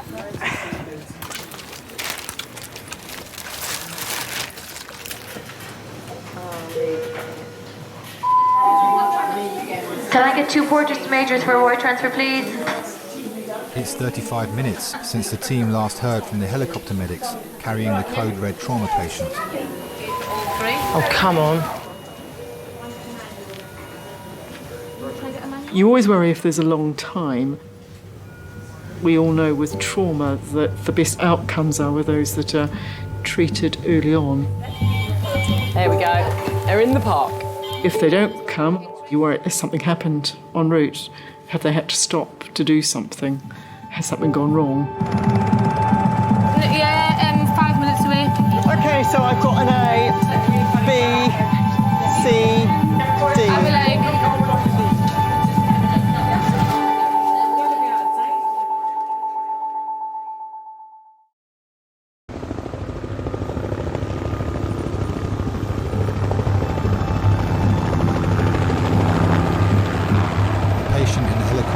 Gary, a 47-year-old single father of 2. It was during the evening and I received a phone call from the police, and the gist of it was that Gary had been involved in a terrible road accident and that he probably would not survive the night. Laura's running. Gemma's nurse 1, I'm nurse 2. She's doing bloods, I'm doing monitoring. Who's doing airway helping? I remember feeling numb, trembling. It was just an experience that I hope not to experience at any other time in my life. Everything's there, ready to go anyway for the airway. We've got A nurse, B nurse, C nurse. Yes, you have. We're organised. Do they need to need anything? We've just got it. It's 2 hours since Gary was on his motorbike heading home and had a head-on collision with a car. If someone's been hit by a car on their bike, there's no protection. It's literally, you know, the rider versus the impact of the car. If 2 cars collide, you've got some crumple. But if you're on a bike and your car hits you, that's it. Gary is on life support and has been placed in a medically induced coma to reduce the risk of brain damage. Everything consultant Chris and her team do in the next 15 minutes will be solely to keep Gary alive. This is Gary, he's 47 years old. He was riding a motorcycle this afternoon and had a head-on collision with a car. Both the motorcycle and the car were very significantly damaged. Injuries top to toe, he has a head injury, he has a large scalp laceration down to the bone, he has right-sided rib fractures, right-sided femur and an open tib and fib fracture. You're thinking, what will kill him first? You've got quite a lot of information that's flashed in front of you. You've got uncertainty. Sometimes this doesn't quite add up. Okay, as soon as we've done the ABCDE, we're going to CT, guys. As soon as we're happy, we'll go straight to CT. If the blood pressure is above 90, we're going round the corner. We've got bloods? Yeah, like this. We're just getting bloods. I get bloods. We're going to take bloods and we're going to CT. You're always thinking about the chances of survival. Okay, fine. Then we have a temperature. Not yet. It's freezing though. Have we got a good palpable pulse? Like, for some reason, the blood is not running through. I don't know what the pelvis is, so I can't do a femoral stab, Leanne. Can we just hang up a minute? I want a blood pressure. If we're not getting one on the cuff, can we recite the cuff? But before we push any more blood in, I'd like to know what we've got. Have you got a pulse on the groin? No? Have we got a good pulse anywhere else? Have we got an output anywhere else? We need to cut this one. This is probably 3. I can't get a blood pressure. Output. I have pulse in the right I can feel his heart You've got a pulse in the right groin. I have pulse in the right groin. Fine. He's got a SATS trace. Are we happy to go to CT? I'm happy. I'm happy. You're happy? Yep. Anaesthetist, are you happy? Yeah, I mean, okay. right. Do that bit there. Hi, it's Chris Lacey. Our trauma call. Are you happy to us to come round? He's not particularly stable, but we're... Yeah, okay. Thanks, bye.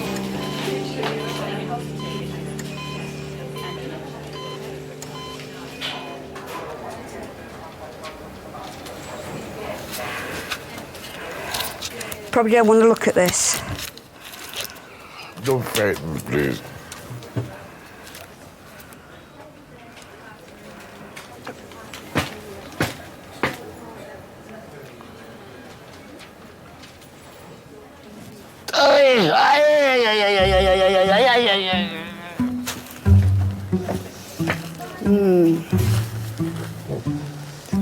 It should have worked by now. I could give you a bit more local anaesthetic. Oh, God, please, whatever. Yeah.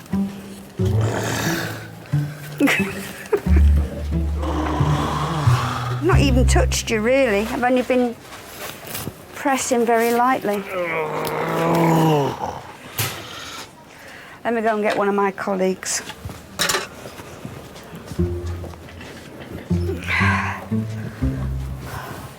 First day back and my first failure. I was looking forward to that too because it's really juicy. So, but he's in so much pain when I try. I've given him loads of lignocaine, but it's just got no effect on him. Managed to use a paper, but touch it, it jumps out the seat. So. I would love to get married again. I don't want to face life by myself like this. I would like to get married again, yes. And I'm married to a wonderful woman. But I lost that. I let my wife down. Above all, I let myself down. Life is about change. Life is about growth. And I would like to think I have changed. I think I'm more mature now. I think I'm more relaxed now. I think I have more respect now, and I think I would deal with married life much different from before.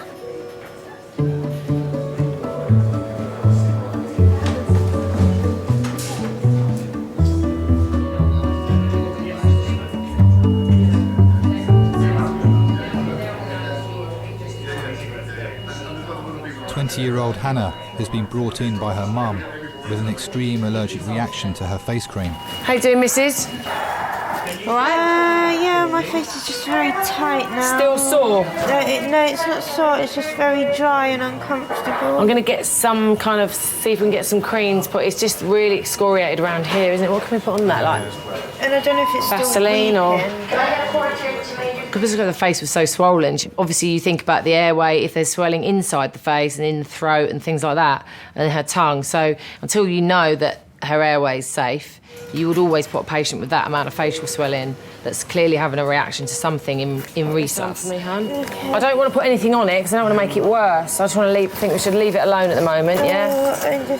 I know it's sore, but just try and hang in there. If once the swelling goes down, it won't be so bad. Just got to wait for that medicine to work. I'm allergic to wheat and soybean, nuts, eggs, cow's milk, tree pollen and grass pollen, hair dye, and then a whole bunch of chemicals that are in things like washing up liquid, cosmetics. How you doing? Your eyes are opening. Yeah. They are, aren't they? When a patient first comes into A&E, it's a guessing game. It's like Sherlock Holmes trying to work out what's going on. What did they say? That you are allergic to oat. I am. Oat in this. Oh. Oh, at least we know what it is. No. Right, give that a good wipe and get all that off. It's just baby wipes. I'm sure you're hopefully not allergic to those. We'll rinse it off with water afterwards, okay? Oh, that stings like...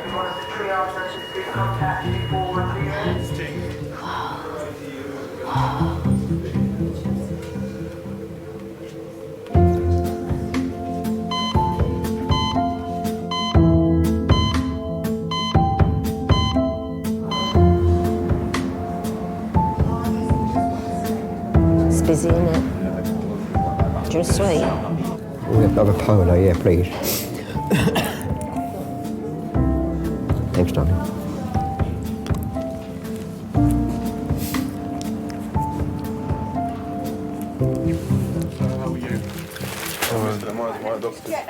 How did you manage to get fishbone? I was scaling the fish. If you're scaling a fish, how can you get a fish bone in it? I think that's a very nonsensical question to ask, but I'm not going to rebuke you. I'm going to try to answer that question to the best of my own answer. I'm giving you an answer. How can I manage to get a fish bone in my finger? It's very, very simple. Like you get a fish bone in your throat. While you're scaling. It all depends how the bone, how tall the bone is, and what type of fish I was scaling. Right. It happened. It happened. I can give you a plausible reason as to how it happened, but it does happen. It happened, okay. That's the best answer I can render. It go in? I think it's a fish bone, sir, because, yes. Do you feel me touching your hair? No, no, sir. Do you feel that? No, sir. Do you feel here? No, sir. I'm sorry for my being boisterous a while ago, No, you're not sir. boisterous. You're fine. Very sorry for to be rude. You're not boisterous at all. Thank you. Is this painful for you? No, sir. No.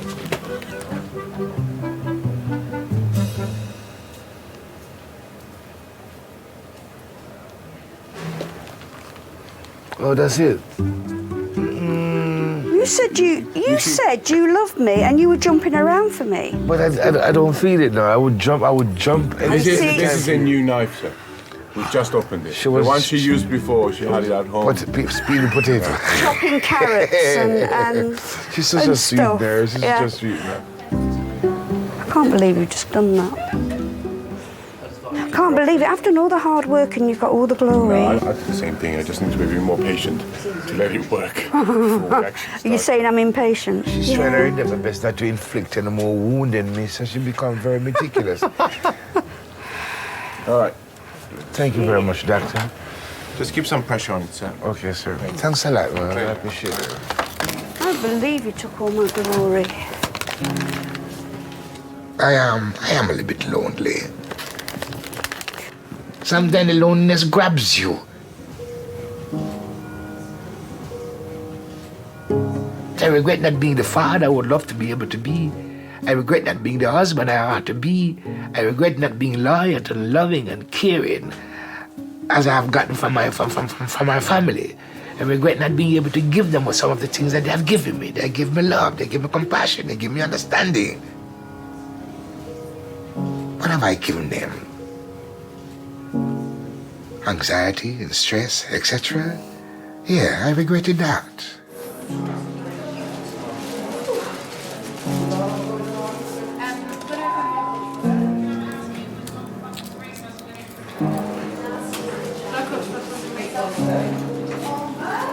I'm ready, steady, go. So ready, steady, go. Since his arrival in A&E, motorcycle accident victim Gary has had almost half the blood in his body replaced. Okay, now just stop. Let the anaesthetist readjust and get her arms in the right place. But it's not actively bleeding, is it? No? Okay. He had injuries to both sides of his chest. We knew he had a bad head injury, so you're worrying, is there something in the head that's going to cause big clots or bleeding into the brain? You're worrying about spinal injuries. This is the motorcyclist versus a car, possibly at high speed.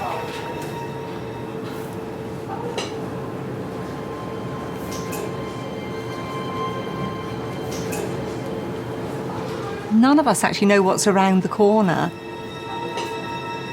I didn't spend a lot of time with Gary before. And with hindsight, you would think, gosh, I wish I'd done things differently, wish I'd made more efforts. Pupils reacting. Isn't family more important than all the other things? Shouldn't we make more time to do things with people who are important to us so we don't have regrets at some stage?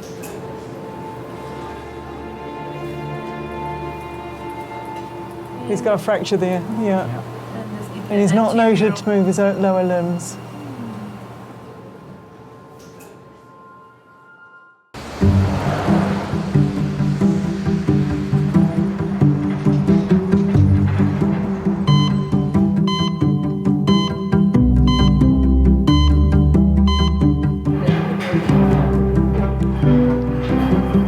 This is not going well. This is not going well. Everyone that when you came, gone. Yeah, they're gone. Everyone that when you came here, and every folks at that, they're gone. Actually went. Except for these two in front of us. 20-year-old Marcus has come to King's with stomach pain. Yeah. As it's his first time in A&E, he's brought a friend along for support. This is actually unbelievable, man. This is actually unbelievable. I can't believe this.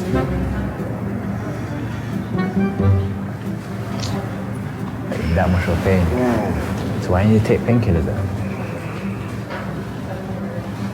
No, I'm just gonna walk. Stay cool.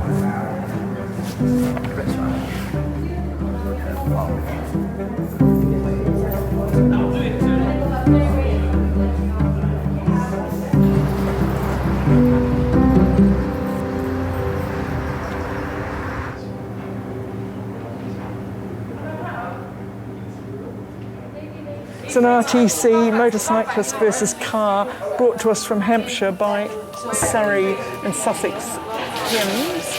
Gary's scans reveal his injuries are no longer immediately life-threatening.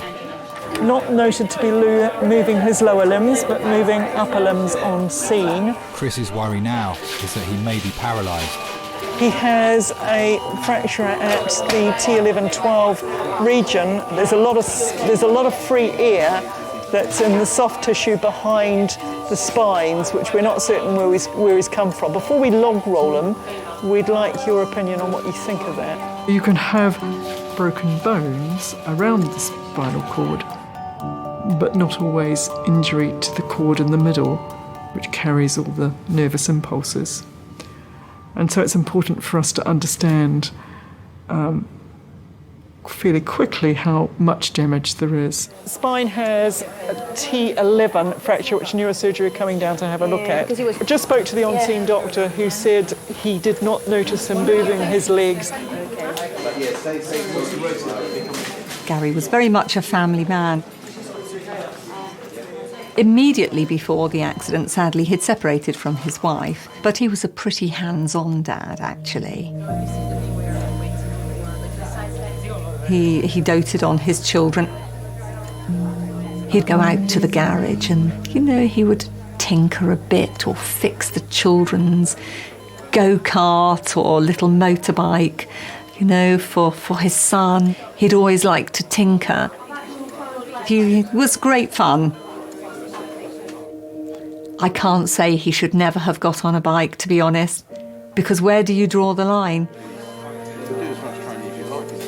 With hindsight, he might not have made that trip, but he wouldn't have lived his life differently.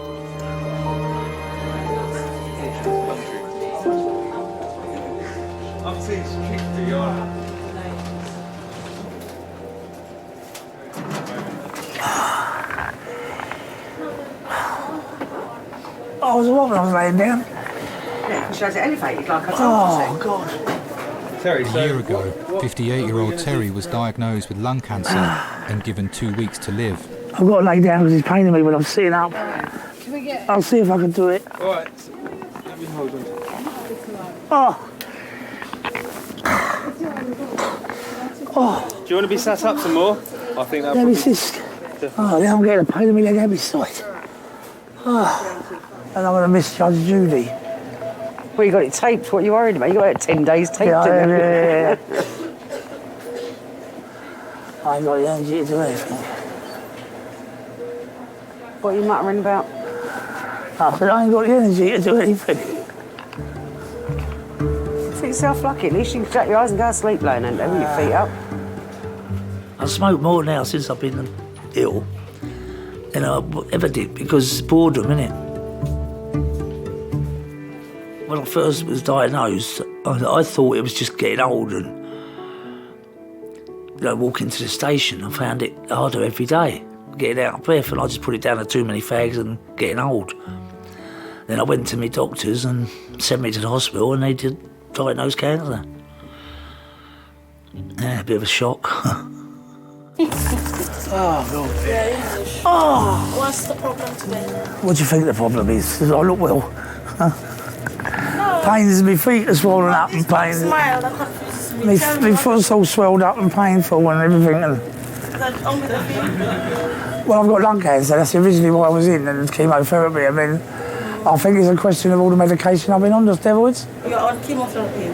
Finished it now. You finish it now. Yeah, there's no more they can When do. was It's the all last finished. one done? 4 weeks ago. 4 weeks.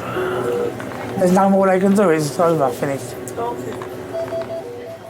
Terry's not a person you can sit and go, oh, I do feel sorry for you. He's just not that type of a person. You know, you say to him, well, you know you've got it. You know how far it's progressed. You know how to deal with it now.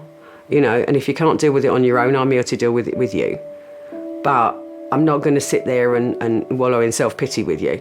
We are going to fight whatever it is, you know, that comes along. And this is what we've done. You know, Terry's a fighter. He's not giving in on anything. Any chance for a cup of tea? After this. I'm going to keep on till I get one.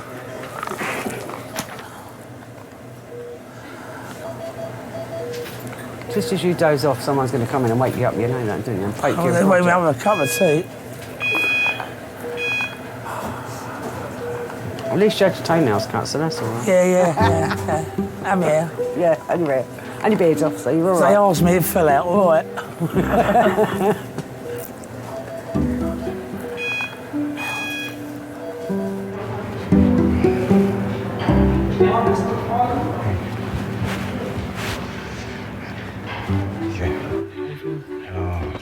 Pain.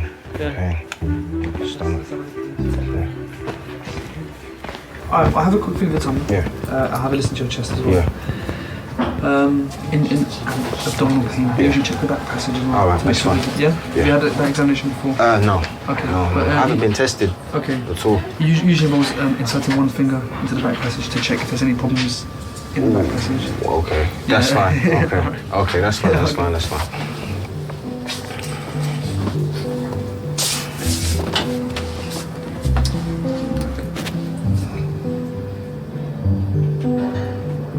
Yeah.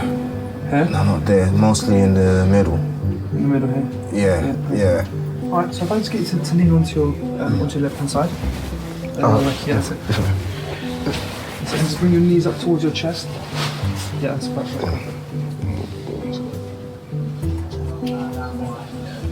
You okay now? Yeah. Oh.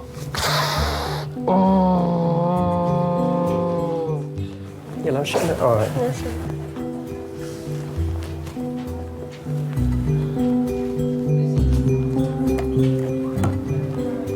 Wait a minute, leave it there.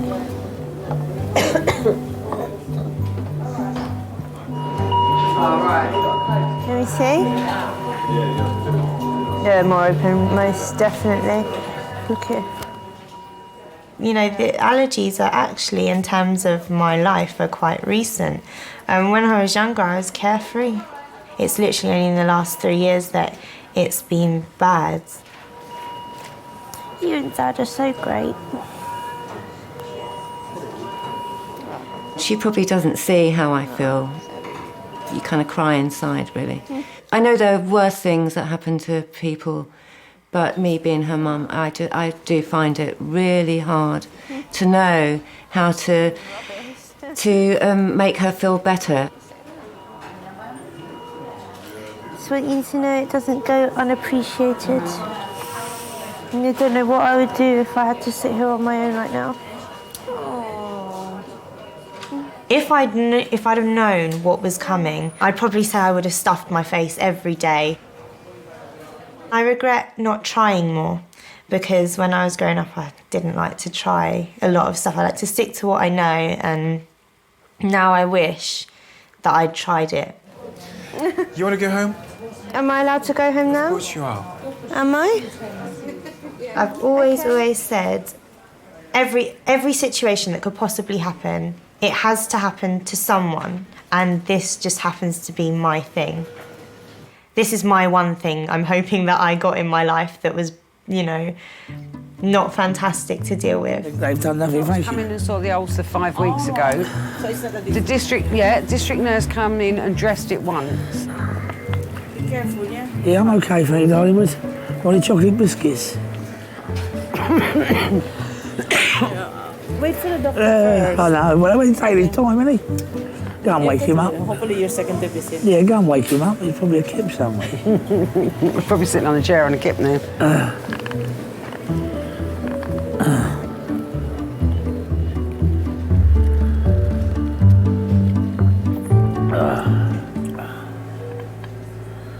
That was disgusting. You drank it anyway. Wet and warm, isn't it? Yep. Wet and warm. His brother died last year, and I looked after his brother. I wouldn't have done that. No, you shouldn't have done, should you? No. His brother said to me, if anything happens to me, Terry won't handle it. Make sure he's all right. And you know, you look after him. I wouldn't say we enjoy each other's company. We tolerate each other. But we get on. And because of Tom and what Tom asked, then I now do it for Terry. Yeah, a couple of papers on the way home. Who said you're going home? I ain't staying here. You won't go home, I shouldn't think. They're going to have to give you a massive dose of antibiotics. I can give you the night, but I'm going out tomorrow. Yeah. And not at no 3 o'clock either. Why, is it race time at 3 It's o'clock? racing day I tomorrow, know yeah. that's what you was going to say. It's race day tomorrow. Yeah. He likes the pub and racing are the only two things that I know that him and his brother they've ever liked. They love their drink, you know. I've never known two people like drink so much, but they did like their drink, and that was their life. That was it. Can't you look at your newspaper and phone them through to one? I could do, but it's not the same. I'd like to watch it. I'll get your telly up here and you can watch it. Oh, yeah.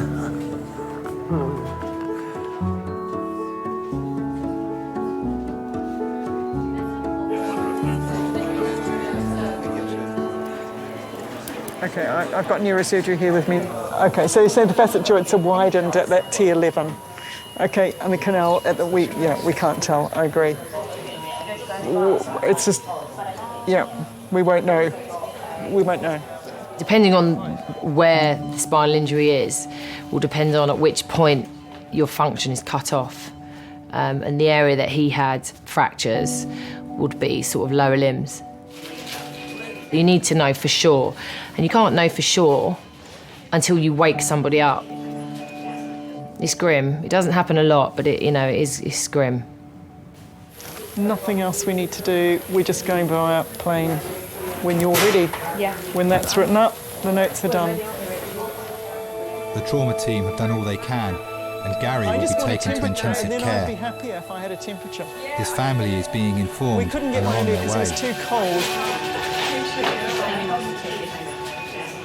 He's stable at the moment and he's been seen by a number of different specialists. He's going to go to our intensive care unit. At the moment we have had our CT scan which has shown us a number of injuries, none of them which are immediately life-threatening. So I can put your mind at rest there. I think you never want to break bad news over the phone if you can possibly avoid it. But by the same token, you don't want to lie or deceive or lead on a relative. He'll need some further imaging tonight, which is an MRI, which is to look at his spine, to his lower back. So he's had lots of pipes and tubes going into him, but he's doing very well, and he's very stable. Okay. All right. So he's in good hands. Very shortly he'll go round to a ward called surgical critical care. I suppose if I hadn't been expecting that maybe he had died, this would have been bad news that he was so badly injured. But because I'd been expecting to hear, perhaps, that he had died, this was good news. So the fact that he had all these horrendous injuries, but he was alive and there was hope, was wonderful.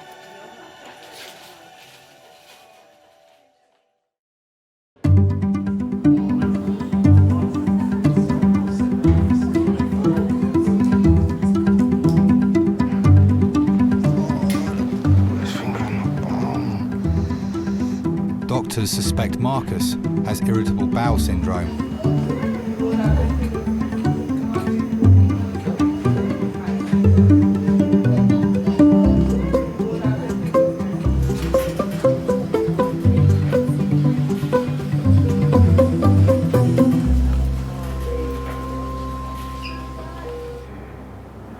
when I walked, cause I walked out like hobbling in that, cause I went, when he done it, cause I was like, oh, cause it hurt.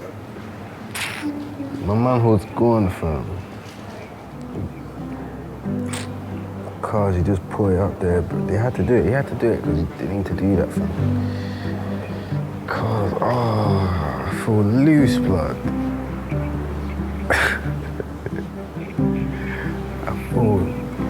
I feel loose.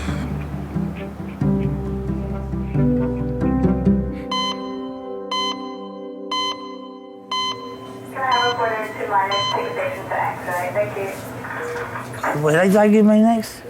Who? These lot. Taking you? Taking me. Taking you nowhere? Not at the moment. You're dreaming again, aren't you? Why have you got your arm up near? I don't know. You waiting for a bus or something? Pubs are still open. That's what your right arm's for, love. I ain't good for nothing else. Was Jacko there? Was Jacko at the pub? Yeah. All right, okay, well, you got to see him at least. He annoyed me, he did. Why? He annoyed me. I didn't say nothing to him, I just let him wash. I said, look, I told him what was going on there, and I ain't got long. And all that, there's final diagnosis and all that. Yeah. I said, do you fancy coming away again in March? Oh, no, I can't do anything in March. He said, I've got to go to Cheltenham, watch the races. Oh. And something else, and I felt like saying, Jacko, this is my last ever holiday, and my last drink with you for good. You could bloody well go anytime. You couldn't cancel a horse racing meeting. So I just walked away. Yeah, because you can do that anytime. Yeah, so I said, you can go it's like what you said to George. Yeah. You can do all them things after. I just let it pass, but I was really annoyed with that. I get more angry than I get upset. Because I wonder why. You know what I mean? Two brothers diagnosed very shortly after each other. You know, what's the chances of that? You know, most people have one in a family that's ill. Unfortunately, this family had it, and it was only a few months after each other. So it is a bit of a kick. But no, we get through it. Oh, he's a twin brother, identical twins, Tom. I miss him terribly. We done everything together. Everything. There wasn't a day go by where we didn't speak to each other or see each other, even when we was with our partners. Don't start me off. I miss him terribly. 57 he was.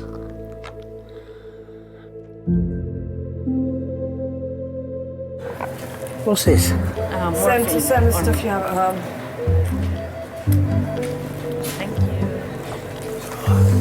That's not the same, is it? Yeah. Tastes different. No, yeah, it's the same stuff. Sometimes in a way it makes it not so bad when I think about it. I think to myself, well, at least I can join Tom. Not going to be on my own, you know what I mean?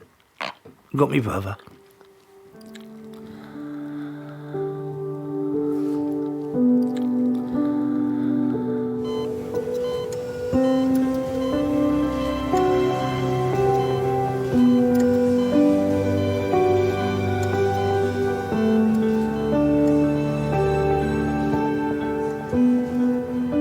There's a lot of A&E nurses, and the character that we are, people think you're a bit nutty and you're a little bit hyperactive and you're a bit... But I think when you do that job every day and you realise how short your life can be, literally nothing's taken for granted. You know, you can end just like that. You're not going to waste a day, are you? You're just going to do it.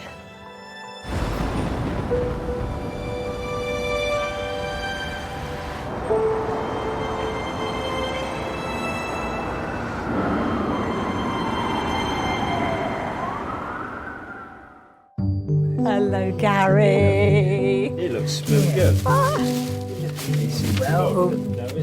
You're looking great. It's good to see you. You brought all sorts of stuff with us.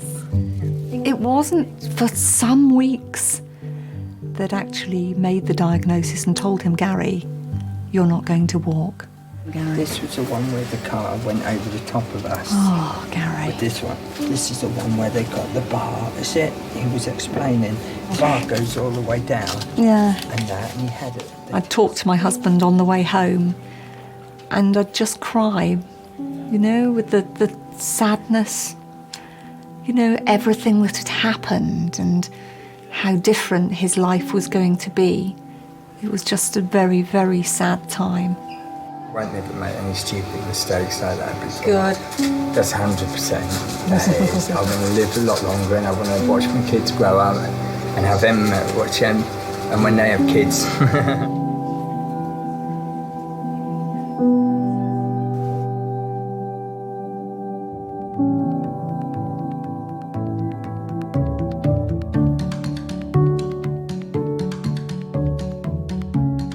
Find me a wheelchair so I can get to that shop. I'm starving and thirsty. If you can push me, all right.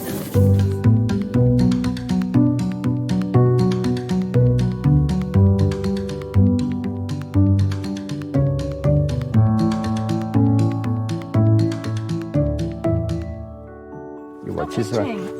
And they go. Please. Be careful. Don't they smell really nice? Ah. Can I give Willow a Is it? No. I don't know if that's a good idea with chewing gum for a horse. Oh, cheers. But you don't put your fingers. Could have one more. Good girl. Oh, nice one, Jem. You're doing really well. Just go careful, sweetheart. I can do a double one. They're saying you can have an electric wheelchair. If I did have an electric wheelchair, I'd want something which has got some oomph in it so you could so I can pull wheelies on it and have a bit of fun with the kids. I know. How old am I? 48? Or is it 5 years old? Yeah, see, you know you are. I love you. That's well impressive, yeah.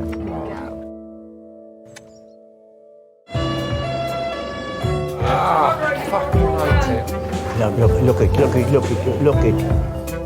You weren't particularly attached to those T-shirts, were you? They're the best T-shirts I've ever bought, to be honest with you. Laugh, and the world laughs with you. I know, yes. What I want you to do is get your bottom right up on the chair. Cry, and you sleep alone. They look after me nice today.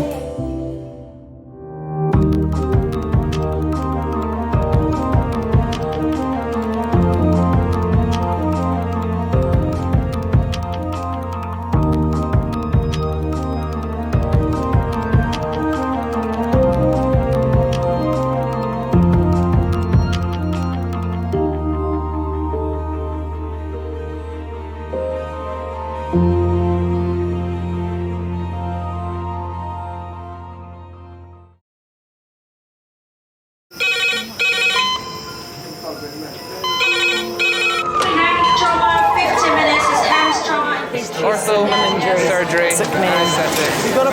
We're just going to get on through this. Not scare and get you all sorted, all right? John? Do you remember where you are? King's College Hospital, London. Thank God. A major trauma centre. Hit the curb, jackknifed onto the verge. Have we got a good pulse? Have we got an output? You know? One of the busiest A&E departments in the world. He will probably scream, but he won't remember. No, stop! Oh! A place where love, Come on, sir. Let's go. Up you go. No. life, There you go. I love you. I love you too. and loss It's all right. unfold every single day. Don't cry. And we'll make sure Mummy stays with you. Will you send? Right, who's not busy? Squeeze that. We can't give up on her. Come on. We've got to be strong for Mum, if it is the last bit. Hey. All the patients you're about to see were treated in one department. Well done. In just one 24-hour period. I never cease to be amazed at the robustness of human beings. I love you. And the strength of their relationships. Love, it's a reflex. It's what you do. For many of the families, despite the devastation that they may be facing, they give unconditional love.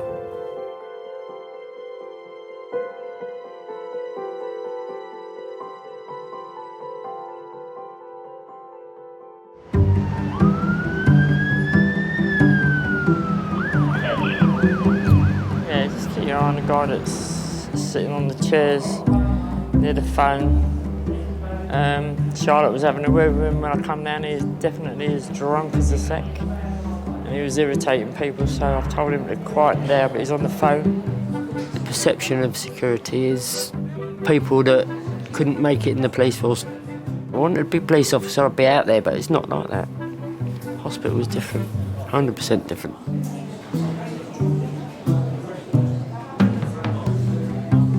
King's has 20 full-time security staff. I need to see a doctor now! What's wrong with us? Every month in A&E, they deal with over 50 incidents, ranging from verbal abuse to assault. Some people you can help, some you can't. And the ones you can't, in the end, they go. Either on their own or we escort them out. One way or another, peace has got to be made. Go ahead. He's drinking alcohol out of a bottle now. Off-ski, Manny, come on. You have to go, because you're not allowed to drink alcohol on the premises, my friend. No. Yeah. No, it's time to go. You can willingly walk out by yourself, otherwise I'd have to get my colleagues down here and they will sort of kind of carry you out. And you don't want that, do you? Because I don't want that. Come on. Where you going, Steve? Come on, that's it. You can go up. That's Daisy, it. There you go. that's it. There you go. No problem. Easy. Let's go. Easy, tiger. Easy, tiger. Let's go. Easy, tiger. You did it all by yourself. Well done. Easy, Tiger. Easy, tiger then. Come on then. Oh, don't push me too fucking far. I'm not pushing I'm you. not pushing myself. You're Yeah, you are. When they're drunk, then they could walk in front of a bus, you don't know. So then you're responsible now for this person. Don't push me. I'm not pushing you. I'm helping you. Caring, isn't it? Mothering. Because it isn't grabbing people up and chucking them out. God, he can take it from there. Because if he gets knocked over, where's he going to end up? Back inside, and that's where you don't want him. You're always making new friends, isn't it? They're always drunk now, aren't they?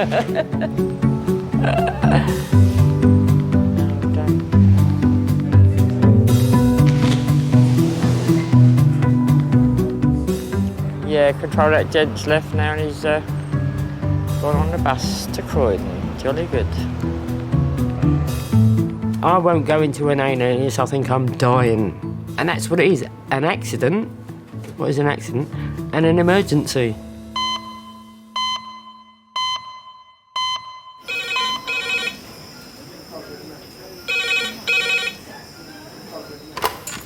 Hello, King's A&E Resource.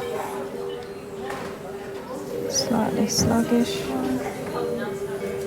Okay, did you know if she had a loss of consciousness or anything like that? Bye.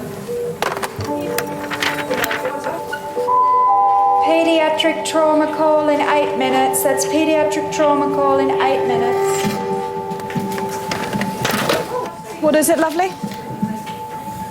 Oh, nasty. Hello, can you please put out a pediatric Fall 3 trauma metres call onto diving board? 8 minutes. So has she fallen off this higher board onto that board? Must have done. The trauma call is for an 8-year-old girl. She has a head injury after falling from the steps of a high diving board. Can we have everyone sign in that hasn't signed in so far, please? Thank you. She's being brought to King's by her mum. 8-year-old fallen 3 metres, GCS not stable, but left pupils sluggish. I mean, it's about our ceiling, isn't it? Just about, she's fallen the height of our ceiling.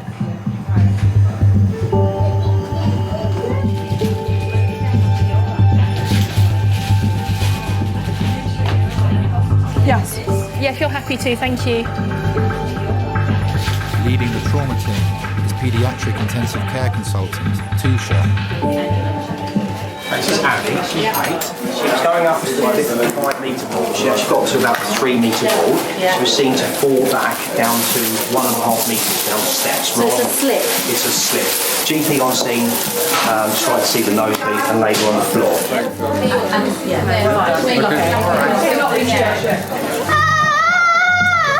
Okay. Do you want to go around? Why don't you go around to the top end? Alright, baby, you're so okay. Take a deep breath. Hey, baby. That's it. All right, look at mummy. Look at mummy. There's a good girl. Yeah. Head injury in children always makes me worried. Abby, you want to sleep? Do you feel any pain here? Okay, Abby, don't worry. Here, any pain? Okay, here. Here. Seeing her getting drowsy was not good. Her brain could be under pressure from a blood clot. What does that mean if it's sluggish? Normally you expect it to react very quickly to light, so if it's not, I just want to make sure that there's no reason inside her brain why it's sluggish. So what we're going to do is we're going to take her to the CAT scan to do a picture of her brain. If there is a reason inside her brain, then we need to deal with that reason. And that reason could be a bleed. A bleed. What would be the procedure if that were the case? I think we should deal with that if we need to. Thank you. I noticed the sheer look of panic and that bottled up emotion that every mother has when they're scared. You're such a brave girl. Yes, you are. I'm so sorry, sweetheart. Abby, calm down. Breathe, okay? I know it seems frightening, but I'm here and you are doing brilliantly. Wanting kind of, please tell me this is going to all be all right. And I can't. All right, look at mummy. Look at mummy. There's a good girl. Because I will not give false hope.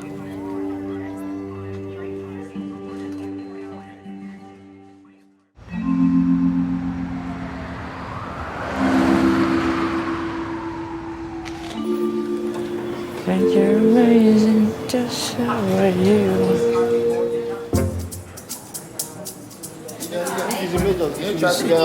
Hello?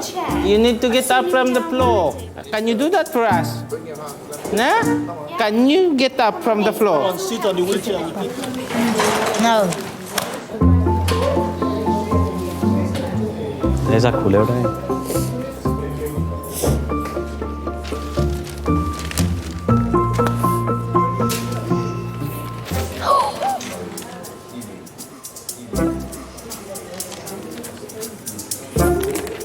Still smell alcohol.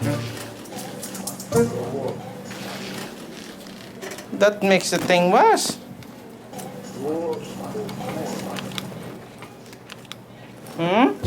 Did you have a drink today? Okay, so why you are here then?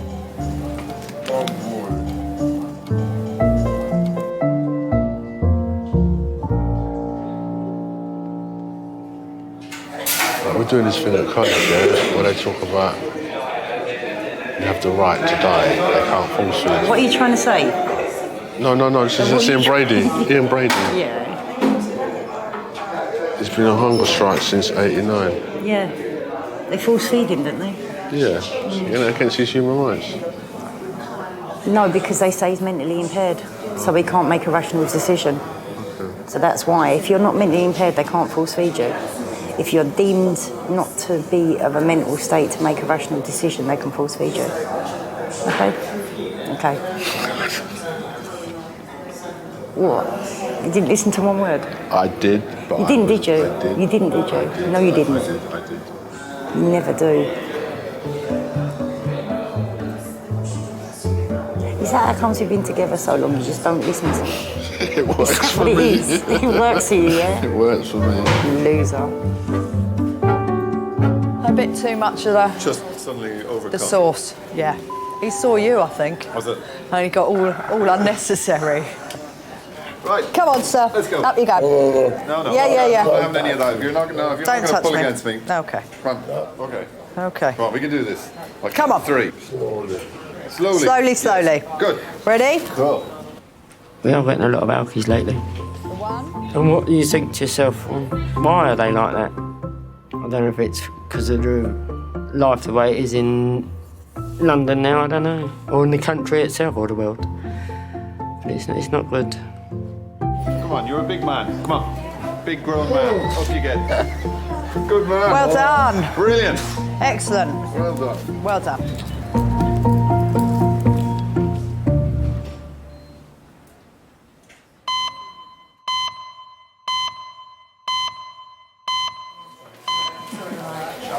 He's up in Edinburgh, isn't he? They're always up in Edinburgh. Aren't they? They're always somewhere else. Just trying to get back down to see you, honey. Following her fall from the steps of a high diving board, Abby is being taken for a CT scan to find out if there is a bleed on her brain. Okay, ready? 1, 2, 3, move. There we go. Okay, all right? Abby, hey, we just need to tape you down so that your head doesn't move Just going to too put a little bit of much. tape over your head. You can still move it, but I don't want you to move. Just to remind you not to move, all right? We used to go swimming, and in the centre you can see all the kids diving. And she said, I want to do that. She would just jump off, do these straight jumps, pike jumps. She's just had no fear. And that is quite a childlike thing anyway, isn't it, to not have fear of things. So she would just go for it. It was frightening because when you've got so many doctors around her, you've got one at her eyeballs, 2 are trying to get needles in her arms, and it was just frightening. I'm just waiting on the CT scan. And of course, that's your initial thought is that it's a bleed.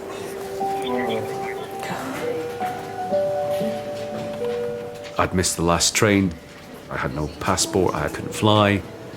I just remember just sitting on the floor, just trying to figure out some way that I could possibly get down to London right away. It's worse than agony. I just wanted to be there.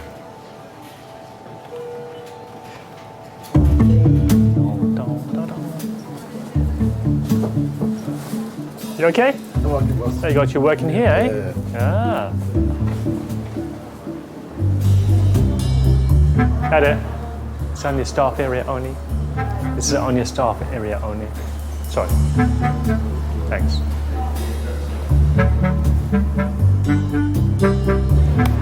I think my brain's not functioning. That's nothing new though, is it? I'm being serious. So am I. This is so stupid. No, I mean, it's my thoughts are getting all scrambled.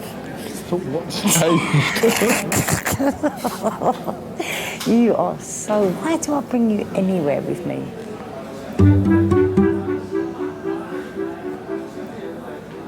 You should have stayed at home. You could have hoovered, made the bed, washed up, cleaned the sides. None of it got done today. Oh, it's a hard life. Phone Billy and tell him to clean up. Yeah, okay. Please. I will do. Thanks. I don't want to go home to a mess. See the chap in the corner, sitting in the corner with a hood on. Is he booked in?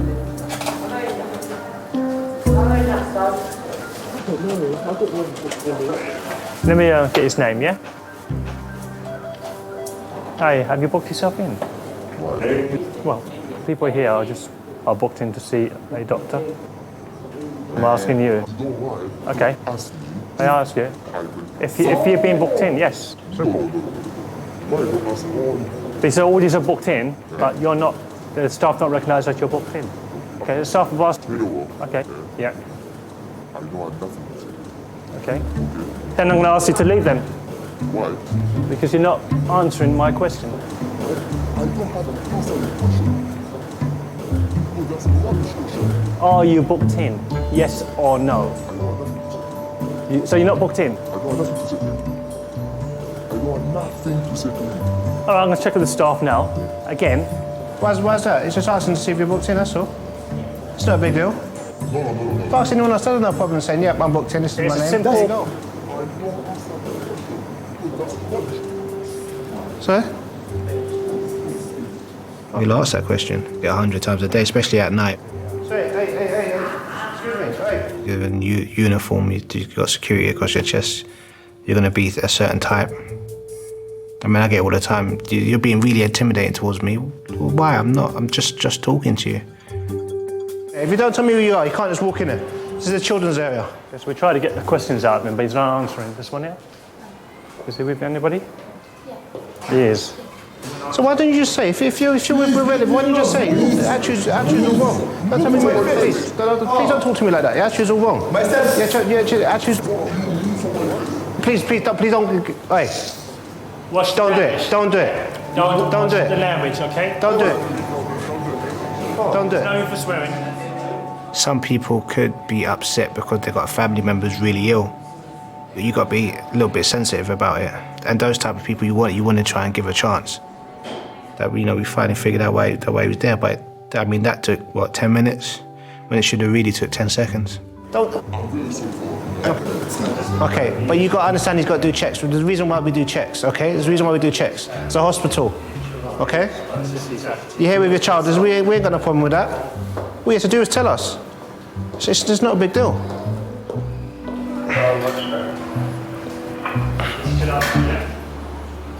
Sometimes I go home and I think about what I've seen that night. Or I speak to my wife about it. I do feel fear for the younger ones.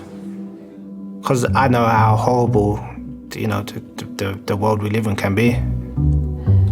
My mum says I'm overprotective, but my daughter, she gets a little bump on, on her head or something. I feel like I want to wrap them up in cotton wool.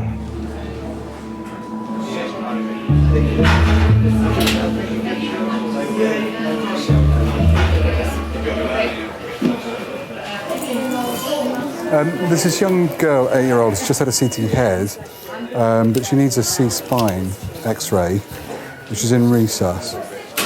The CT scan has shown no bleeding in Abby's brain, but there's still the possibility that her spine has been damaged. I can't do that, darling, because you've got to take one leg. I know. Yes, you can. Yes, you can. A little bit. Can I read you a story? Yeah, I'll read you one of those stories. Well, you feel helpless. To actually face that your child could be paralysed, it's just the worst feeling ever. Wilma and Biff saw a notice. It was about a go-kart race. All right, baby. Get the saber! It will come up soon, my darling. It will come up soon, okay? I can't pick it up, baby, not yet. All right, you were such a good girl. We're going to go on a little journey again. We're going to try and get those x-rays and those pictures of your bones, and then hopefully All right, baby. we'll be able to take all this tape and that horrible collar off. And can I go home? I think, sweetheart, because you had a nasty bang on your head and you're a bit sleepy. Oh, don't cry. Let's see. Let's get this Listen, X-ray we'll first, see, okay? Yeah. And we'll make sure Mummy stays with you. For someone who was so bubbly and crazy, it was sad to see her little broken body and her broken spirit. But I still have to say to her, you're going to be fine. You're doing really well. Just to get through it. Just to get through it. Yeah. Alright, teacher. We're going to do a few pictures of your neck today, okay? Alright, hold nice and still there. Oh, you're doing really well. Okay, you've just got to stay nice and still for us, alright? Take this collar off, it's double stranded. Can I bring a mum in for an apron? Abby. Abby, you just need to get the pictures on. Should we get Mum in? Should we get Mummy in? She's coming. She needs a neck. Good heart, you're doing so well. Darling, I'm here. Really still for us. Brilliant. That's fantastic. Let's enjoy the Good feeling. girl. Oh, is that nice? Stay still. So you must stay still, darling. Good girl. Keep nice and still, okay? Abby, listen to me. Make my hand go up and down with your breathing. In, nice and still. Abby, listen to me. Right, it's going to be 2 minutes, okay? See if you can be a statue. Okay? Brilliant. Can you make my hand go up and down? That's it, up and down. Good girl. Imagine you're on a nice warm beach, okay? The sun on your face. See, can you hear the waves crashing on the beach? Okay, it's lovely and warm. Oh, that's a good girl. Yeah. Well done.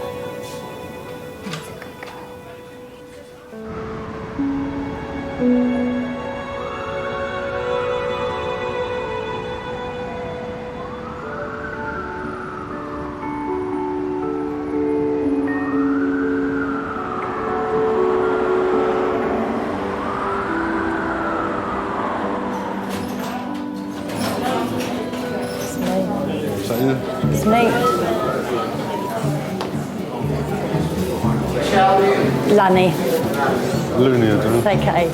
46-year-old Michelle has come in with back pain. She's here with Hubert, her partner of 30 years. So tell me, did you have an epidural yesterday? Yeah. What was that for? I've got nerve damage and a slip disc. Oh, so you had a spinal injection? Yeah. So since the time it was given, As it it felt shaky? really shaky, and then as they pulled it out, then I just thought I was in shock because it really hurt. Gemma was breech. Ashley was the worst one, and Billy was born in 6 minutes, and I had him in accident emergency at King's College, and Ryan was 20 minutes, and then Amir, I think, was about 30 minutes start to finish. Got spontaneous labour. But it's right down the bottom they gave it, right there. When I had Amira, through the pregnancy, the weight of the baby was completely on my spine. So it caused some nerve damage, slip disc. So what they decided to do was give me a spinal injection of steroids to try and calm the nerves down. And I had a really bad reaction to it. Okay, because this was done by the anaesthetics department, I would actually like to, I would like to speak to them, and I'll let you know what they say. So let me just speak to them, yeah? Okay, thanks.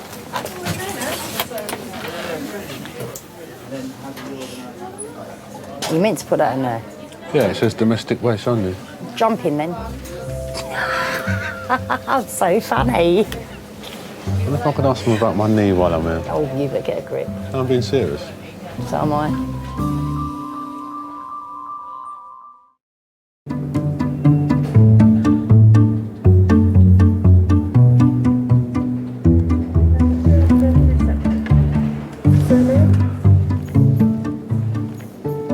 James.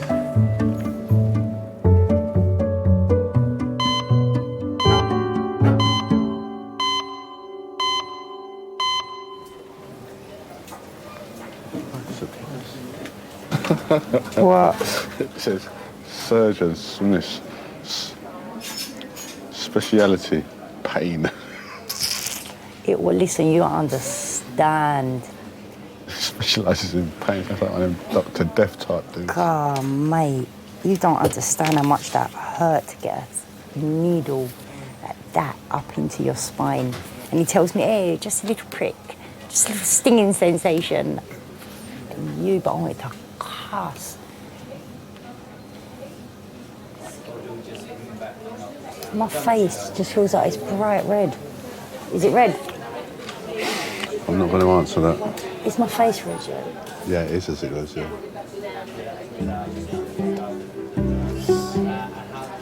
We were lucky enough to meet each other at a very young age. Sometimes relationships are as long as ours, with as many kids involved as ours, you sort of lose sight of each other. And we always manage, you know, to pull it back in and enjoy each other's company. We still argue, a little bit better. Should we go home then? Would you go home if it was you? I wouldn't come here. Why are you such a fronter? You bang your toe and it's an emergency call to the hospital. You're the biggest hypochondriac I know. Oh, my knee. Oh. You're not even listening to me, are you? Did you say something? Yeah, I thought so. We will not argue in front of the kids. We won't do it. That's why I hit you so often, you know, because you just don't listen. Call that spousal abuse. I'll go in one room and he'll go in another room and we'll text each other abusive texts until we make each other laugh. Right, I won't be a minute. I'll be back.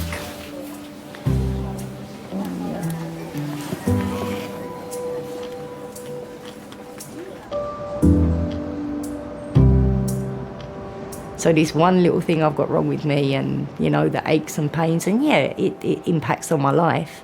But then I just think, wow, like, how lucky am I? How lucky am I that I've got 6 amazing kids? I need them as much as they need me. You know, they're sort of like, they're my breath, you know. They're my life, they really are. Uncle Stuart's here. 24 times. And say hi. So she's got the imprint of the steps. Okay, that's fine. She was so flipping lucky she didn't kill herself. I know, could have been. I'm surprised that, you know, it didn't smash her skull. She fell from that height on concrete steps. Or maybe she fell halfway down.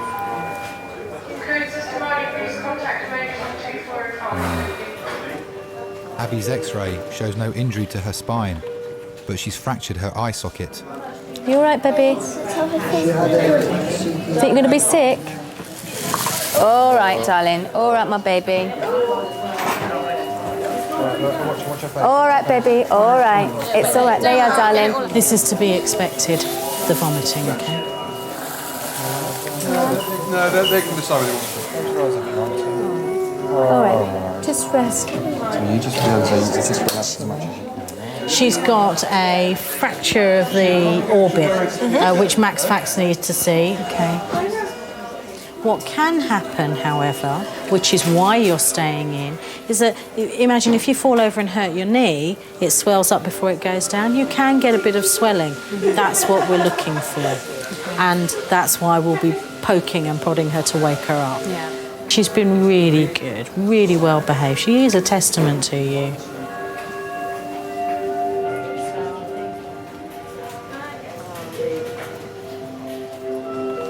Hi. She's fractured her eye socket. Yeah. She nearly broke my heart though, because at poolside she said to me, "I love you, Mummy." But she's done so well. She's been a little trooper. The doctor said she's a testament to us. I just wanted to comfort Abby, I wanted to comfort Nikki. Suddenly you just realise that your family, there's the little family that you've created, and it's bigger than anything, really. And you just feel as though you want to make everything better, you know, just to look after them, protect them. Hello, baby. I hear you being very, very brave. You're a very good girl. You're a very brave girl, darling. Oh, my little darling, my little poppet. I hope you're okay. Well done for being a really good girl and a really strong girl. Yeah.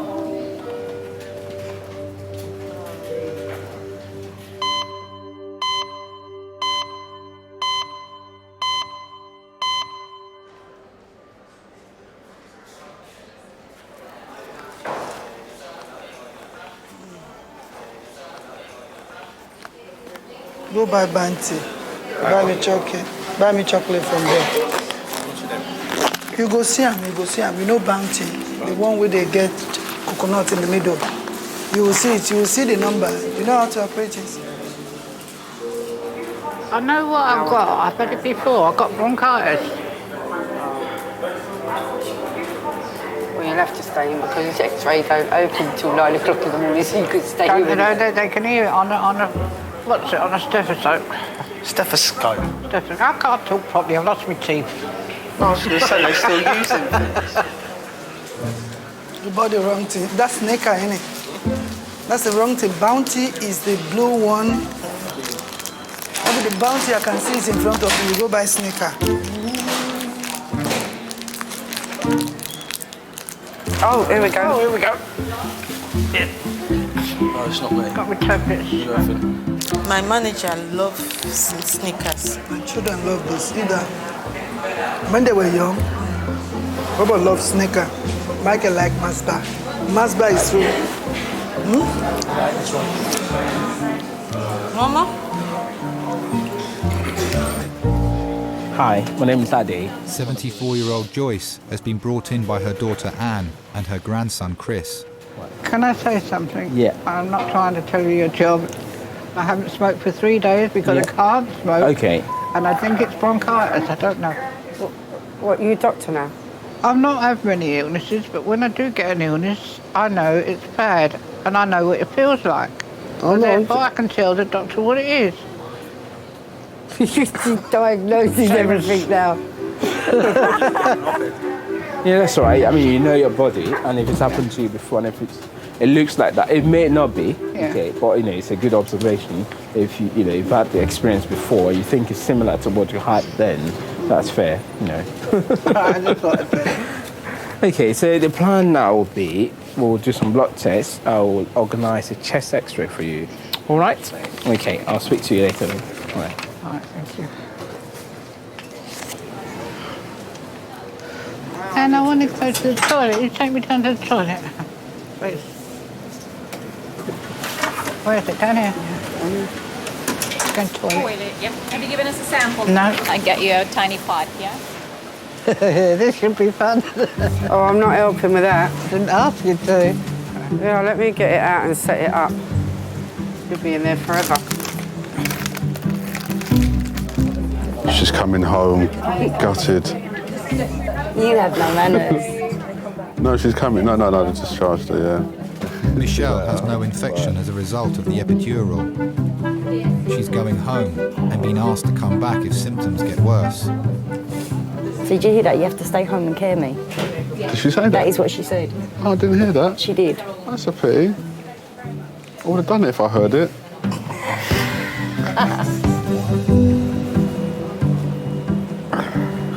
The good thing is, though, they're going really quick, aren't they? Getting things done. Well, you know, it's because of her age. Yeah. It's your fault. It has to be. Sending me the wrong way. It has to be. I keep telling you, dumbass. Thank you, Michelle. He's fine. The ambulance driver said he can walk. Stay in there. The security team has been called to help a drunk and disruptive patient with suspected mental health issues. Stay in there. They need to keep him in the treatment bay until the psychiatric liaison nurse arrives. Will you stop grabbing hold of me, okay? Hello, security control here. How are you? What has Marty said to do with this patient? Say again? What has Marty said to do with this patient? Well, she's going to see how it goes. It's always a difficult situation to deal with. It's not the same as if somebody was being aggressive and they had no mental health issues. You could just chuck them out if they're not that ill. But if somebody's got mental health issues, they need help. And it's your job as part of the A&E team to help them.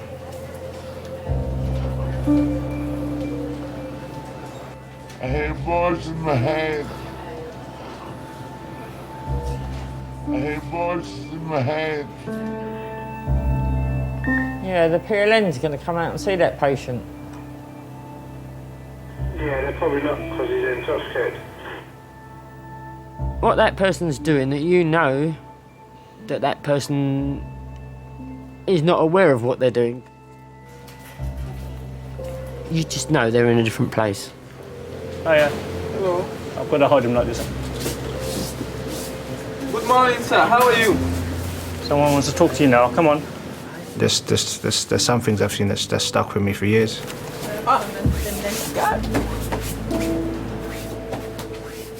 mean, you're meant to be security, you're big and you're tough and, you got to deal with this every day, but, we're only human as well. We got families.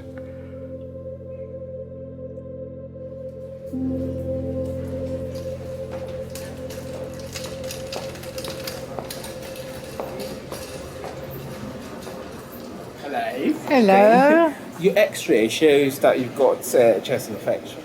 Mm-hmm. So you will need antibiotics, and hopefully everything should clear out. Oh, all right? good. As long as I can go home, that's all I Yes, want to do. Thank you.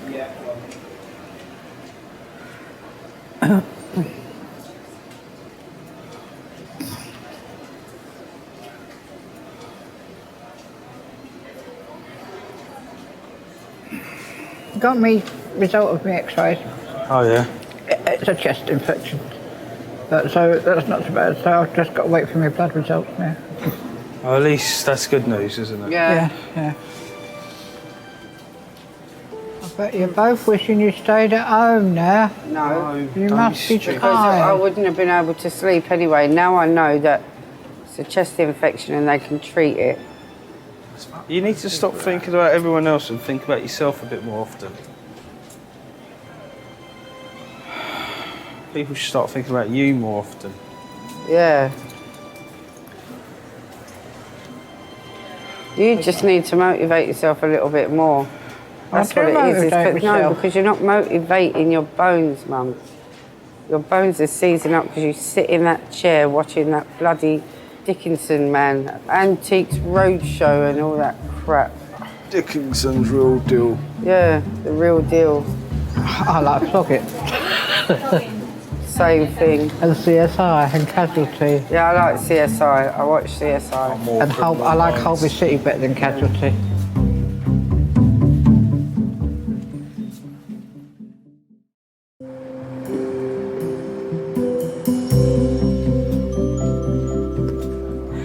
You got far to go? Forest Hill. No, far enough. But she brought the tablets in.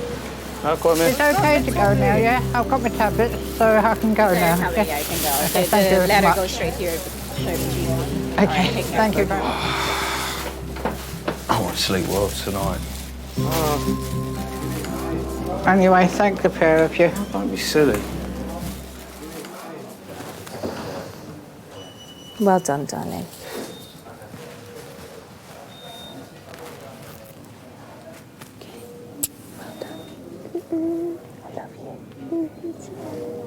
So much. I love you more than bacon. You're supposed to say something back. Sausage. Sausage.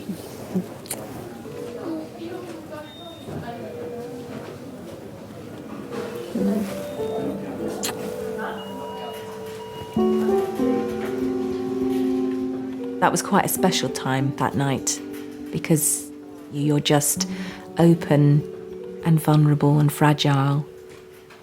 For me, having that connection that night as a mother to a daughter, I think will always remain with me.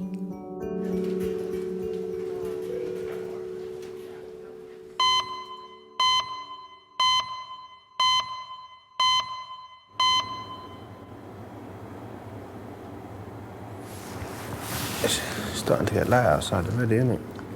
Oh, it was really nice. Last night before we came to work, I was sitting at my laptop, my window was wide open, the sun was just going down slowly. It was a really lovely evening.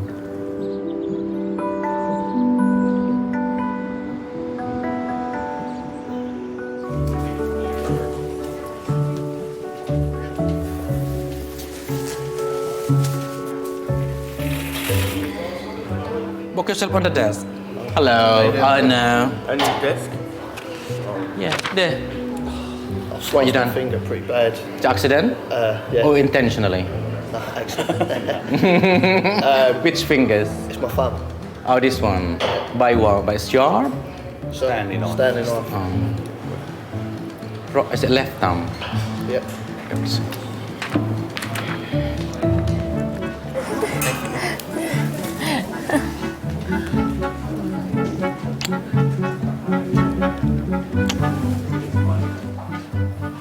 Hello, Michael. I haven't seen you for a while. How's it going? Keeping busy? Hello. Morning. Good morning. Why are they passing you by what? Sorry? Why are you standing here? I was waiting for you. Yes, exactly. You got it right. See you later. See you, Mike.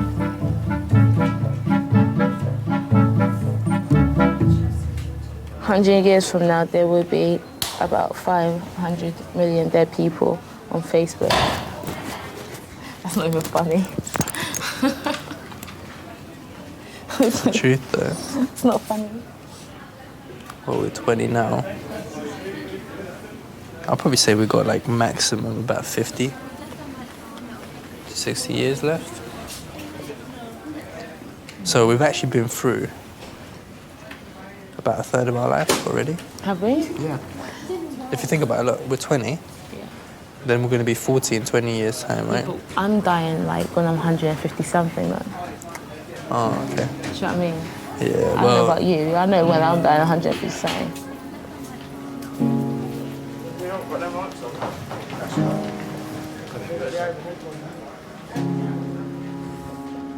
I don't ever want to die, so especially seeing it here, it brings it home.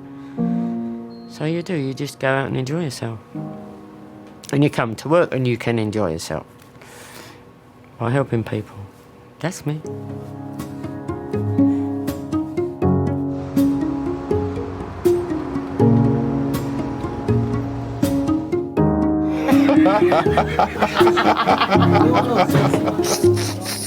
Here I am getting better, ain't I?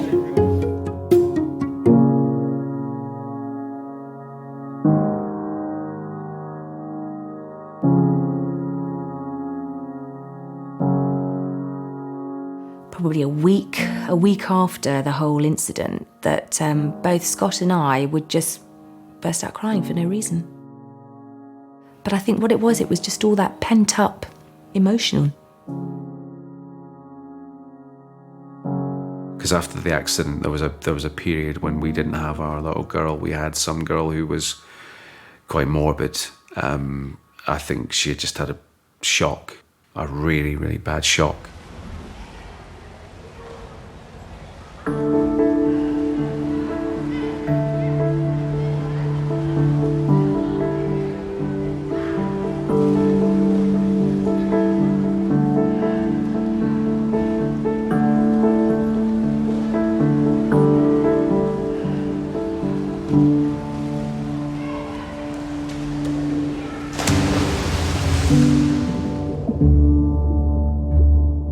Diving off quite a height since I had the accident has been quite hard.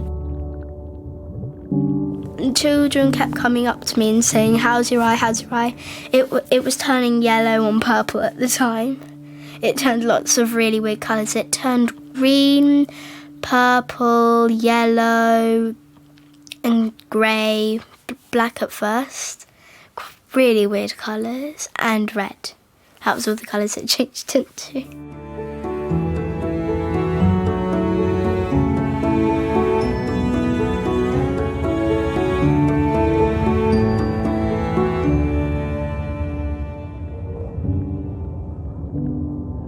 I would like to go high, but I thought just leave it for a few weeks and then start doing 5 metre again.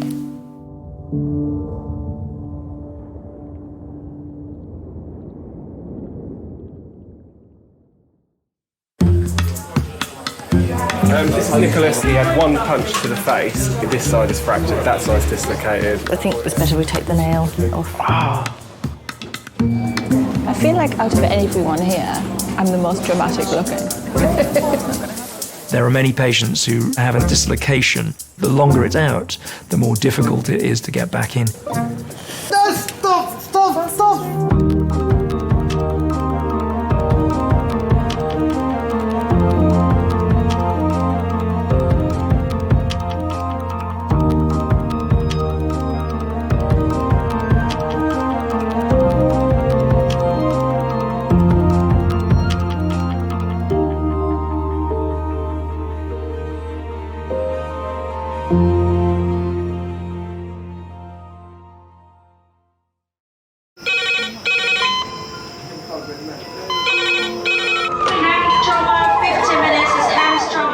Ortho, surgery, anesthetic. You got a problem? We're just going to get on through this. Not scare and get you all sorted, all right?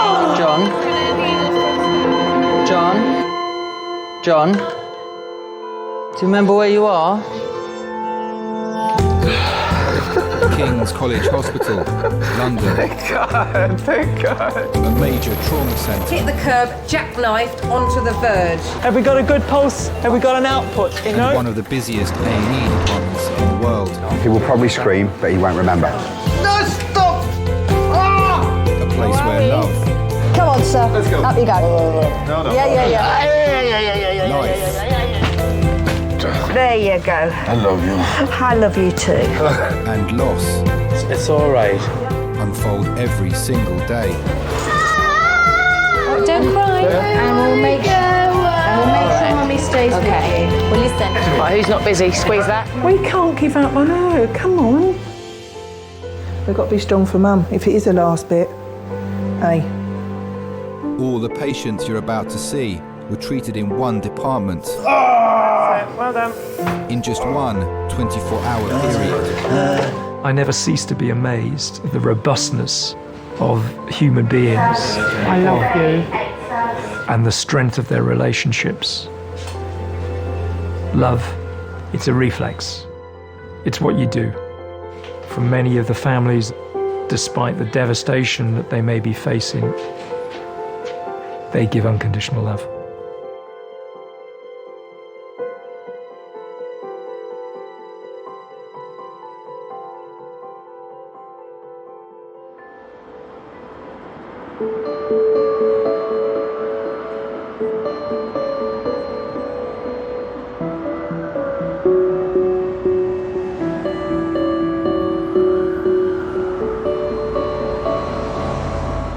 Sorry, matey, watch your back there, please. How you doing, love? You all right? Come on. I'm the best driver. They're not gonna like to hear that, but yeah, bring it on. You got to know when to hold 'em, know when to fold 'em, know when to walk away, know when to run. All right, let's get you back around the corner. I like how they drive. Nice and smooth. I walk circles around a lot of my other porters there. I do walk circles around them. So that's just me. You know, I'm very, very, very toned person, very fit. Yes, I am very fit. I say I do about 25 miles a week. Easy. Driver, best one in the world. Best one in King's College. No collisions, not even one. Not even a half one. All right, bud, take it easy, okay? All right, thanks a lot. Cool, but I'll probably take you to the ward later on. All right, see you later. All right, man. Thank you very much. No problem, nurse. Stop.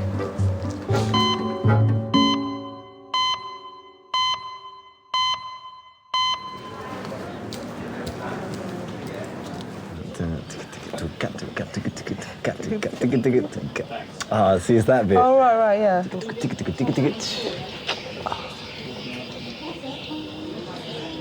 Like, it's tracks like these that remind me of Kill Switch. Yeah? But I screamed. Music that's students my Andre pain and scream Thomasin right there. were skateboarding in the park after dark. If we just decided to stay in this one night. Yeah. Or I just actually got off the skateboard and be like, no, I'm not doing it, not doing that. But it was gonna happen eventually, either way, I was gonna skate that ramp. She's hurt her ankle.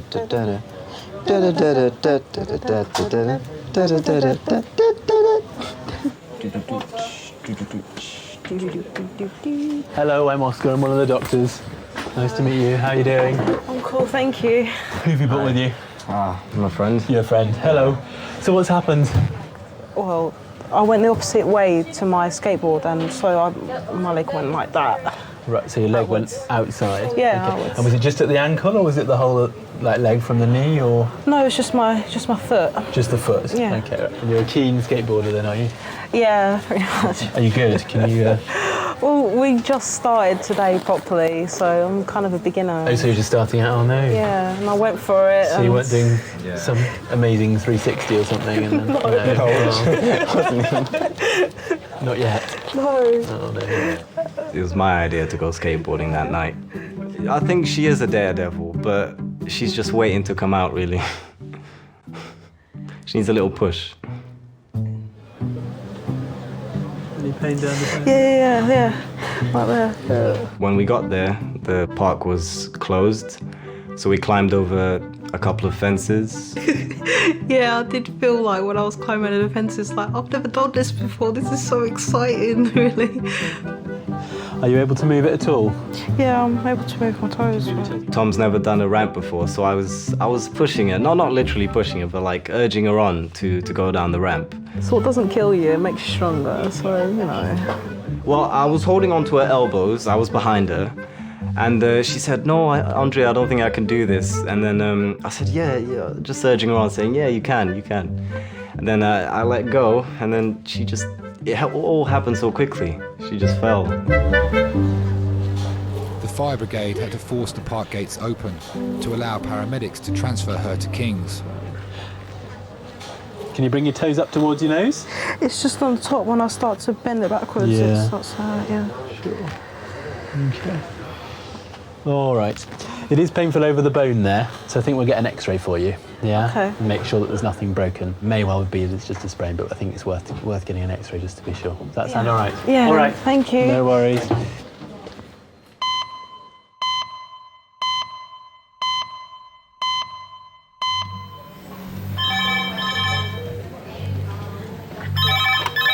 Hello, King's A&E. Yeah. Yeah. Thank you. Bye. Hems red phone. Hems red phone, 10 minutes. That's Hems red phone, 10 minutes. The red phone. I should admit this, I quite like that. And that's why I do this job. Oh, hello. It's one of the resource nurses. Can I have the trauma team to A&E resource in 10 minutes, please? Right, what have we got coming in then? Road traffic, collision, query chest, abdomen, pelvis injuries that would be pretty nasty. The earlier you intervene, the better. Treatment is far better when preparation is made. The 7 Ps of military, you heard that? Proper pre-planning prevents piss-poor performance. We got a sharp spin anyway, we have good. Done it. Well spotted, thank you. Charles, are you happy to... I'm happy, I can do B or C, which do you prefer? Can you pass scan? No. Okay, so B and C? B and C. Certainly. Yeah.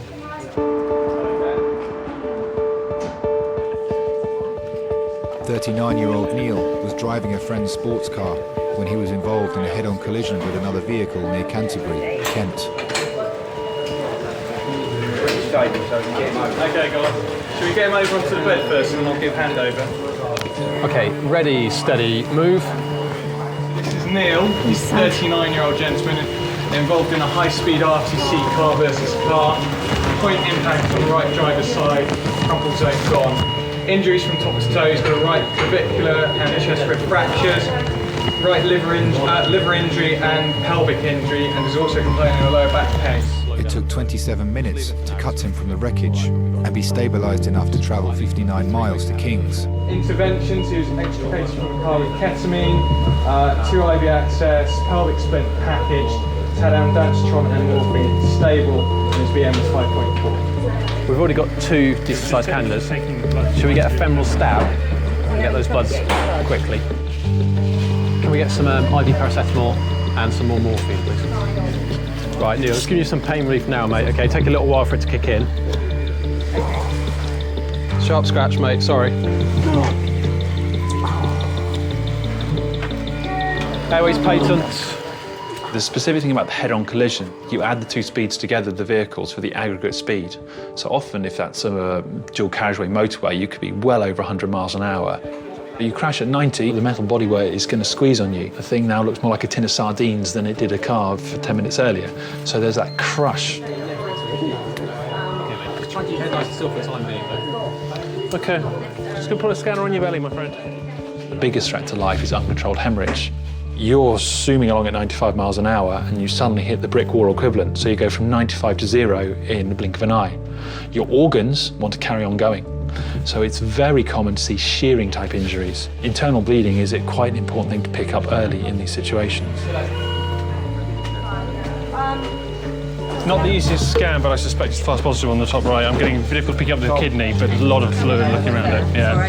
So, okay, yeah, can we get him off the scoop and have another go? Okay, mate. Just try and keep your head nice and still for the time being, though. Okay, just bracing again, guys. Ready, steady, brace, and down. You all right, mate? I'm feeling a bit tummy. Let me know if you've got any pain anywhere. Oh! Yeah. Right-sided belly pain. Jesus. Oh, God. Okay, Neil, Where's the worst of the pain at the moment? Chest and lower back. Okay, out of 10? Chest 5, lower back 8. Okay.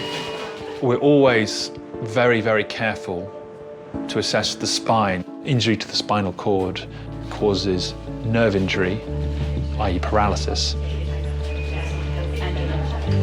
I suspect that's what most patients are most afraid of.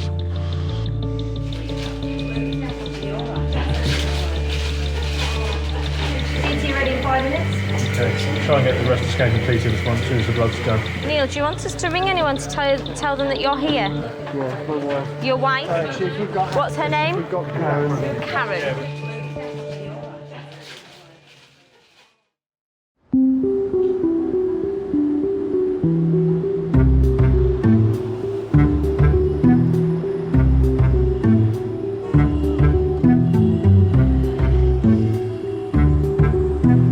All right, David. Go to sleep. Do you want to have a little sit down on me? Gonna lie down on me? Well, no, I think you're gonna lie down. Even if I had no injuries, I couldn't go to school tomorrow. Why not? It's just, I would be so tired.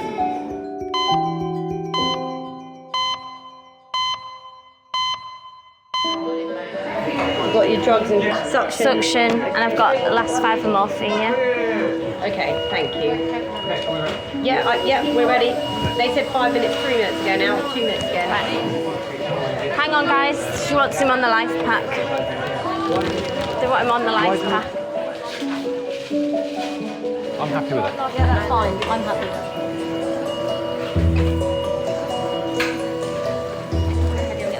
18 minutes since arriving in resus, car accident victim Neil is stable enough for the trauma team to take him to the CT scanner.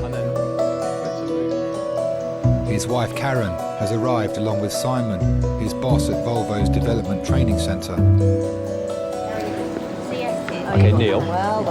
No, we're going to just head into the room in a moment, but we'll keep an eye on you whilst you have the scan. You need to keep your head nice and still, though, okay? You've got the collar on. Until we're sure that you've not got a problem with your neck, don't move your head, okay?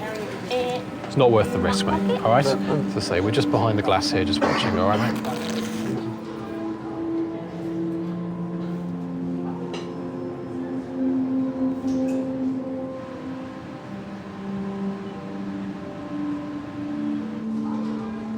If you've just been pulled out of a smash, you must be thinking, am I going to survive? Am I going to walk out of here? Am I going to walk out of here intact? It's a yes or a no when you come out that scanner. So it's very easy to imagine the worst case scenario.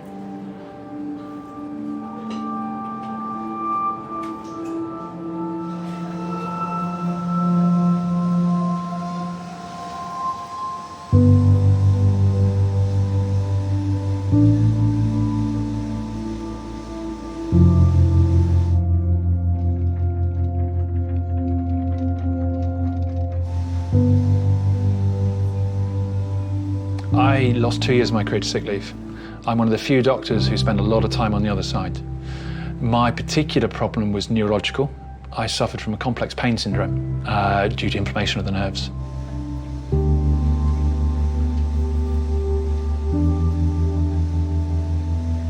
Pain that you get from things that shouldn't cause you pain, light touch. One of the very worst things for me was I couldn't wear trousers. I was effectively housebound because I couldn't get dressed. For an active guy who loves coming to work and loves doing things, being housebound was difficult, was very difficult. The main thing that I remember thinking throughout the whole illness is this shouldn't be happening to me. Just me, or was that a very big liver? It was the thought of what's it mean for my career, what does it mean for me, what does it mean for my family. Patients undergoing a CT trauma scan are probably thinking the same. What is this going to show? What is it going to mean for me?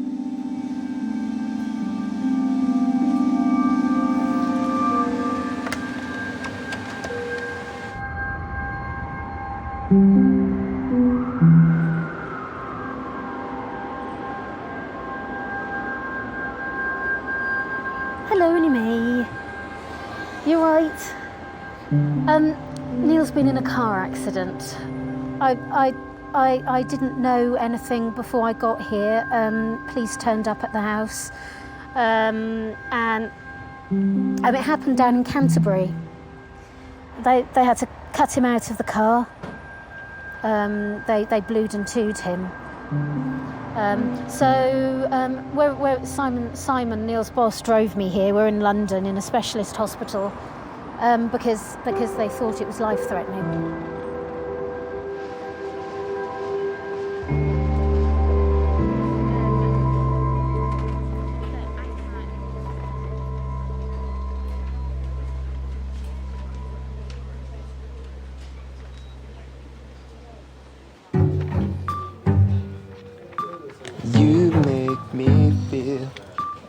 You make me feel like a natural. What's that song? 20-year-old Thomasine is waiting for the results of her X-ray.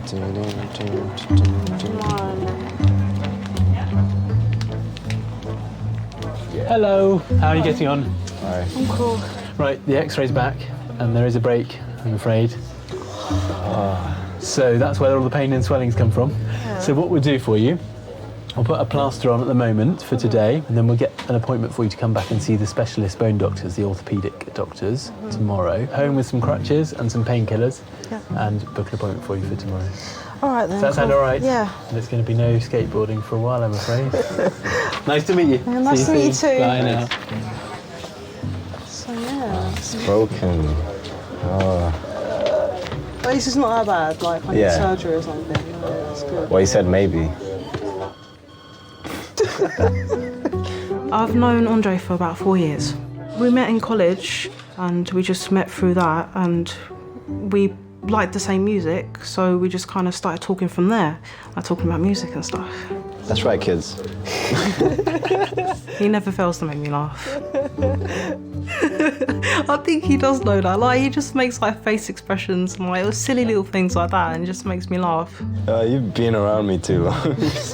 Yeah, pretty much. I don't know what I'm going to tell my freaking parents, man. Yeah. Well, they're going to give you crutches, yeah? Probably. If not, then I'm like... I'll carry you or something. Carry me? Yeah. Bridal style. Huh? Bridal style. Whatever style. Whatever style. Make me feel special. Yeah. Special for one day. I'm sorry for making you wait, by the way. It's okay, babes. I'm here for you. Really Got your back. Oh, yay. Yeah.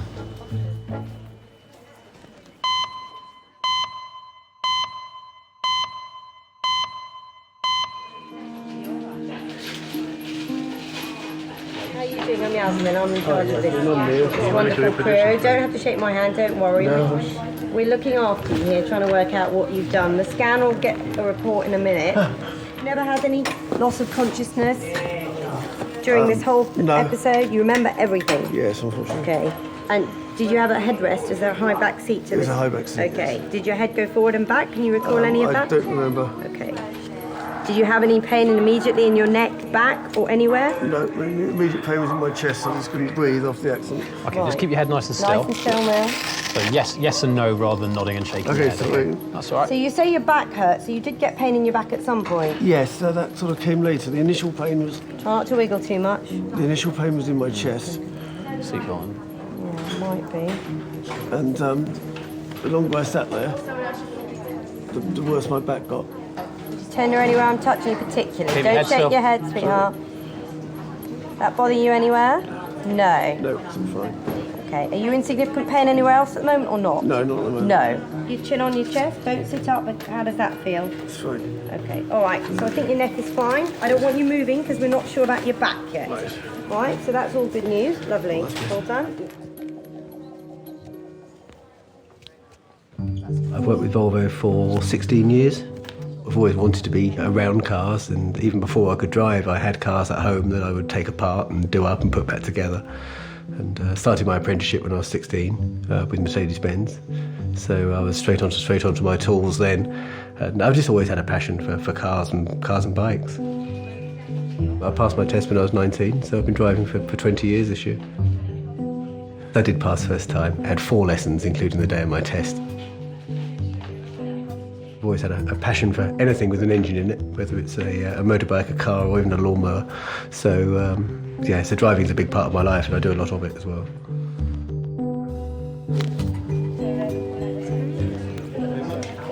I'm just going to give you another painkiller, a different one. It's not morphine. It's a really strong ibuprofen. You're all right with ibuprofen usually? Yeah. Cool.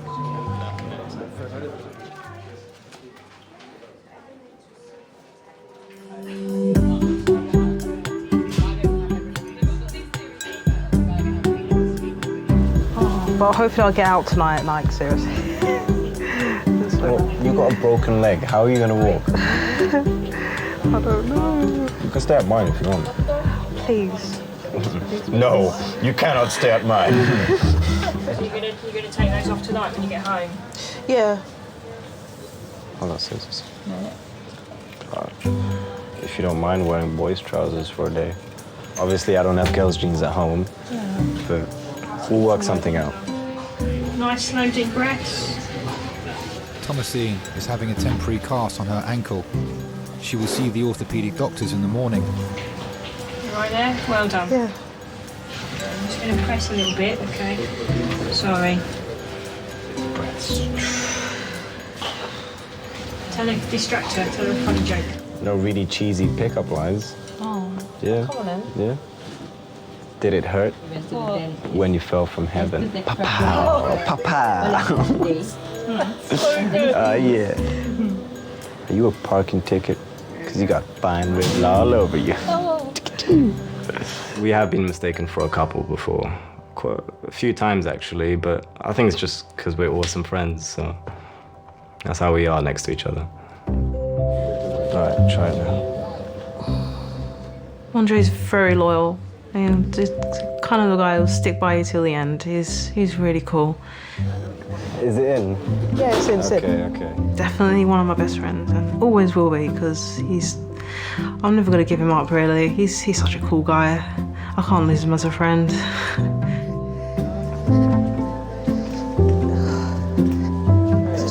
You won't be able to do anything anymore. Yeah. You're like an old lady now. Quite literally. Hannah was all about like taking the piss out of me, like, oh, you're so old and gonna be in crutches soon and can't do nothing.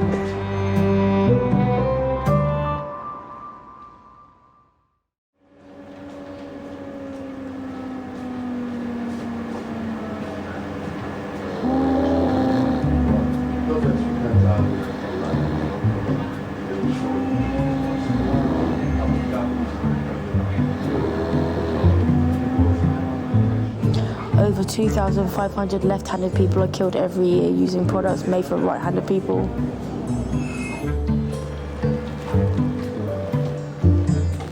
Oh my god. The female orb web spider eats the male during sex, but the male's penis is detachable and it still finishes the job. Still gets the job done. Oh my days. Girls between the ages of 14 to 17 text on average 100 times a day. That's a lie. No one texts everyone pins.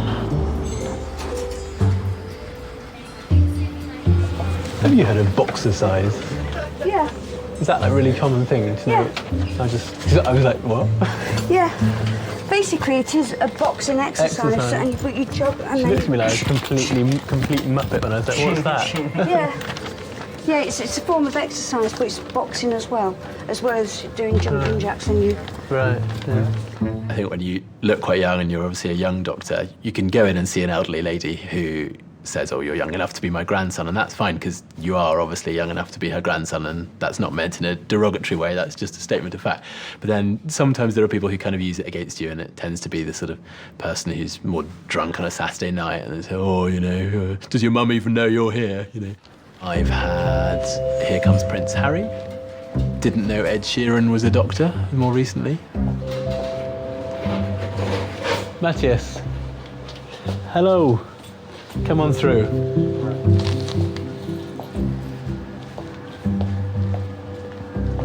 I don't like being called Boris Johnson. I'm okay with Prince Harry. How can I help? I'm Oscar, I'm one of the doctors. Nice to meet you, Oscar. What have you done to yourself? Want to have a drink and then trying to catch a last train home, and then that failed, so I tried to grab onto the train, and that also failed, so I had to let go at some point.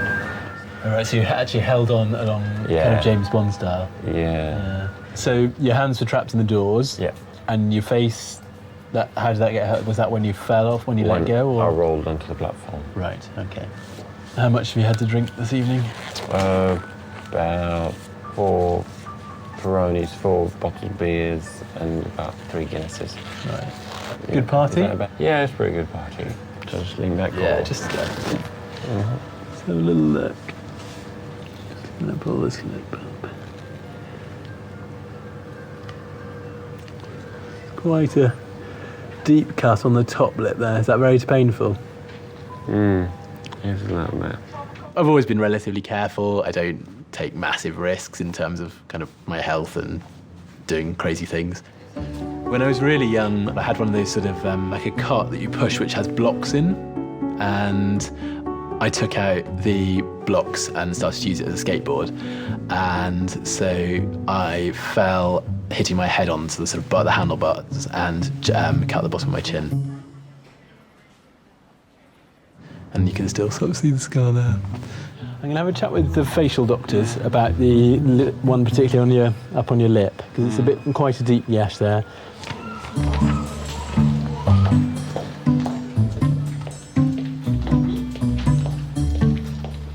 I try not to judge anybody when they come in. I try not to really judge people at all. Everyone has moments of madness in their life and do bizarre things. Hello. We'll deal with the wound up here, won't they? They will do, yeah. Yeah. Is it a through and through? No, not completely, but quite deep. How did he do it? Holding on to a side of a train.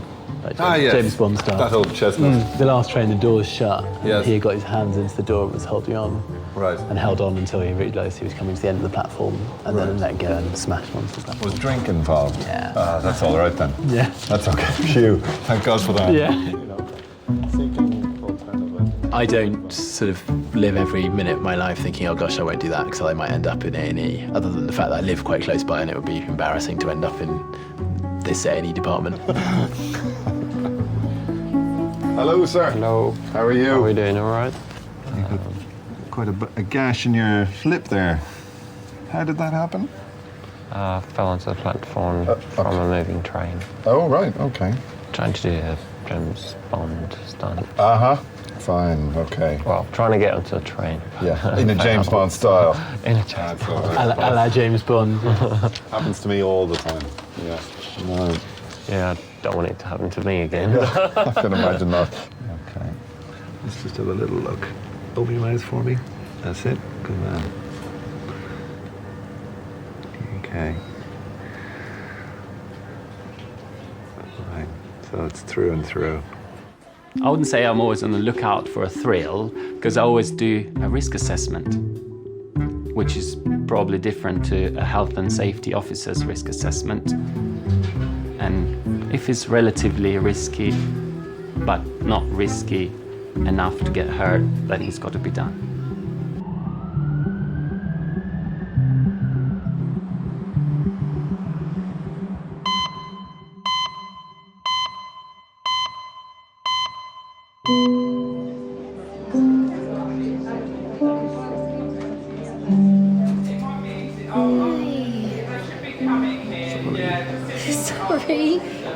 Oh, hello, Mr. P.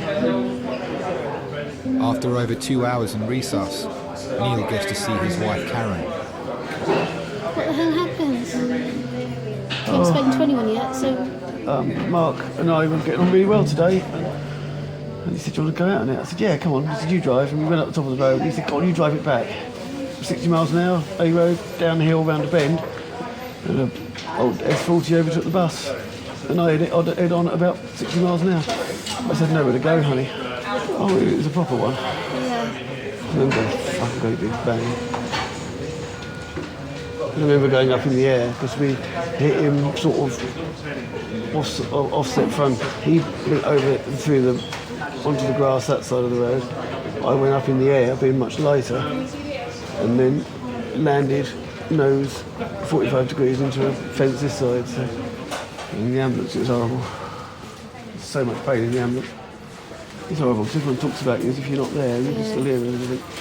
But of course the police, want to assess the scene and they close the road, and of course then they ask the question, is it life-threatening? And the paramedics said potentially.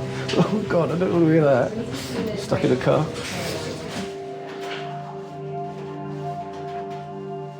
You like to think that you have an element of control over your life at any given time. In that particular situation, that control is taken away from you.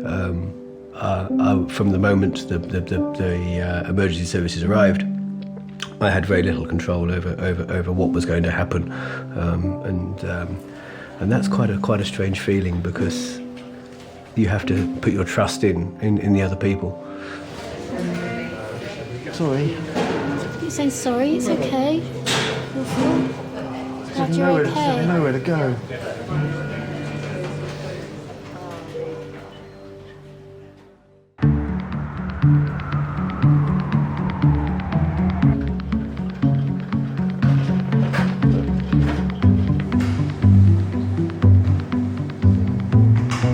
More humans are killed by falling coconuts every year than shark attacks.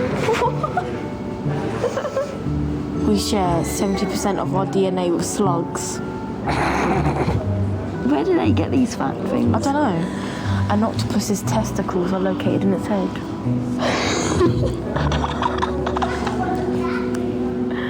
Testy head.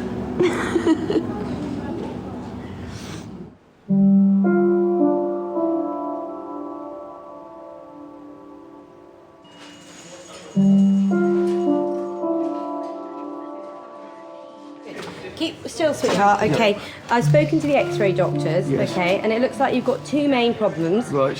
One of them is the pain that's coming from your chest. Yeah. Looks like you've fractured your breastbone. Right. Okay, so that's broken. Yeah.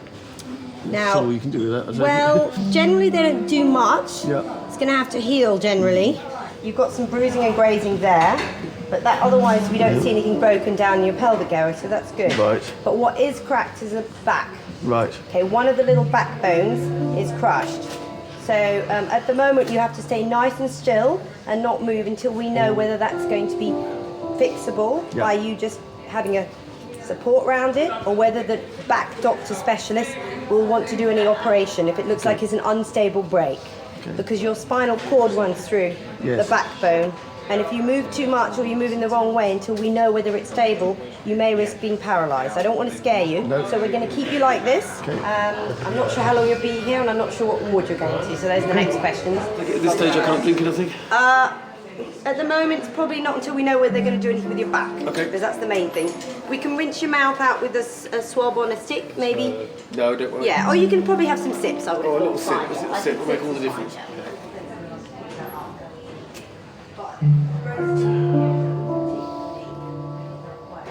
There were three primary injuries. I had broken my foot, and that was the force of the brake pedal making contact with my right foot. I had a clean break on my sternum, on my chest. That was a big concern for the hospital staff initially, because whilst your sternum's not particularly important, it's what's behind it, of course, your heart and your lungs, which are a little more vital. But they were very pleased to tell me that it was a nice clean fracture and no splintering. So that was why my chest was so sore. But the primary injury was I broke my back.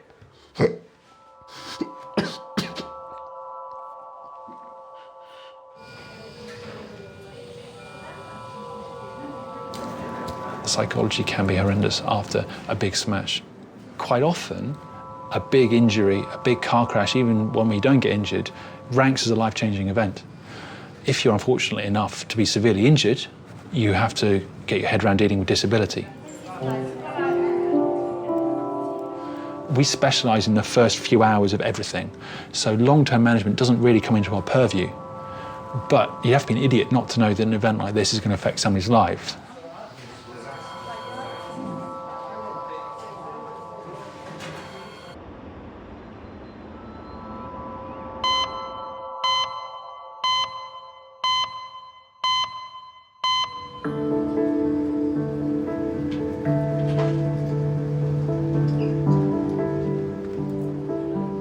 34-year-old dad of one, Matthias, has had his wounds thoroughly cleaned.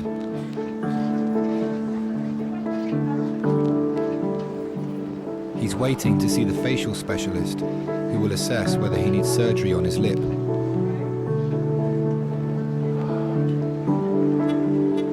alright? Feel a bit queasy? Yeah? Just some water?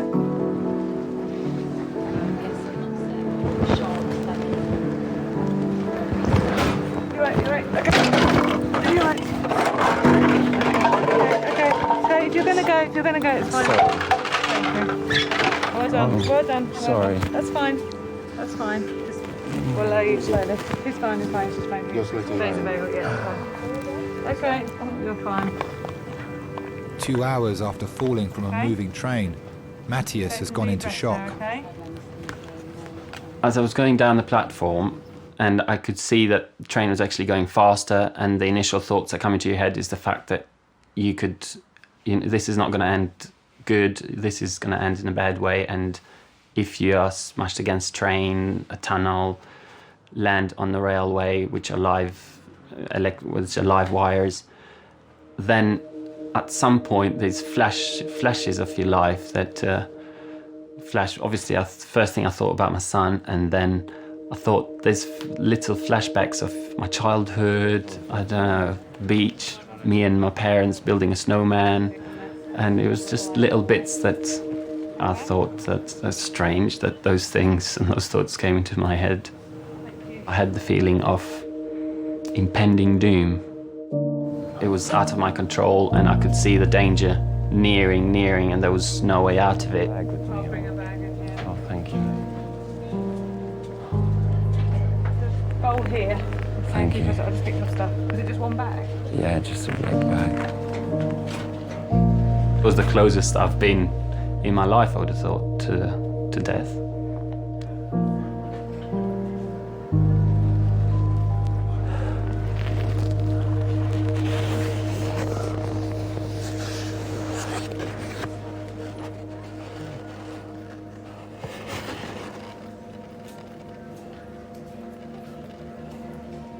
And as I was laying there, I could just feel a feeling of slipping away. It was quite strange. And you just feel like you're just going to pass out and not come back.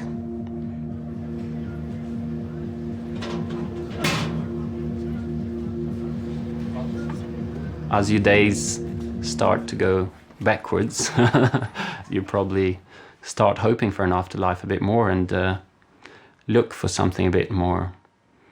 You don't want your soul and your spirit to go to waste.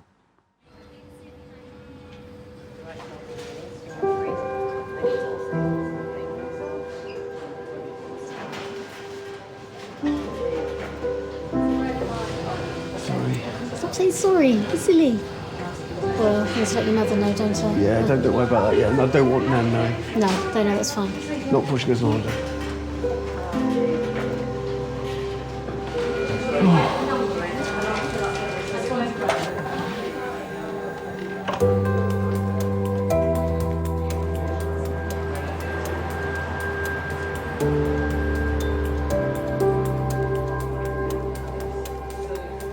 I don't know how long he's going to be in for, but I don't think he's going to be walking for a little while because they might have to operate on his spine. They don't know yet.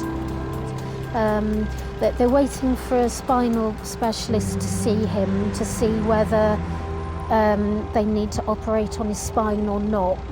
So he's going to be in pain for a long while. Yeah, I think probably the best thing to do. I will do. I think the best thing to do is we'll just wait to find out what the specialists say. Okay, I'll give you a call in the morning. All right, speak to you tomorrow then. Okay, bye.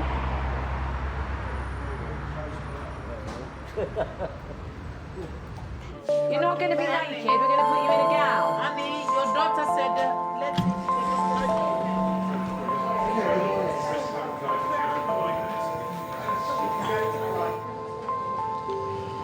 Oh dear.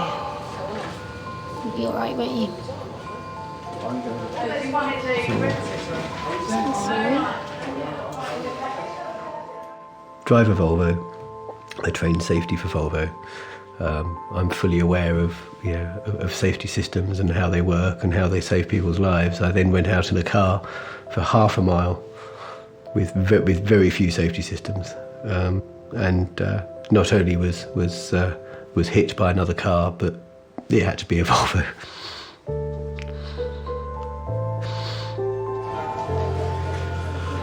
You upset?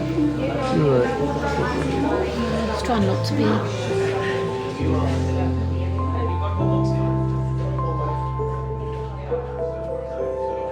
Neil is about to be taken to the neurosurgical unit. They will assess if his spinal fracture is stable or if he will need an operation.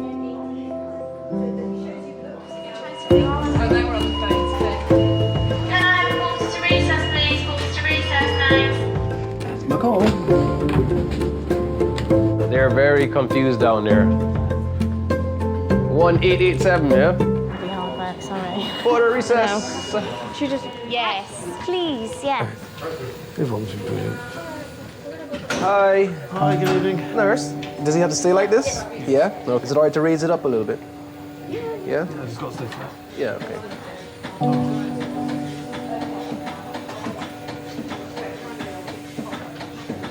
When I was 16, 17 years old, I had a sports car and I was a maniac behind the wheel. Didn't kill anybody, but I almost killed myself. Let's see, everything disconnected? Yep. When I used to live in the Cayman Islands, that's where I'm originally from. So I had an IROC Z28 T-top, and it had a big 350, 5-speed transmission shift. This thing was a beast. I was playing Nirvana Unplugged, that's what I was listening to. Took a corner doing 90 miles an hour. I lost the control of the car and it smashed into a pole and it flipped over and it landed on its top. I can remember spinning over and seeing the radio turn in with me. If you ever seen a car, you wouldn't say, no way, man. There's no way he came out of there alive. All I remember seeing was a big, white, bright white light. There was a little triangle and I went towards it. And I just remember I felt like a snake coming out of the car. Picked out my rearview mirror and I looked in it. My eyes are humongous. I had a lot of hair in my head as well, you know, a big old afro thing, and I had twigs in it. So definitely God stuck his hand out there and said, it's not your turn yet. It's not time for you. There's something else I want you to do first before I take you from here. And he saved me that night.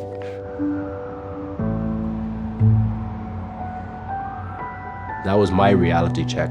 And ever since then, I went straight. Oh yeah, straight A kid, no problem.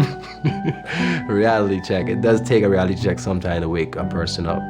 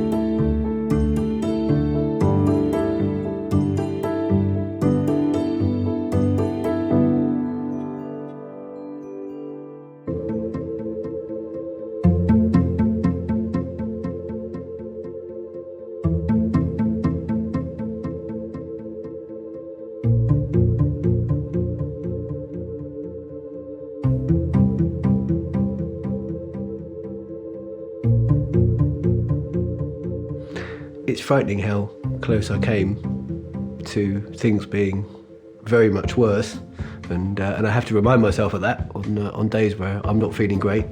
That there were times where they didn't know if I was going to walk, let alone survive.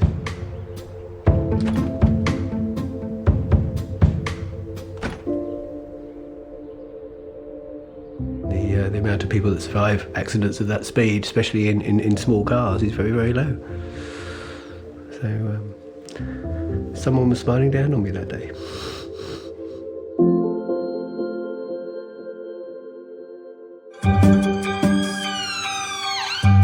Happy Valentine's, babes. yes. Oh, she said yes. She said yes. I love you. Christ! You're tripping out. But yeah, you're tripping out. It's ketamine, basically. Fine. He will probably scream, but he won't remember.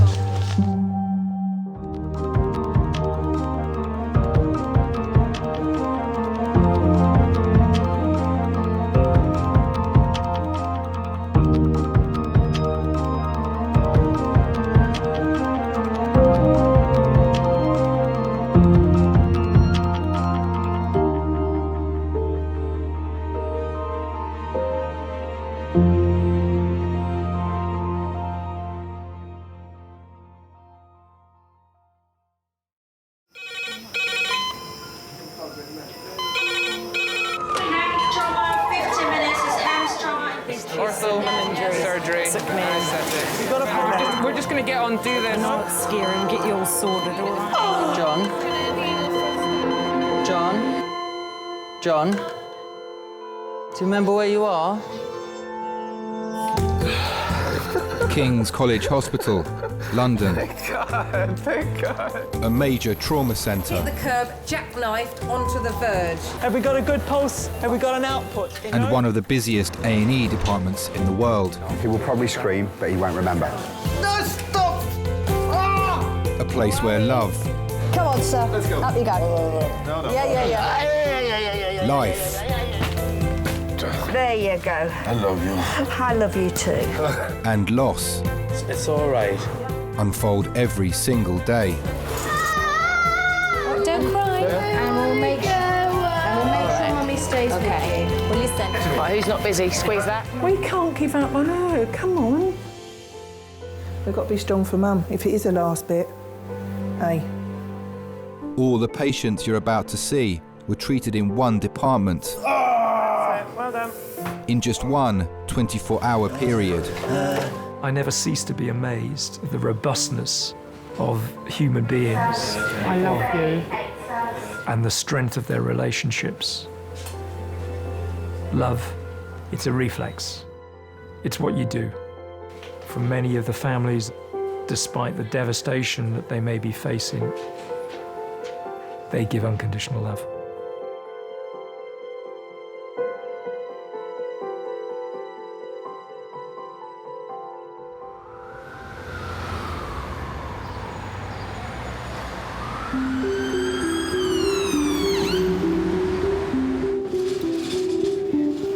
Hello. We're just going to number 4. So we've got another patient coming in as well. It started off with like the slowest day ever, and it's just gone tits up. But yeah, no, we've got lack of space everywhere. It's manic. Literally haven't stepped out of recess for a week. It's one of those. Modern medicine is perhaps the victim of its own success. You know, if we think 100, 200 years ago, if you broke your leg, you were probably going to die. Especially if you had an open fracture of your leg, because you get infection and you die. And there are advances in medicine, you know, every day, every week, we read about it in the newspaper. This can be done, that can be done. But actually, some people's lives are prolonged in an uncomfortable, undignified state because doctors try and play God sometimes and think they can do it, and that mistake is made regularly, but we're not gods. And sometimes it's better to do nothing. It's better to make the patient comfortable, make them dignified, make them their last few days, hours, weeks with their family as good as possible.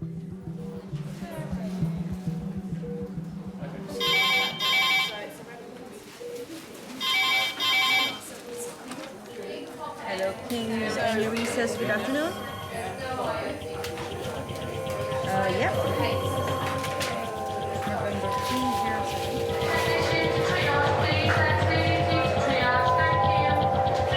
November 15 minutes. Is Harris trauma in 15 minutes?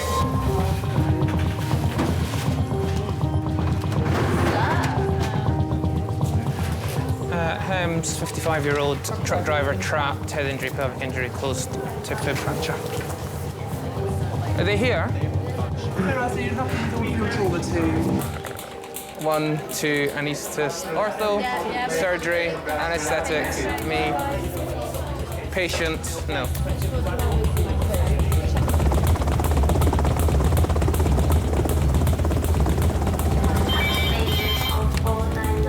Hello, King's A&E. It's Kent Hems, 5 minutes away.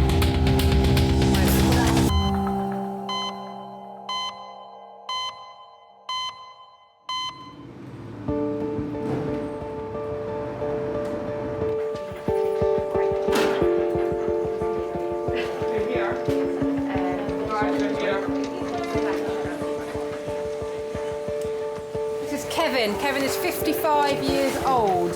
He was driving his lorry uphill, approximate speed 50 miles per hour, hit the curb, jackknifed onto the verge. He has bullseyed the windscreen and the steering wheel has a marked dent in it.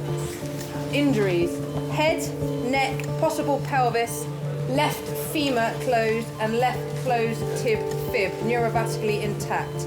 Interventions: he's had 2 milligrams of morphine, 4 milligrams of ondansetron, 30 milligrams of ketamine. He's got a pelvic binder and a Kendrick splint on the left leg. Lovely, thank you very much. I don't have an ED reg. Can you do a quick primary survey? We're going to skip plain films, just go for CT. Always patients. Lovely. Just bracing, okay? Ready, steady, brace. Kevin had his accident 20 miles away in Kent. Helicopter medics treated him for over an hour on scene. One of them was King's trauma consultant, Malcolm, who does regular shifts with the air ambulance. That's where the ball's on his head. Right up high, just trapped by the steering wheel. Over his legs and lower abdomen. Lovely. Can't scan of his chest and abdomen or something. Beautiful, thank you very much. It suddenly became really apparent that this was quite a serious crash when we were flying overhead. The mechanism is really, really important. So you sometimes take photos and, you know, when you decelerate in a crash like that, it can cause damage to your internal organs, the aorta, the main blood vessel in your body is particularly prone. If you're wearing a seatbelt, that can cause particular injury patterns as well, particularly at high speed. So they're all things you have to take into account. What's your name, sir? Kevin. Kevin. I'm going to take you round to scan. Yeah. And do pretty much all of your body to sort of check for any injuries that you've got, all right? Okay. As well as internal injuries, doctors are concerned that Kevin may have badly damaged his neck. Right, my darling, let's get you off this.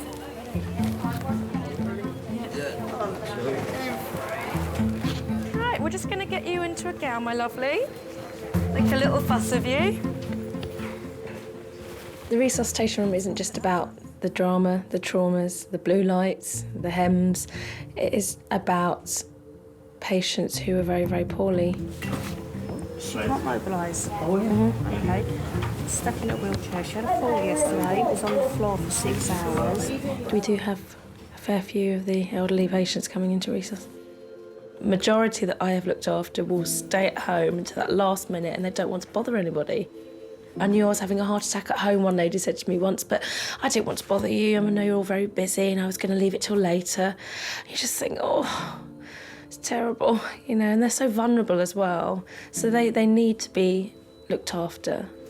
Right, let's get you into a gown. 80-year-old Rose is having difficulty breathing. Sit forward for me, darling.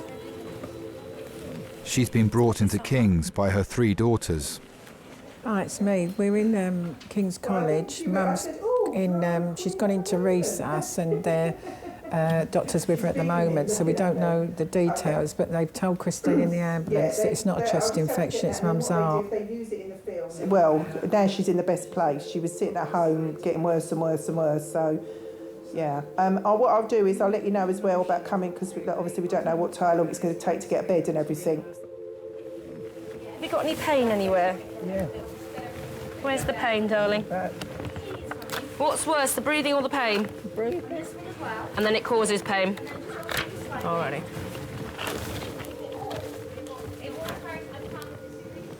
Mum was born in the East End, Bow, London. She was an only child. Do you think that's why she had a big family? I think so. I think so. Well, I'm the second eldest, and I'm the third eldest. I think we was envious of Christine because she was always skinny. She was always skinnier than us. She was a lot slimmer and older and blonde, yes. There was a time when Christine could wear hot pants and I couldn't. Yeah, because we was fat. I was a lot bigger than her and I thought, that's not fair. So what's it like being the eldest? It's okay, actually, but I was never the boss. I think if everyone was the boss, it was Sandra, not me. The doors keep opening. I keep thinking they're going to come out and tell us something. I don't like the fact that she's sitting up there all on her own now. I said to her last night, when I phoned her last night, I said, I'll come over, Mum. I'll come over now and I'll sit with you all night. I'll sit with you. She went, no, I'll be fine, I'm fine. I said to you, though, didn't I, when I spoke to her, when Christine put me onto her, she didn't sound right. When I phoned her before you, she didn't sound right. Do you remember when she had that hematoma on her leg and that doctor came out and she said, looking at your mum here on paper, it's very, very sick. There's not one part of her body, I don't think, that's working properly anymore. But then if she'd phoned the doctor, son, he still would have said what her doctor said. Oh, it's chest infection. This ain't no blinking chest infection. That's what Christine said, isn't it, really? Perhaps they thinking that she's going to die at home. Yeah, and they don't want it. They don't want it anymore, son. Old lady. No, that's where she should die with her family at home. Perhaps the doctors thought there was nothing they could do much, really.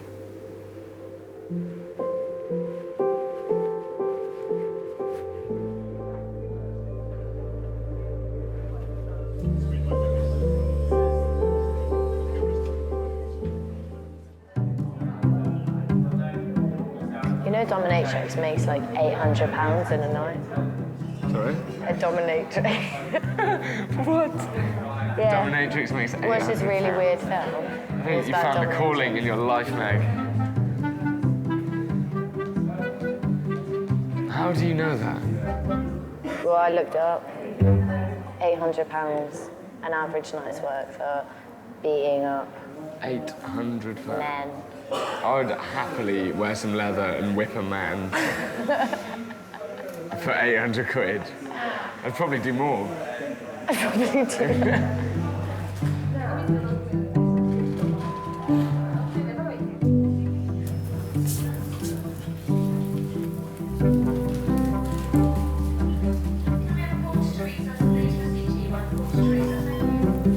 Right, that's it.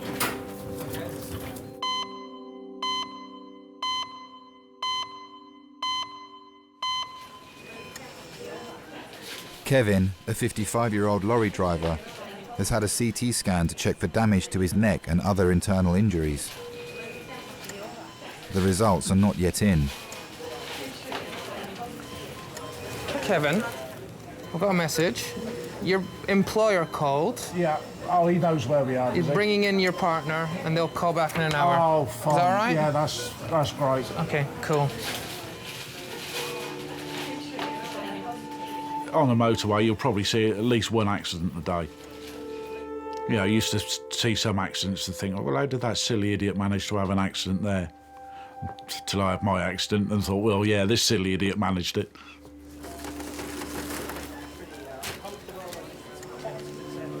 Kevin, you've got a sort of splint pulling your leg there, and just to keep the bones kind of in place. What we need to do is we need to take that off, and we need to put a plaster cast on. Yeah. Okay. Now, as you can imagine, if you've got a break there, that's going to be painful. Bloody painful, yeah. Sorry to be blunt, but before we do that, I'm just going to give you some more morphine. Yeah. Okay. Yeah, Take the edge off the pain. I'm gonna give you more than what you had the first time round. Yeah. Okay. If you bear with us, it will be uncomfy when we do it. There's no way around it. But once the cast is on, at least it won't shift and you'll be much more comfortable. Okay? Oh, try not to nod your head as well. Just say yes or no. Okay. The only bit I can't remember is the very first bit of what started the accident off. The rest of it I can remember as clear as anything. I remember looking in the mirror thinking I shouldn't see that much of a trailer in the mirror. As the trailer started to come round and started to jackknife, and next thing I'm off down the embankment thinking this is going to hurt, and it did. Sorry, mate. Sorry. Take some deep breaths, mate. Go on. Kevin, we're just going to get on, do this, right, and you'll be much more comfy. I really, really apologise in advance, okay? What do you want me to do? Can you get the sheet out of the way?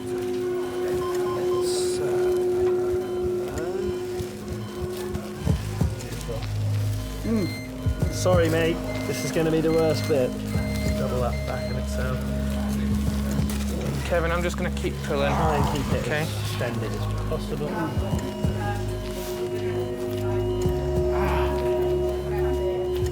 Kevin, I'm going to let go soon, okay? You're doing really well. Beautiful. I'm sorry about that. Thank you so much.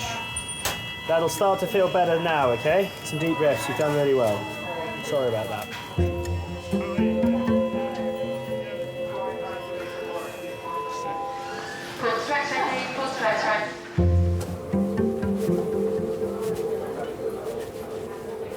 You all right, Mum? Hey? You're all right. You can't breathe. But you've only got a chest infection, Mum, you're going to be all right. You're going to be all right. All right, Mum? Rose and her daughters have been at King's for an hour. Last night, she collapsed in her bedroom. I just need to have a quick listen to Mum's chest. Right, can I have a little listen to your chest? Would that be all right? If you take some nice deep breaths for me. She's now having trouble breathing. Do you have any pain anywhere at all? In my back. In your back? She fell over. When did you fall? Yesterday. Have you fallen a lot? So, tell me a bit about your mum. What did she look like when you were growing up? Black hair. I just remember black hair. Very pretty. I always thought of her looking like a movie star. To us, when she was younger, she looked glamorous. She was very, very beautiful. She used to always be quite suited and booted, Mum. She was a seamstress. Any pain in your tummy at all? No. And she was always busy. She'd go up the market, come back, cook a stew, do a bread pudding. You know, everything was for us, for the children. She just doesn't feel hungry. She was always sort of, you know, full of energy. That's why I think she hated hospitals. She hated going in hospitals, and she'd try and get out of it as much as she could. And even when she went in, she'd try and discharge herself. She just, yeah, she didn't want to be in there. One night we had a phone call at 11 o'clock at night. She'd managed to get herself out.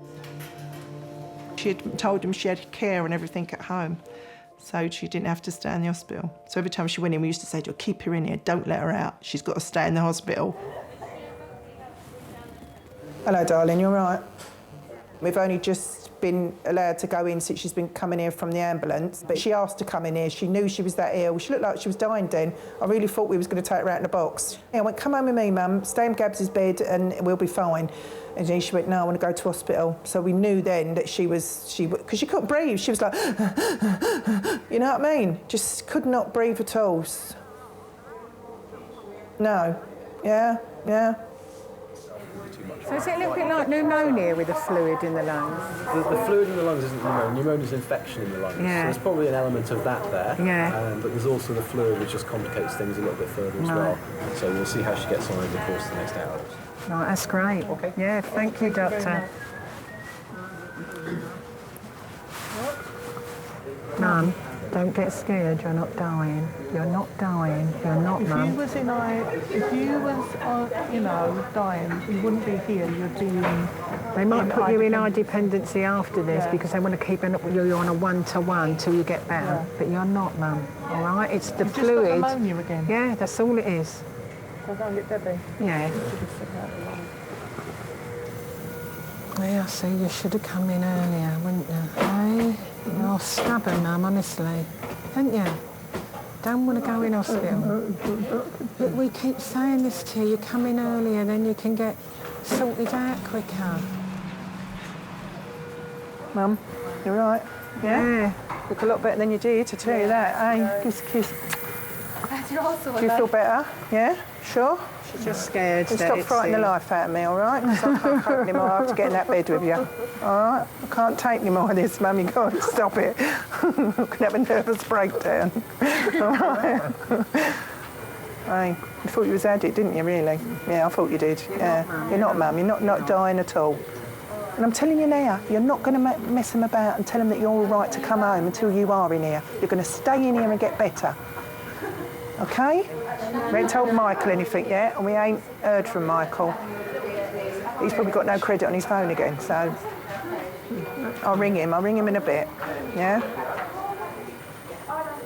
You just start doing your Dennis Healy with your eyebrows. Getting blood. Gonna smack you. Oh. Yeah. You're getting used to these, Mum. I have to get you a set. That's what you'll buy for Christmas, set of hospital. We struggle with what to get, and we get a set of hospital aprons and blue. Doing a bit of rest, Mum, or what? You're not going anywhere, Mum, because we wouldn't leave you, you know that. Yeah. Nothing. We spoke to them behind your back as well, and you're going to come through this. Right. We'll be back in a minute. If you need us. All right. Tell them to come and get us. All right.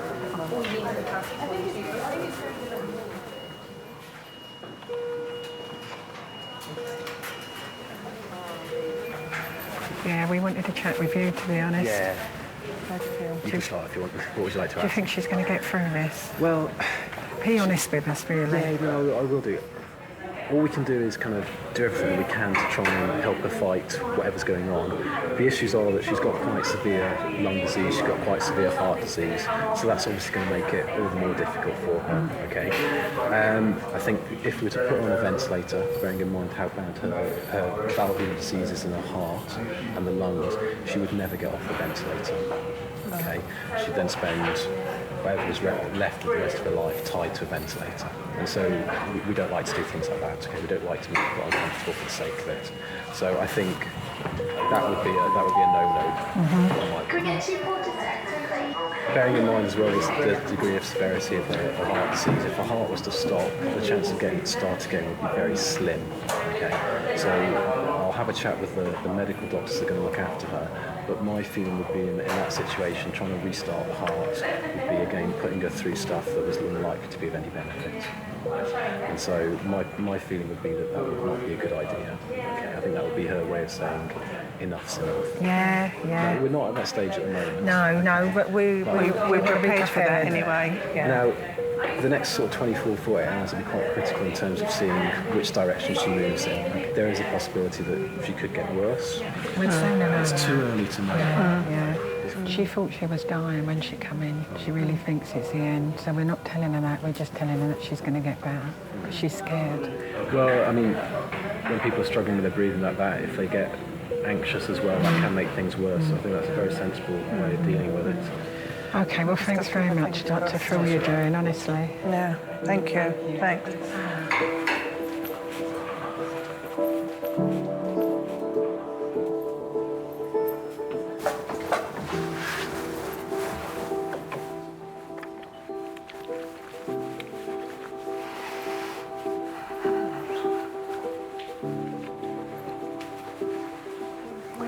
Doctor's just spoke to her. What did you spoke to her? Pulled us round the corner. It's not good, is it? No. No, I'm not going home at all.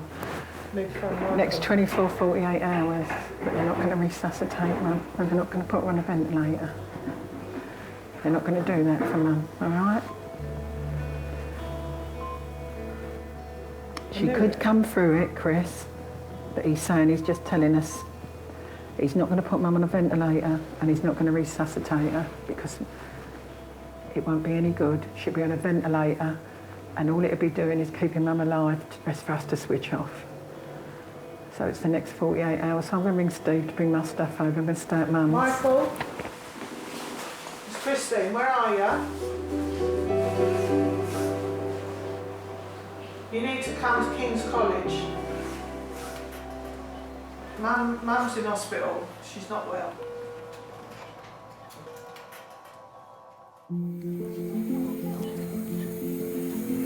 Last name, Watson. I love the name Rose. Yeah. I had a little girl, I call her Rose. It's really cute. Well, a lot of people I know will say, well, when your time's up, your time's up. But actually, death terrifies me. I'm terrified of dying. I don't want to die. You know, and I do. I'm not ashamed to say that. The process of dying absolutely terrifies me. Terrifies me because it's unknown. As doctors and nurses, you have to accept sometimes you can't change everything. There's not always that miracle cure for everything. And I think once you accept that actually that's happening, you have to get it as right as you can. You can't get dying wrong. Hi Steve, it's me. They're not going to resuscitate Mum, and they're not going to put her on a ventilator because she's got too many things wrong. I'm going to stay here tonight and all day tomorrow till she comes through the critical bit. Steve, I need to cancel these cakes. The numbers will be in my book because the beats, the girl's going to have to come and get her beats back, and they need to know pretty soon about the cakes.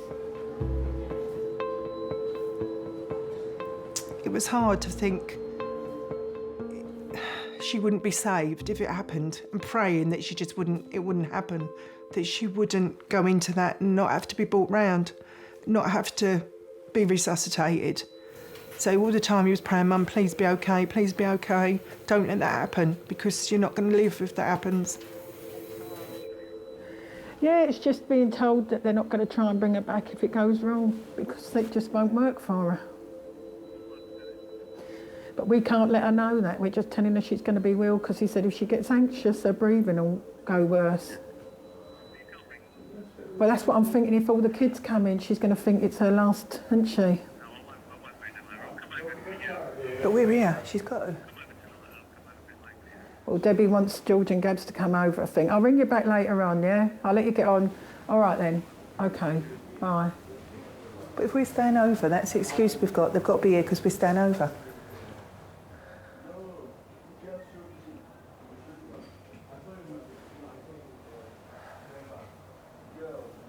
How can you not, son? How can you not deny them that they can't see their nan? I don't want to see her, so I think it's her last rites. You know what I mean?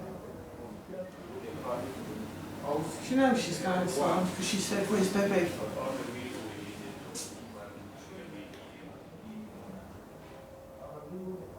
She might not. She might not. You know what a fighter she is? She's had this before. She's had this before. She's had it before and got through this pneumonia business and... But why did we fucking leave it again? Sodding about. Why? She's got a chest infection. Because she's stubborn, Deb. And we feel like we're forcing her to go in hospital. This is the first time she has said, I want to go in hospital. Because she panicked, she couldn't breathe this time. Last night. I missed her. But Chris, she wanted to die at home. But she's not going to die comfortably, not being able to breathe. It's like you're drowning. When you've got fluid on your lung, it's like you're slowly drowning. Here, she's going to be comfortable. Please have a quarter to X-ray patient go back. Thank you. She might respond to the antibiotics. She's not that far. She's given up. She hasn't. She's given up the way she was talking to me earlier. Chris, she hasn't. She hasn't. Stop she it. hasn't given up, Chris. Stop. We can't give up on her. Come on. Come on, stop. We can't give up. She's a fighter, Mum, isn't she? Hey? Because you can't go in there like that, can you? Hey, we've got to be strong for Mum, if it is the last bit. Hey.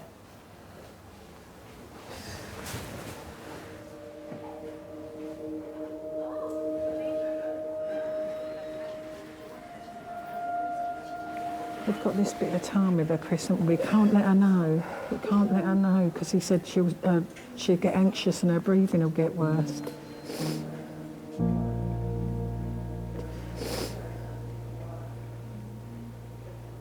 Don't you dare ever blame yourself, Christine, for anything that happens with Mum, you know that. You've looked after her. You've been there when we couldn't get round there. You've took burden off of me and Debbie sometimes, so don't dare ever blame yourself. It's no one's fault.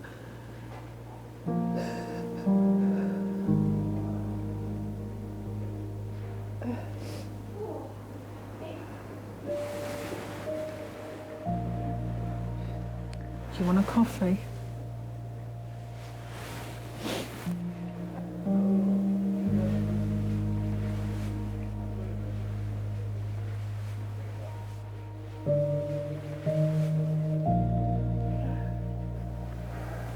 don't think she's going to come out of this, I don't think. We've got to tell her she is. I know. We've got to tell her she is.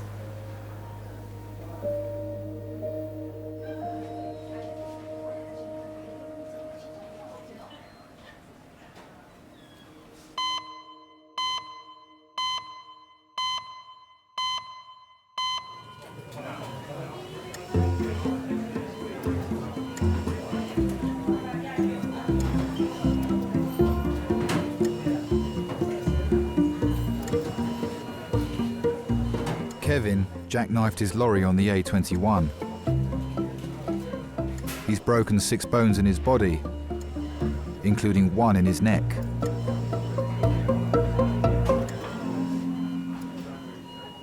I knew I'd damaged my neck, but I wasn't really sure how much damage I'd done to it. I didn't think I'd broken it or anything. So I just sort of pulled some muscles in there. That was wrong. Hello, sir. Yeah. Hiya, we're going to move you out of this room now. It's got a bit too noisy here for you, I think. Hey there, sir. We're rolling around the corner with you, all right?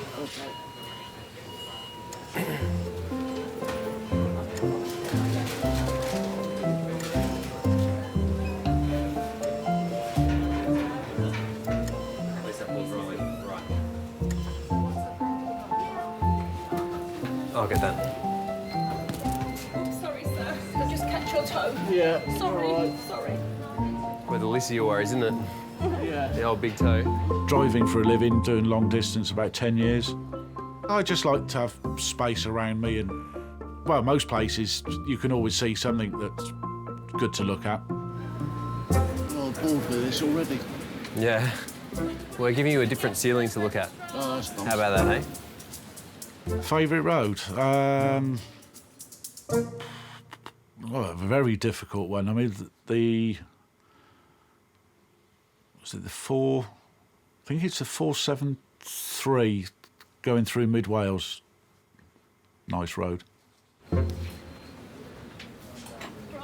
there's another scenic ceiling for you to look at. Yeah, that'll do. They look the same. Is there any chance of letting my wife in to see me? Has she arrived? I Have you think seen so. her? I haven't seen her, no. All right, let but me I've been find told out she's for you. there. Okay, you find out. Because I know she'll be flapping and Yeah, panicking. okay. I was just leaving work and I had a telephone call from his office saying that Kevin had had a serious accident, was being airlifted into hospital in London.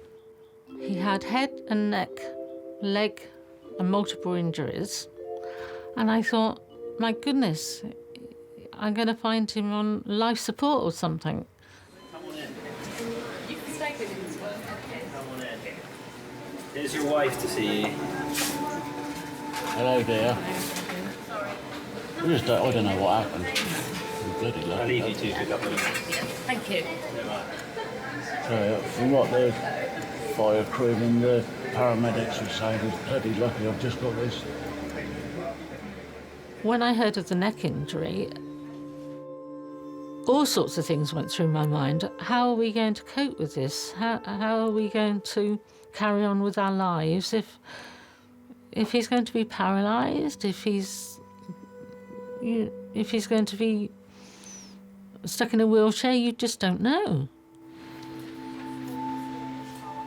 It changes your life completely. You're just in limbo.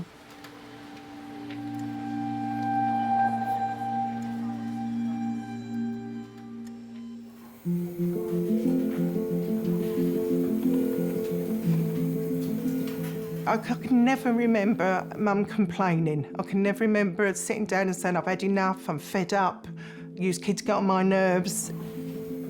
You think of yourself now what you do with your own children, and you look back and I think I can never remember Mum ever saying that. She knew us children so well that she'd know if something was wrong.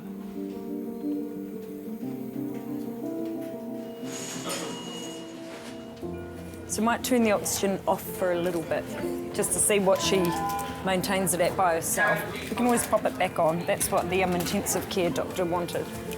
All right? got little marks on your face where it was. If we give her a black nose, she'll look like a cat. Rose has been given treatment in resus for the last few hours. She's showing signs of improvement. See, our beats the top one.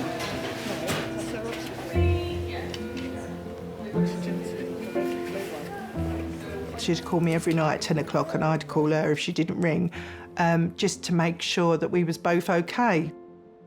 I was the only one in the family that had been divorced, that was going for a divorce. It was hard to tell her because I just felt that she'd worry, and I knew she would. My husband left in the February and my dad died in the March. So it was a very big emotional upheaval for all of us. Yeah, it was hard. It was hard for me to think that I'd put another load of trouble on top of all what was going on with Dad as well.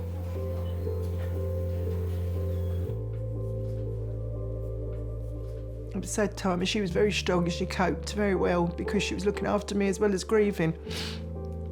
But wouldn't show that, oh, I can't deal with you at the moment, I've got to deal with myself. She'd still cope and look after us, yeah.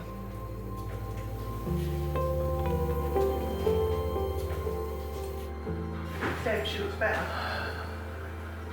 It's like a jack-in-the-box. But I'm telling you, when you walk in there now, she's different. She's not shaking, she's got her oxygen, they're seeing how her oxygen is.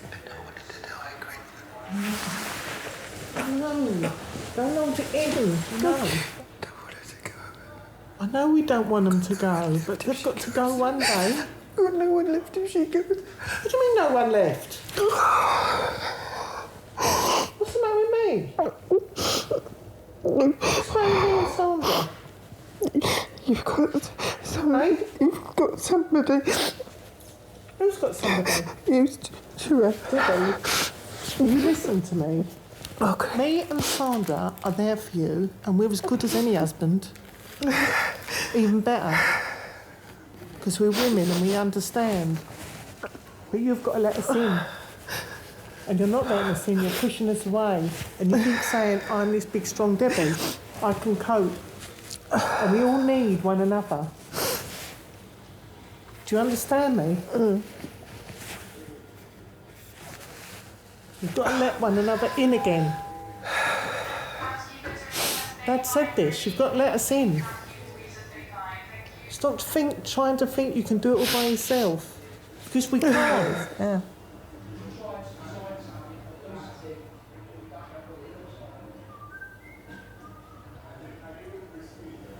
I feel physically sick.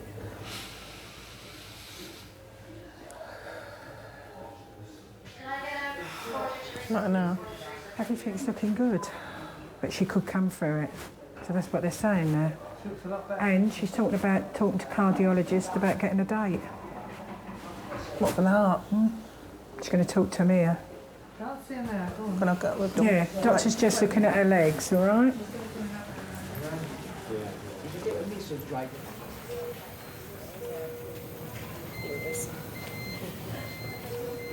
You all right, Mum? Oh, look, you ain't got that horrible mask on now, yeah? Excuse me. I'm all right. How do you feel? Do you feel a bit better? A lot better than this morning. I know, Mum. She had one with soft band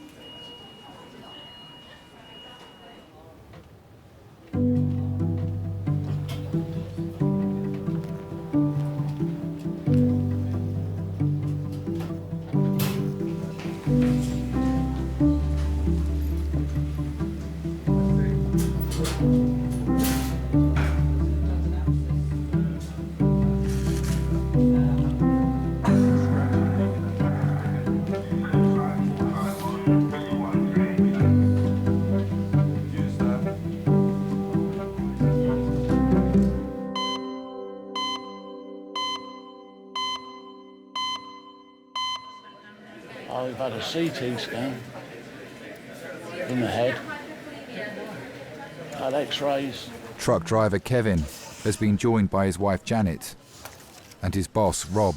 I reckon I must have been there an hour, 2 hours. Right, there is a small break in one of the bones in the neck. Now, it's a bone near the top of the neck, near where the neck joins to the base of the skull, it's called the odontoid peg, and it allows for a lot of the mobility you have in your head, allowing you to look left and right.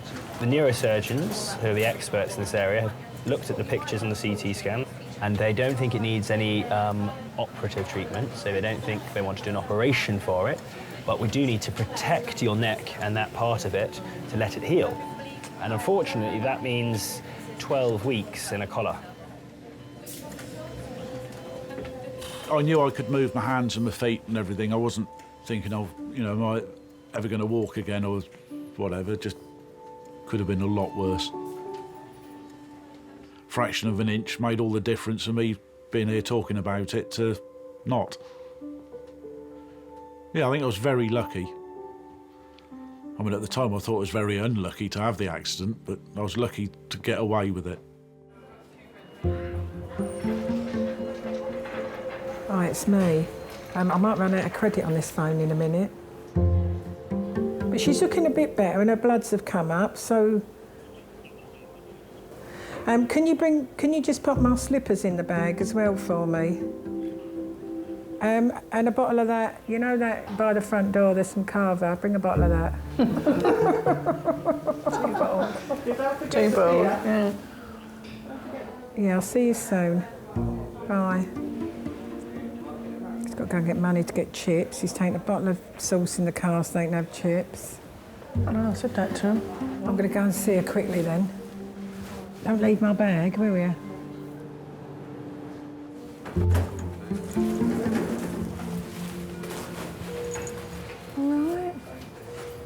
Yeah?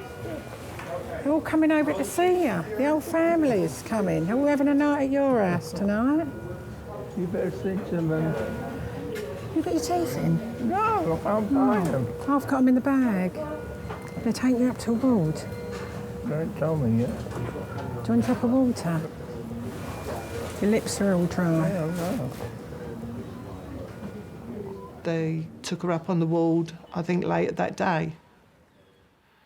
So she'd perked up, so then we thought, oh, she's going to get through this again. I think she began to calm down a little bit better, thinking, well, she's going to have some more antibiotics, she's going to, get better and come out. And so did we then, think, oh, they're going to save her and she's going to come home. But it wasn't till the week went on that you could see that she wasn't getting out of the bed and that we were being told more and more things were wrong with her.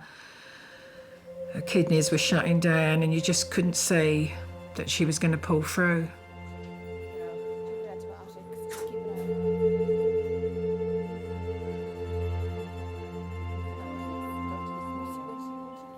Mum was moved to a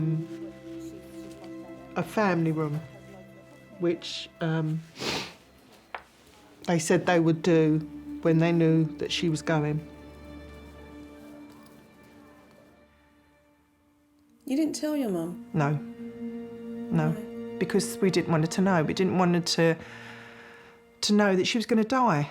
Imagine if me and Sandra felt that, would you want to be told that you was dying?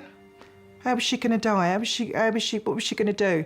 How was she going to talk to us differently than she did if we was all normal?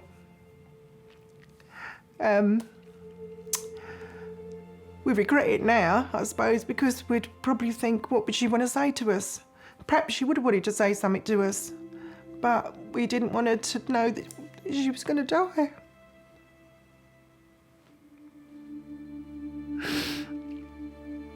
I just told her that we all loved her, that we were all there. She was the best mum anyone could ever have.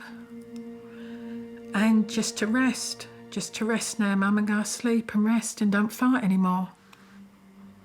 And she took 2 last big breaths and that was it, just died.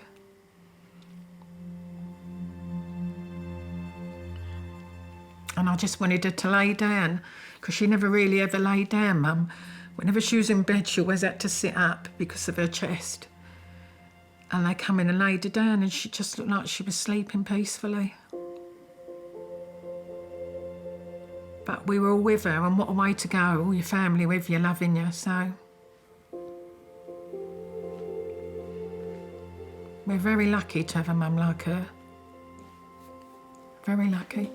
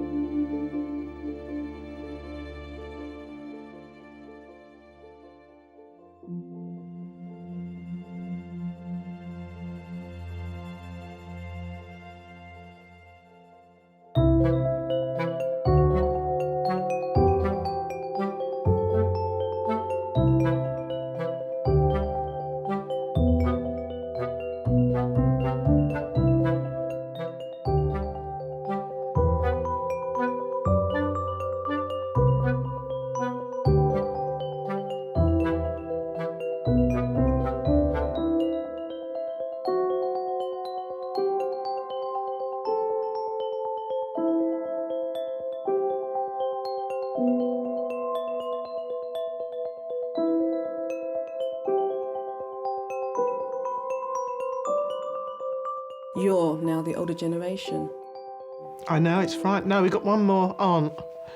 Well, two, an aunt and uncle. They're the ones left. Once they've gone, yeah, then I'm the next. And I keep telling my cousins that we're the next. How does that make you feel? Old. Right, what have we got coming in then? Road traffic, collision, query chest, abdomen, pelvis injuries that would be pretty nasty. If you've just been pulled out of a 100-mile-an-hour smash, you must be thinking, am I going to survive? Yeah. Did it hurt when you fell from heaven? Papa, Papa. Over 2,500 left-handed people are killed every year using products made for right-handed people. I'm here for you. Got your back.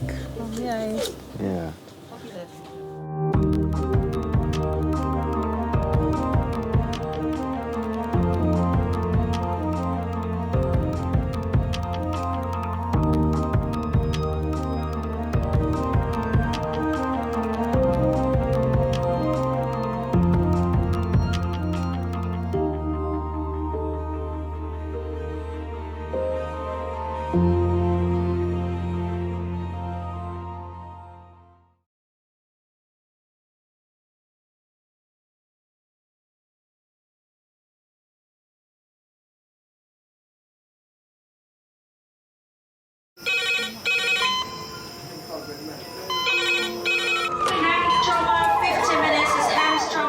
Ortho, surgery, You've got a problem. We're just going to get on, do this. Not scare him, get you all sorted, all right?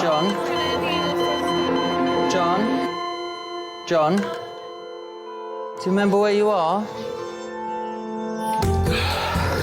King's College Hospital, London. Thank God. A major trauma centre. The curb, jackknifed onto the verge. Have we got a good pulse? Have we got an output? And one of the busiest A&E departments in the world. He will probably scream, but he won't remember. No, stop! Ah! A place where love, Come on, sir. Let's go. Up you go. No. Yeah. life, There you go. I love you. I love you too. and loss It's all right. unfold every single day. Don't cry. And we'll make sure Mummy stays with you. Well, listen. Right, who's not busy? Squeeze that. We can't give up on her, come on. We've got to be strong for Mum, if it is the last bit. Hey. All the patients you're about to see were treated in one department. Well done. In just one 24-hour period. I never cease to be amazed at the robustness of human beings. I love you. And the strength of their relationships. Love, it's a reflex. It's what you do. For many of the families, despite the devastation that they may be facing, they give unconditional love.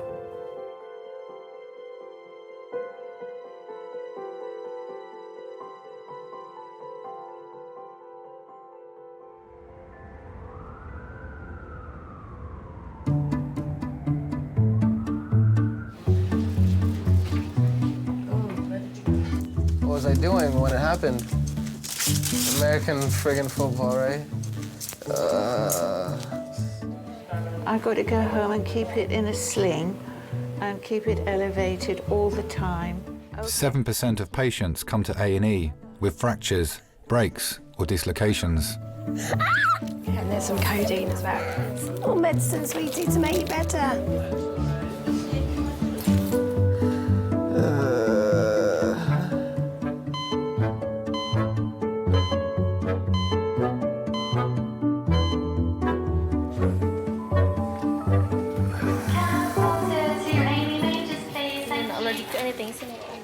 Where were you playing American football?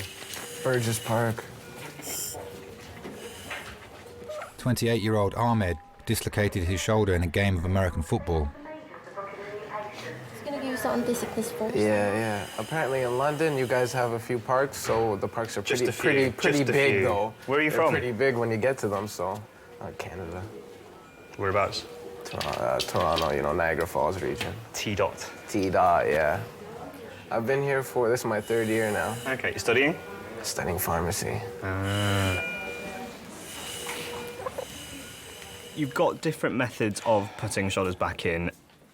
You know, you kind of have the discussion with your seniors or your colleagues beforehand, say, oh, I'm going to use the Cocker's method, I'm going to use the modified Milch method, or I'm going to use all these kind of methods. When in the end, it's kind of like, and then you just pop it back in. Yeah, I can feel it, you know, I'm just talking about nothing. Right, you ready to have a go? Yeah. Okay, let's put this on that side. Have you got the collar and cuff? All right, I've got you.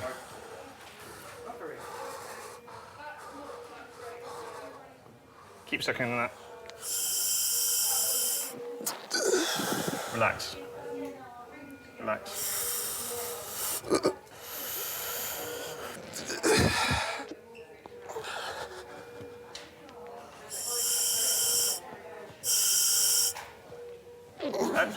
Keep taking nice big deep breaths on that. Relax.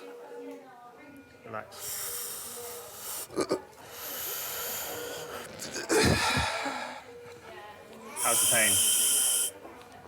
All right, do what you need to do. Yeah? Just keep taking it. Keep taking the thing.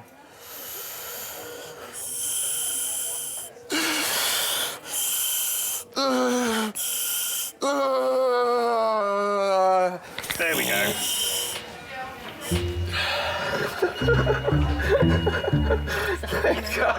Thank God.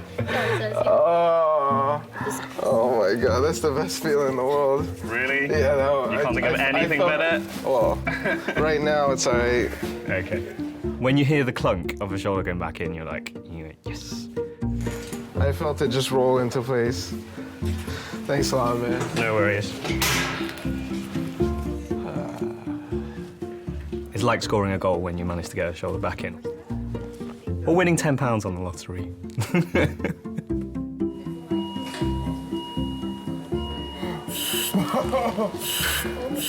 Nearly done. Oh no, we're very nearly finished now. I'm just getting it in the best position I can get it in. Because we often see patients come in walking for 3 days on broken ankles, saying, oh, it's a bit stiff, doc. It was all right. That was Thursday, wasn't it? Yeah. It was okay. Well, I mean, it was painful, but it was okay Friday. Yeah. And you get somebody coming in with a paper cut who's screaming, you know, as if their house is on fire. Yeah, to take a patient's pain away is quite satisfying.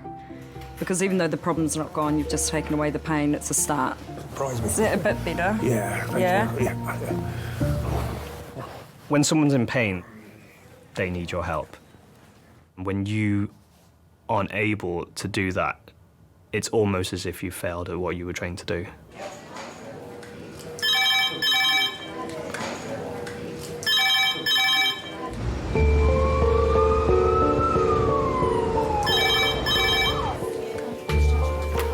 Hello, Kingsley. Yeah. Okay, so just you had morphine and thank you. Bye. The paramedics are bringing in a 24-year-old man. This is his third admission for chronic pain in the past 2 months. Red phone 9 minutes, red phone 9 minutes.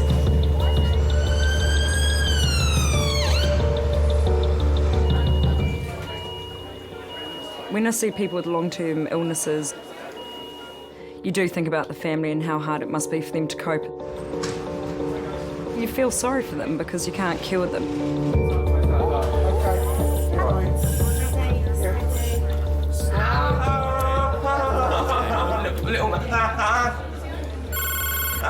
Hi Malcolm, it's Rubiel. I've got a 20-odd-year-old chap who I'm going to refer to the medic. He's got Behçet's disease and it's quite complicated.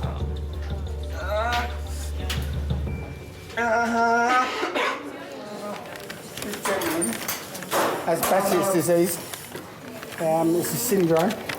All pains all in his hips and down his legs.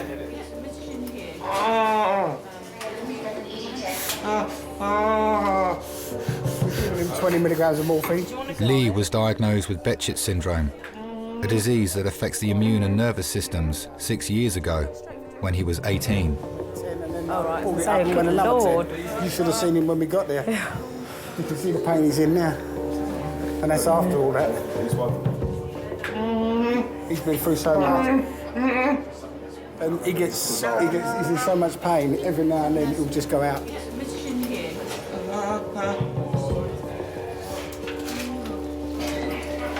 Can you two do something simple like go for a walk together?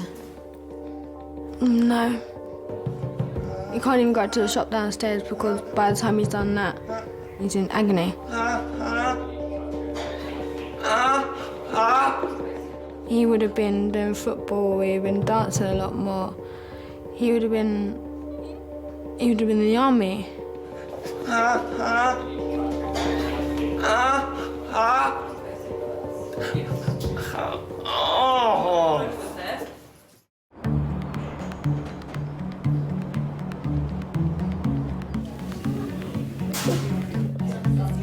Well done. Just got to write your notes, okay?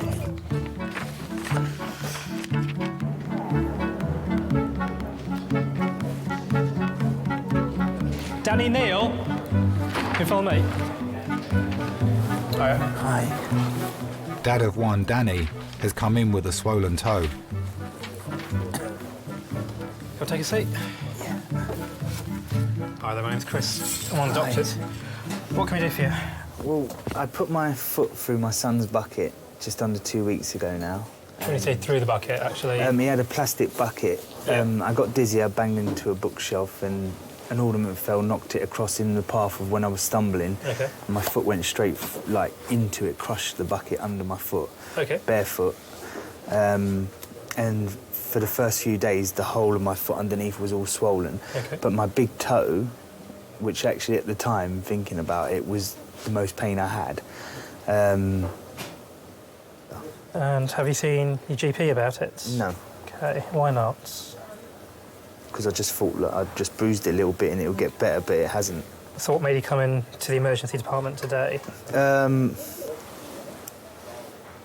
You've had it for 2 weeks. What made you come in today?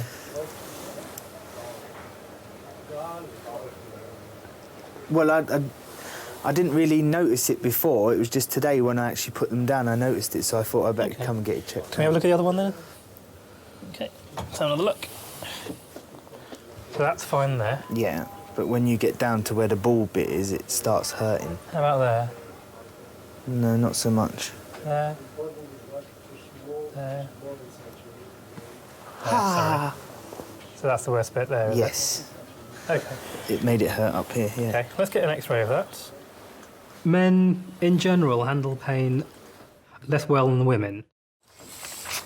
Have you had any painkillers today? No, I haven't had nothing today, because I haven't had nothing to eat, so Would you I like haven't... some? Yeah, actually, I could... Well, no, because I haven't eaten, so I don't really want to. Okay. I don't know if that's because we get mothered by our mums as little boys, whereas girls are left to get on with it. All right, the X-ray's fine. Yeah? Yeah, there's no fracture, no break, so it's just bruised. Okay. So just simple painkillers. All right, thank you.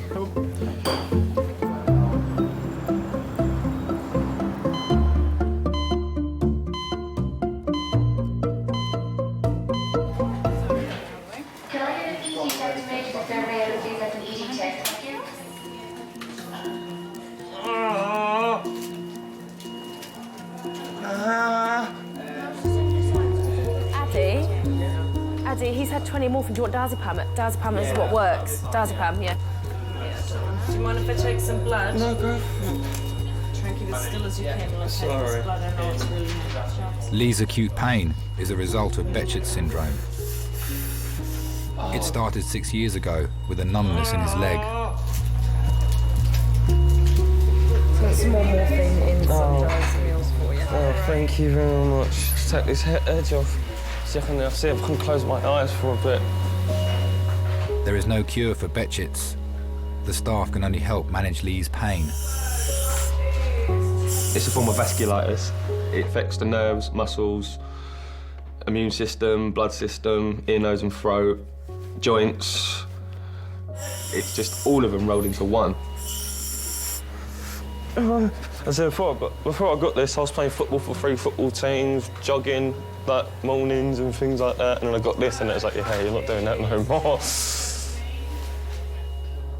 One thing I want to do is kick a ball again. That's my main dream. It's just even a 5-a-side football match is my main dream. Kick a ball again. Have you still got it in your hips? These used to right hips, but since I passed out and went to my house and I passed out on a wooden floor, landed right on my left-hand side. And since then, my left side's been playing up now as well. Since I got this 6 years ago, it's been nothing but trouble.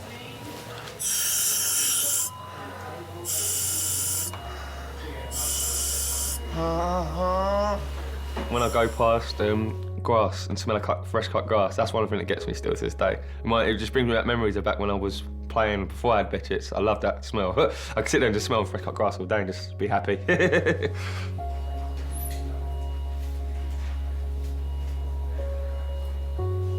It's weird. I wish I had shattered my leg. It may sound horrible. I wish I was in a car accident and had a lot of broken bones because that could have been fixed. Like, they're fixed for that. But yes, it's just, there is no cure for it.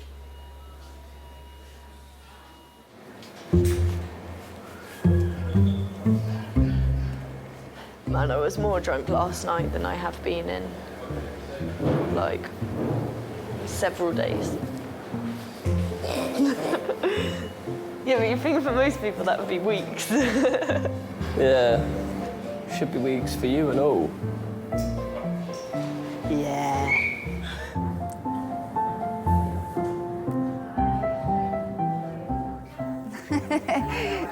You're chomping away like a monkey there.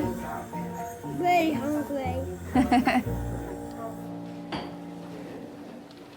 Kamladi has earache. She's come in with her husband, Ravi. She was having a problem with her ears. So you had a pain? Somebody said if you put a stick of garlic in your ear, that will reduce the pain. Okay. One clove. Not the full one, only single one, yeah? Oh, yeah. You can see it, huh? Yeah. Okay. I'll go and speak to one of my seniors and then we can come back. Okay.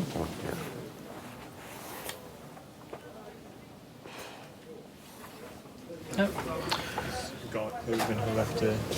Sorry? Garlic clove. She's got no hearing loss from it. I'm sorry. I'm sorry. Okay, right. How long's it been in there for? A day. Okay. Do you want to take it out? Yeah. Come with me. This garlic doesn't work, does it? I've never heard of it, I know. to be honest. No. Try that. Let's make one up, yeah. So can you just tilt your head a little bit? Yeah. That's great, thank you. It's got teeth on it. If you just grab it, you may be able to get some friction. There you go. Yeah, done. Well done. You can take it home if you want. Let's just double check. Make sure there's nothing left behind. You do find you get people with just really strange things wrong with them. Way out. You do hear about these weird remedies like that though, but I thought it would have been crushed garlic. Because when she said that, I was thinking, oh, this is gonna... That could be a mess, yeah. Yeah. That will definitely need microsuction.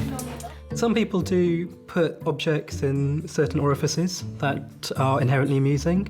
I guess. You kind of have to laugh, otherwise you'd go insane. So, yeah, they're the good fun ones.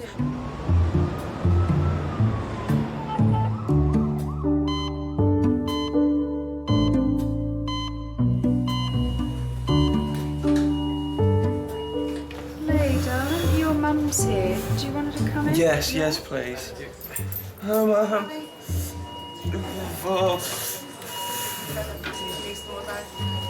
Right, I've got some more dice of can. Oh, thank you.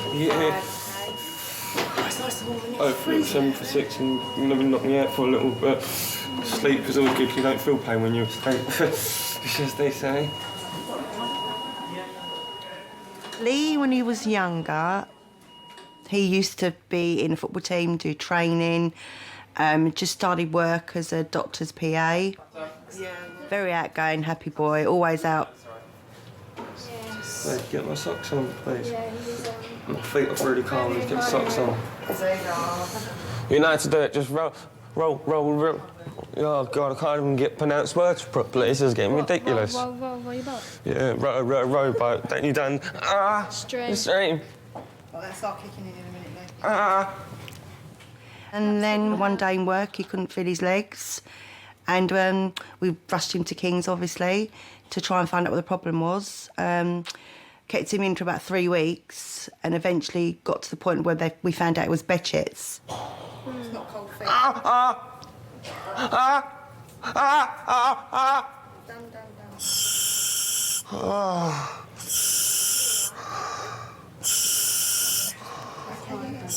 His life's on hold. It's been on hold for 6 years.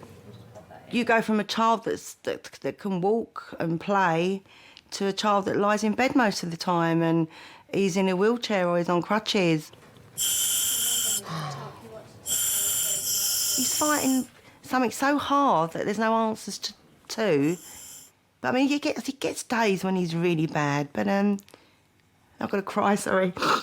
He gets days when he's really bad, but you just got to be there for him. You just got to deal with it. Great memory. You can go for a fag if you want. OK, we will do. We don't need telling twice. Leave me alone. You OK? You cool? Right. You might get McDonald's breakfast this week. This week? Today. You're going to treat me to McDonald's breakfast? I think you've been a good boy. All depends what time. Are you going to treat me to McDonald's Yeah, I breakfast? bought you McDonald's last week. You're going to treat me to it? Well, he has been good taking his morphine, and I did say All right, then I will. I'll let him have something. Oh, see, I'm so happy.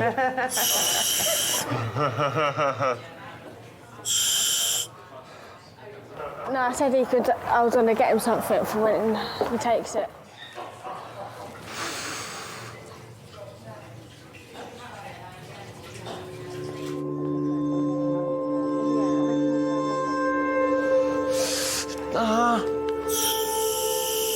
No. Can't relax yet. I'm painful. The weekend we decided to go up to Nick's. I'll wear heels. Oh,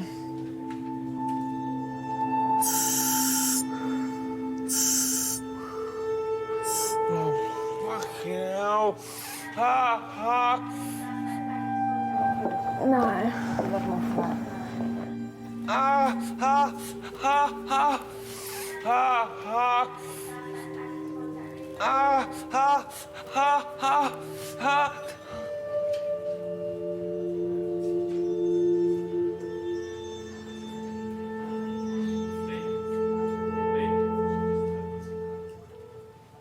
Lee?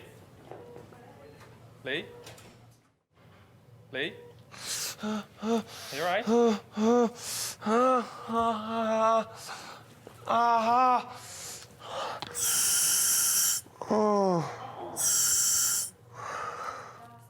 Can you ever forget you've got Bechet's? No. I wake up in the morning, the first thing that hits me is pain. So the first thing I remember in the morning is, you've got Bechet's sort of thing. And the last thing I remember at night is the pain sort of thing before I go to sleep. So I've got to take sleeping pills just to get to sleep nowadays because the pain's just too uncomfortable for me to sleep. Huh? That gas? A little bit, yeah. It's just taking the edge off of it, you know what I mean? That little bit edge of it. And I think it's keeping my mind on something as well, which is helping with the sort of controlling the pain. Do you take regular painkillers at home? Purpose. That's one thing I've been missing since I've had this, having a sense of purpose, you know.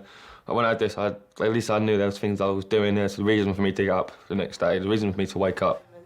First year, like, I'd done a few stupid things and it doesn't hit me anymore as bad. I just get a few teary moments, as you can tell. When I was just about to turn 20, I just thought that was a burden to everyone.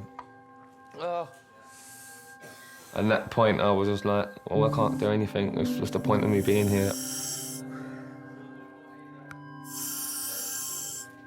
He just was really bad one night, and he called me and he said, like, he's got no life, he can't meet any friends, he can't get out. I just felt worthless. I'm just wasting air, really, you know. Might as well just get rid of that. Get rid of it, get rid of that, get the trouble out of people's lives. So we lived 3 floors up and I was sort of looking down at the window.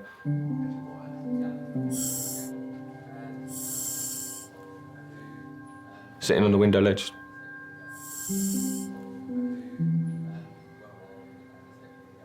Just back to sort of lean forward and just go onto the concrete. Mum saw me at the window. She just dragged me in and went, that's it. We'll get to take you to a shrink. Head back. Lean for the gas, take your head back, that's it. Back a bit. Makes sense?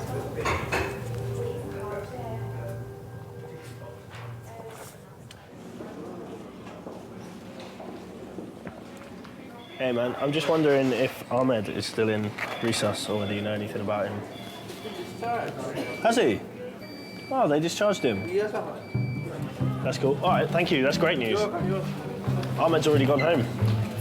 They let him out just after... American football coach Jacob has brought in Andrea. That's unfair. I want to go home too. He was knocked unconscious in the same game as his teammate, who dislocated his shoulder. Head up, man. Eyes open. Let's not fall asleep.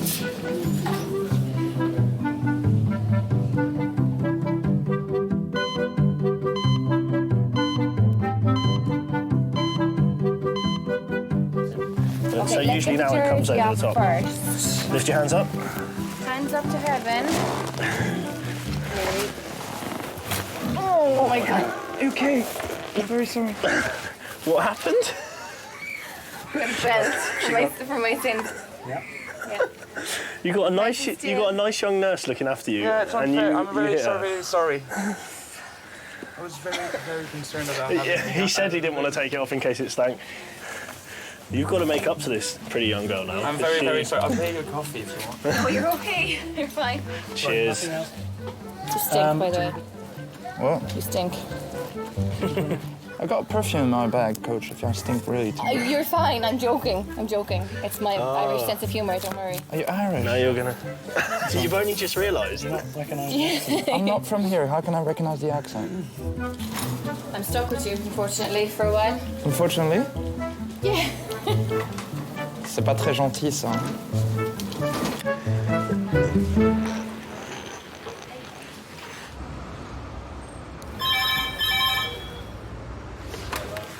King's Recess. The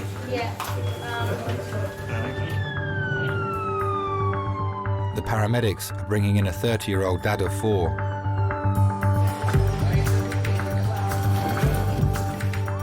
He was found unconscious at the bottom of a stairwell.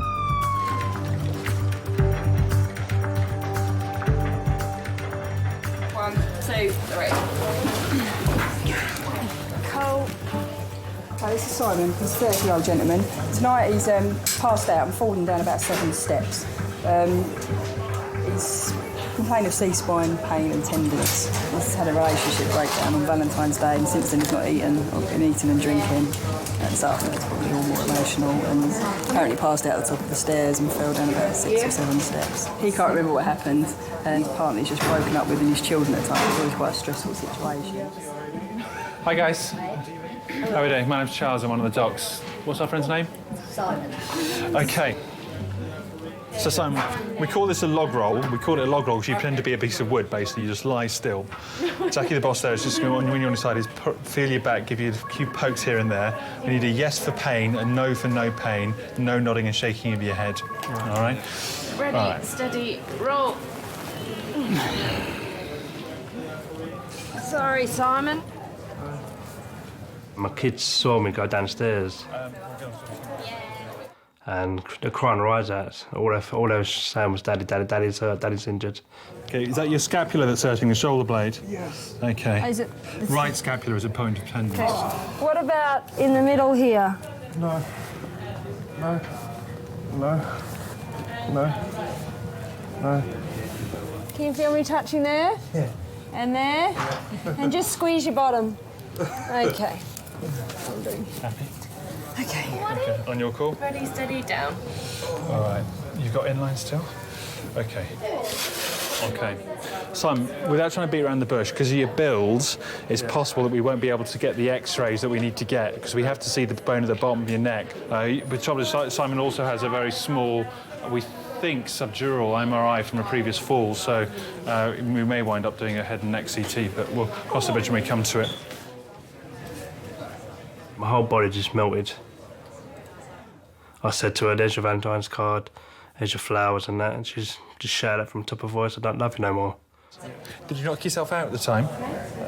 My girlfriend and... Do you remember falling? No, I passed out before I went down. So it wasn't so much a fall as a faint? Yeah. OK. Your background health? Asthma, diabetes, kidney problems? I'm fine. Regular medications? Fine. All right, OK. Simon and his partner were together for 10 years. They have 4 children. I felt like my heart broke and smashed them into pieces. I didn't know what I've done wrong. That's why I ended up in A&E, because I wasn't eating for like 4 days, solid. Right, if you keep as still as you can, Simon, I'll do a quick heart tracing. Did you ever think you would lose her? No, never. Never a million years, no, never. He doesn't want us to cut his clothes off, Claire. It was a broken heart that led him to get a physical injury. For a male to come in and physically be, you know, well, stop eating and being unwell over a woman, I can't say I've seen that a lot. Squeeze both my hands as hard as you can. Harder, harder, try and hurt me. Come on, you're tougher than that. I know it's scary, we'll get you all sorted, all right? Doing a tissue. Have you always loved Cassie? Yeah, always, yeah, from day one. From day one when she moved around the estate. I see her walking up and down the street with her sister going to the shops.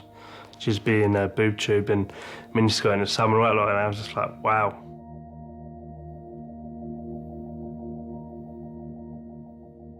Do you want your sock off? No, you got not, yeah, if you want something floating in cold. Why'd you take your sock off? Because she had a really bad itch and I couldn't get to it.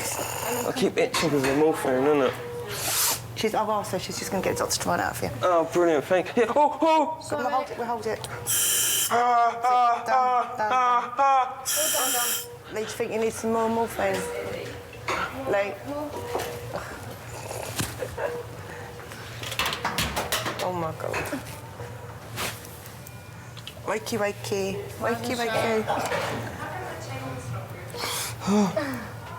Where am I? Hospital. What? You're in the hospital. You're right. This doesn't look like King's. It is King's. It's not guys, is it? No, it's Resus. Resus. The new bit, remember? They brought you into King's. Right. I'm just going to get... Let me get you some tissues. No, leave it. It dropped. It dropped.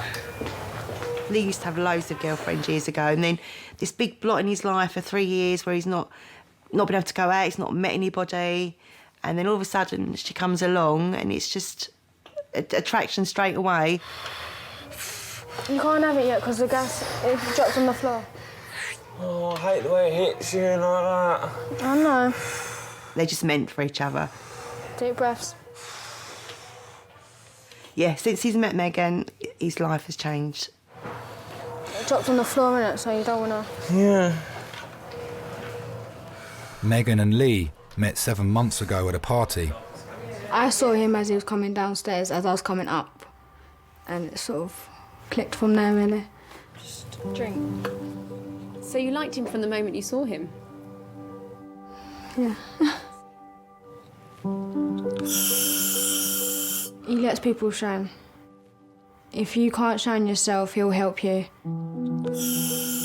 I think I'm just lucky. Just luckiest girl in the world, really.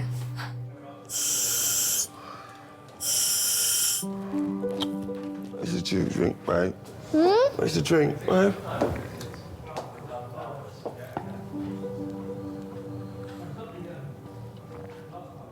First time I had an attack was about 2 weeks into our relationship, and she slept on this little tiny chair, just didn't want to leave me, did not want to leave my side, and I was like, wow, it's the one. Without her, I don't think I'd be here right now. If it weren't for her.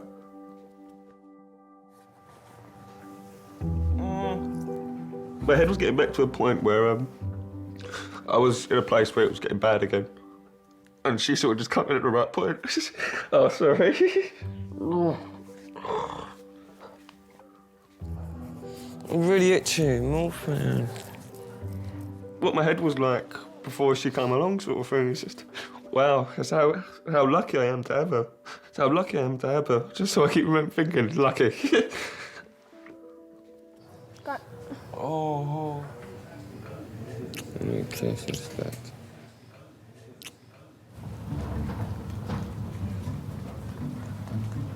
His eyes are hurting him. Yeah, he's not doing well for us. Thank you He hasn't very hit you much. again, has he? Not yet. I think he probably you- wanted to. Are you all right? He didn't hurt you, did he? No, I'm fine. Good. You do stink, though, you know that? No, that's good. That's the smell of success. Yeah, well, I'm playing Sunday anyway. What? I'll be down to Coach Ramos. No, I'll get clearance. Hi, guys. Good evening. How are we doing? Do you mind if we turn some light on? Yeah, he's a bit sensitive to the light at the minute. All right. Do you reckon you can cope with it for a short while? Jolly good. Andrea, Mr. Gabus, is that how we pronounce it? Yeah, you're good. OK, my name's Charles, one of the docs. So, American football, hence the pads. Now. I don't need that anymore. No, you don't. That's fine. From a head injury point of view, Yep. no imminent risk of concussion. OK, the slight light intolerance is a bit unusual, but I'm sure that'll settle. I'd avoid contact sport, unfortunately, until it settles down. To when?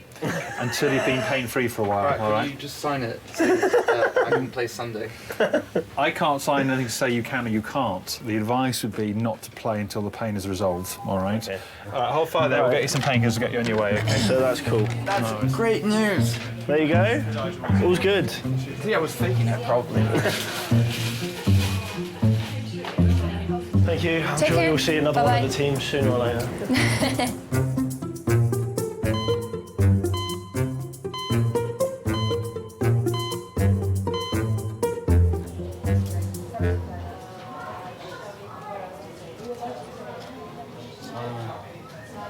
Yeah, Steve, mate. Simon's workmate at the recycling plant, Steve, has come to his bedside. Yeah, what happened, didn't you? I got the gist of the story. I don't know if you can do this to me. Don't worry yourself about my ex-player. Just concentrate on getting you better. To get you out of here, we'll make sure that you get well. Make sure you get better. Oh, I love her. Take care of yourself, Simon. All right? I'll see you when you finish. All right, cheers. All right? I'll wait here for you. Yeah, literally just feel like that. Feel tiny. You think, hang on a minute, you know, big as I am, the world's crashing down on you, and you feel like a little mouse. You know, you ain't as big as you are no more. As soon as that woman says that, it's game over. Yeah.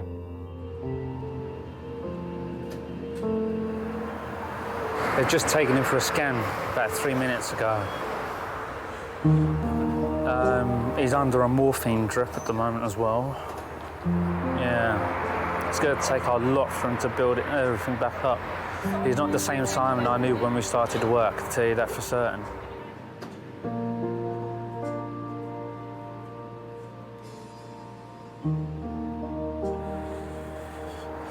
Trying to keep Simon's spirits up, but even that's bloody hard.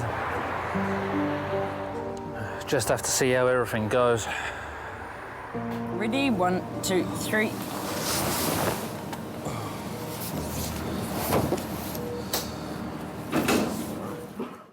He's back from CGM. Fantastic, thanks very much.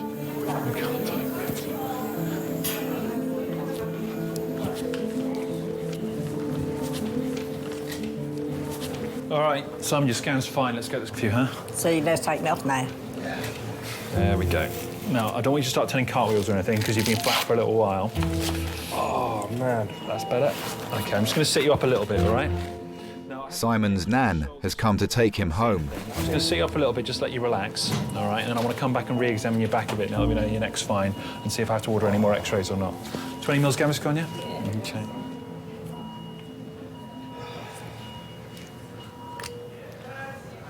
So all the scans are showing nothing wrong. What's going on? Well, probably just fainted because you lack of food in his stomach.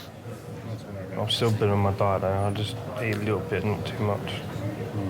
3 Brussels sprouts a day. That day. 3 Brussels sprouts, no thank you. I had 2 Brussels sprouts today and about 4 carrots. I was thinking a lot more what I've done. If I should have done what everyone was saying, the whole family and friends said, get on with it, move on. You know, what she's done, she's done. She's trying to move on herself. But if I've hurt myself in the long run, how's my kids going to feel? That's basically my main priority. Nah.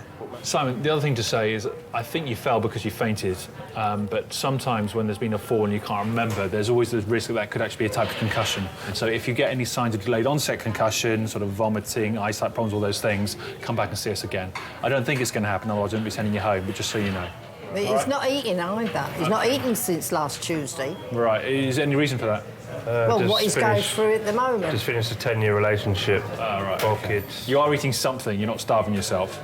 Nothing at all? You're drinking? OK.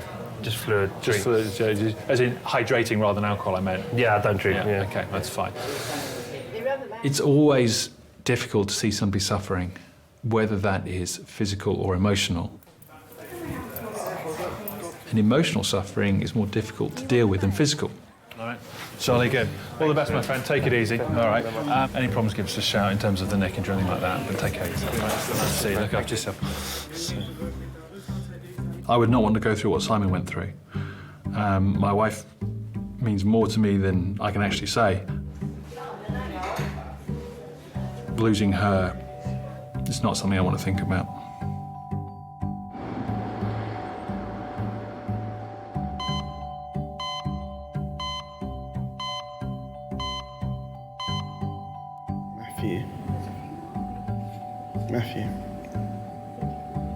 Matthew, yeah? Would you pay £711 for flight and hotel to New York? No, too expensive.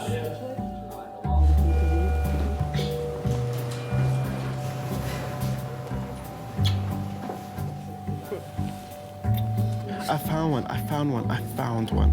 In Turkey, under £600, flight and hotel, all inclusive. Not for you. Look at the hotel. Is it no. How about no pool? We just use the beach. What do you mean no fucking pool? Is there a beach in Turkey? Where is Turkey? It's near Greece, yeah? Is your pain getting any easier with this one? Yeah, a lot. The cause of Lee's Betchits is unknown. Some sufferers grow out of it in middle age, but for many it's a lifelong condition.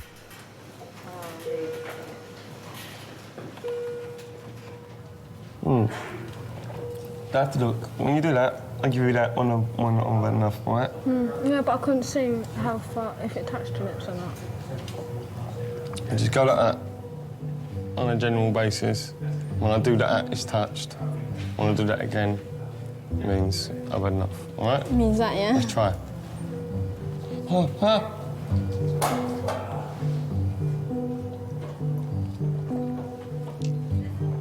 worked.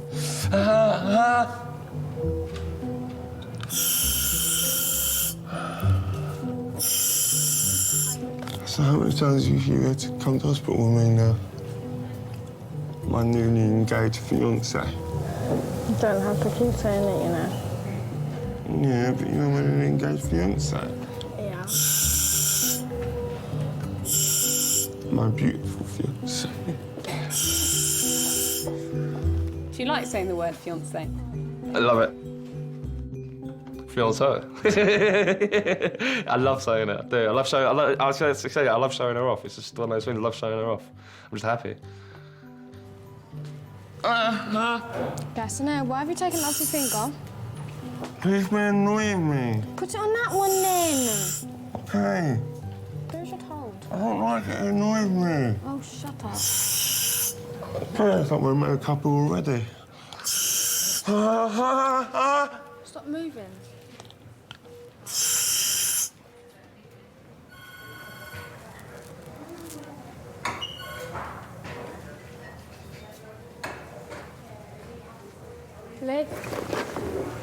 Lee, stay awake.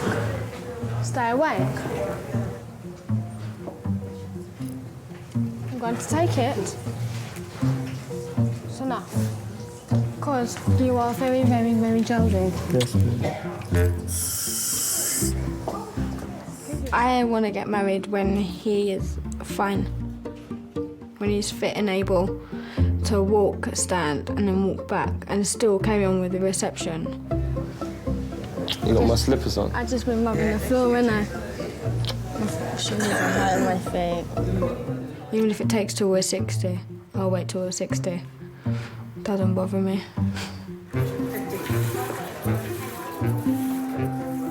This is really hard. But I'm not going to lose this. It's not going to beat me. Nothing's going to beat me. There's only one thing that's going to beat me, and that's me missus.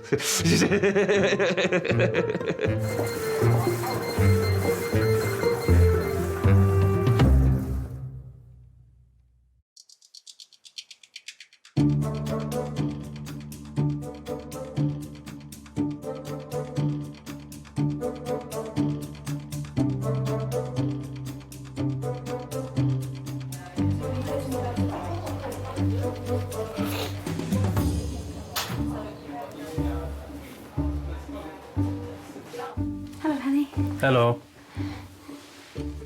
As you can see, I've got my girl back. Best woman in the world. Lovely.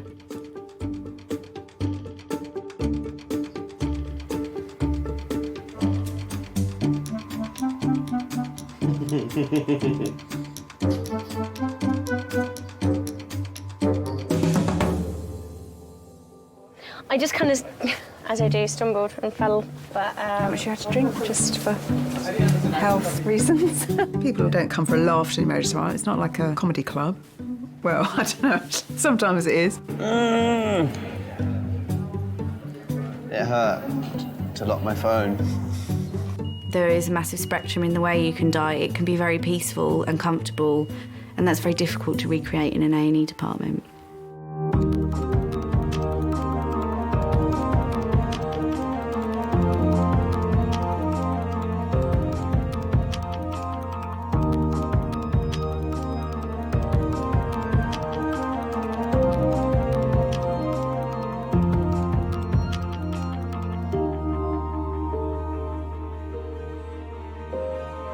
you.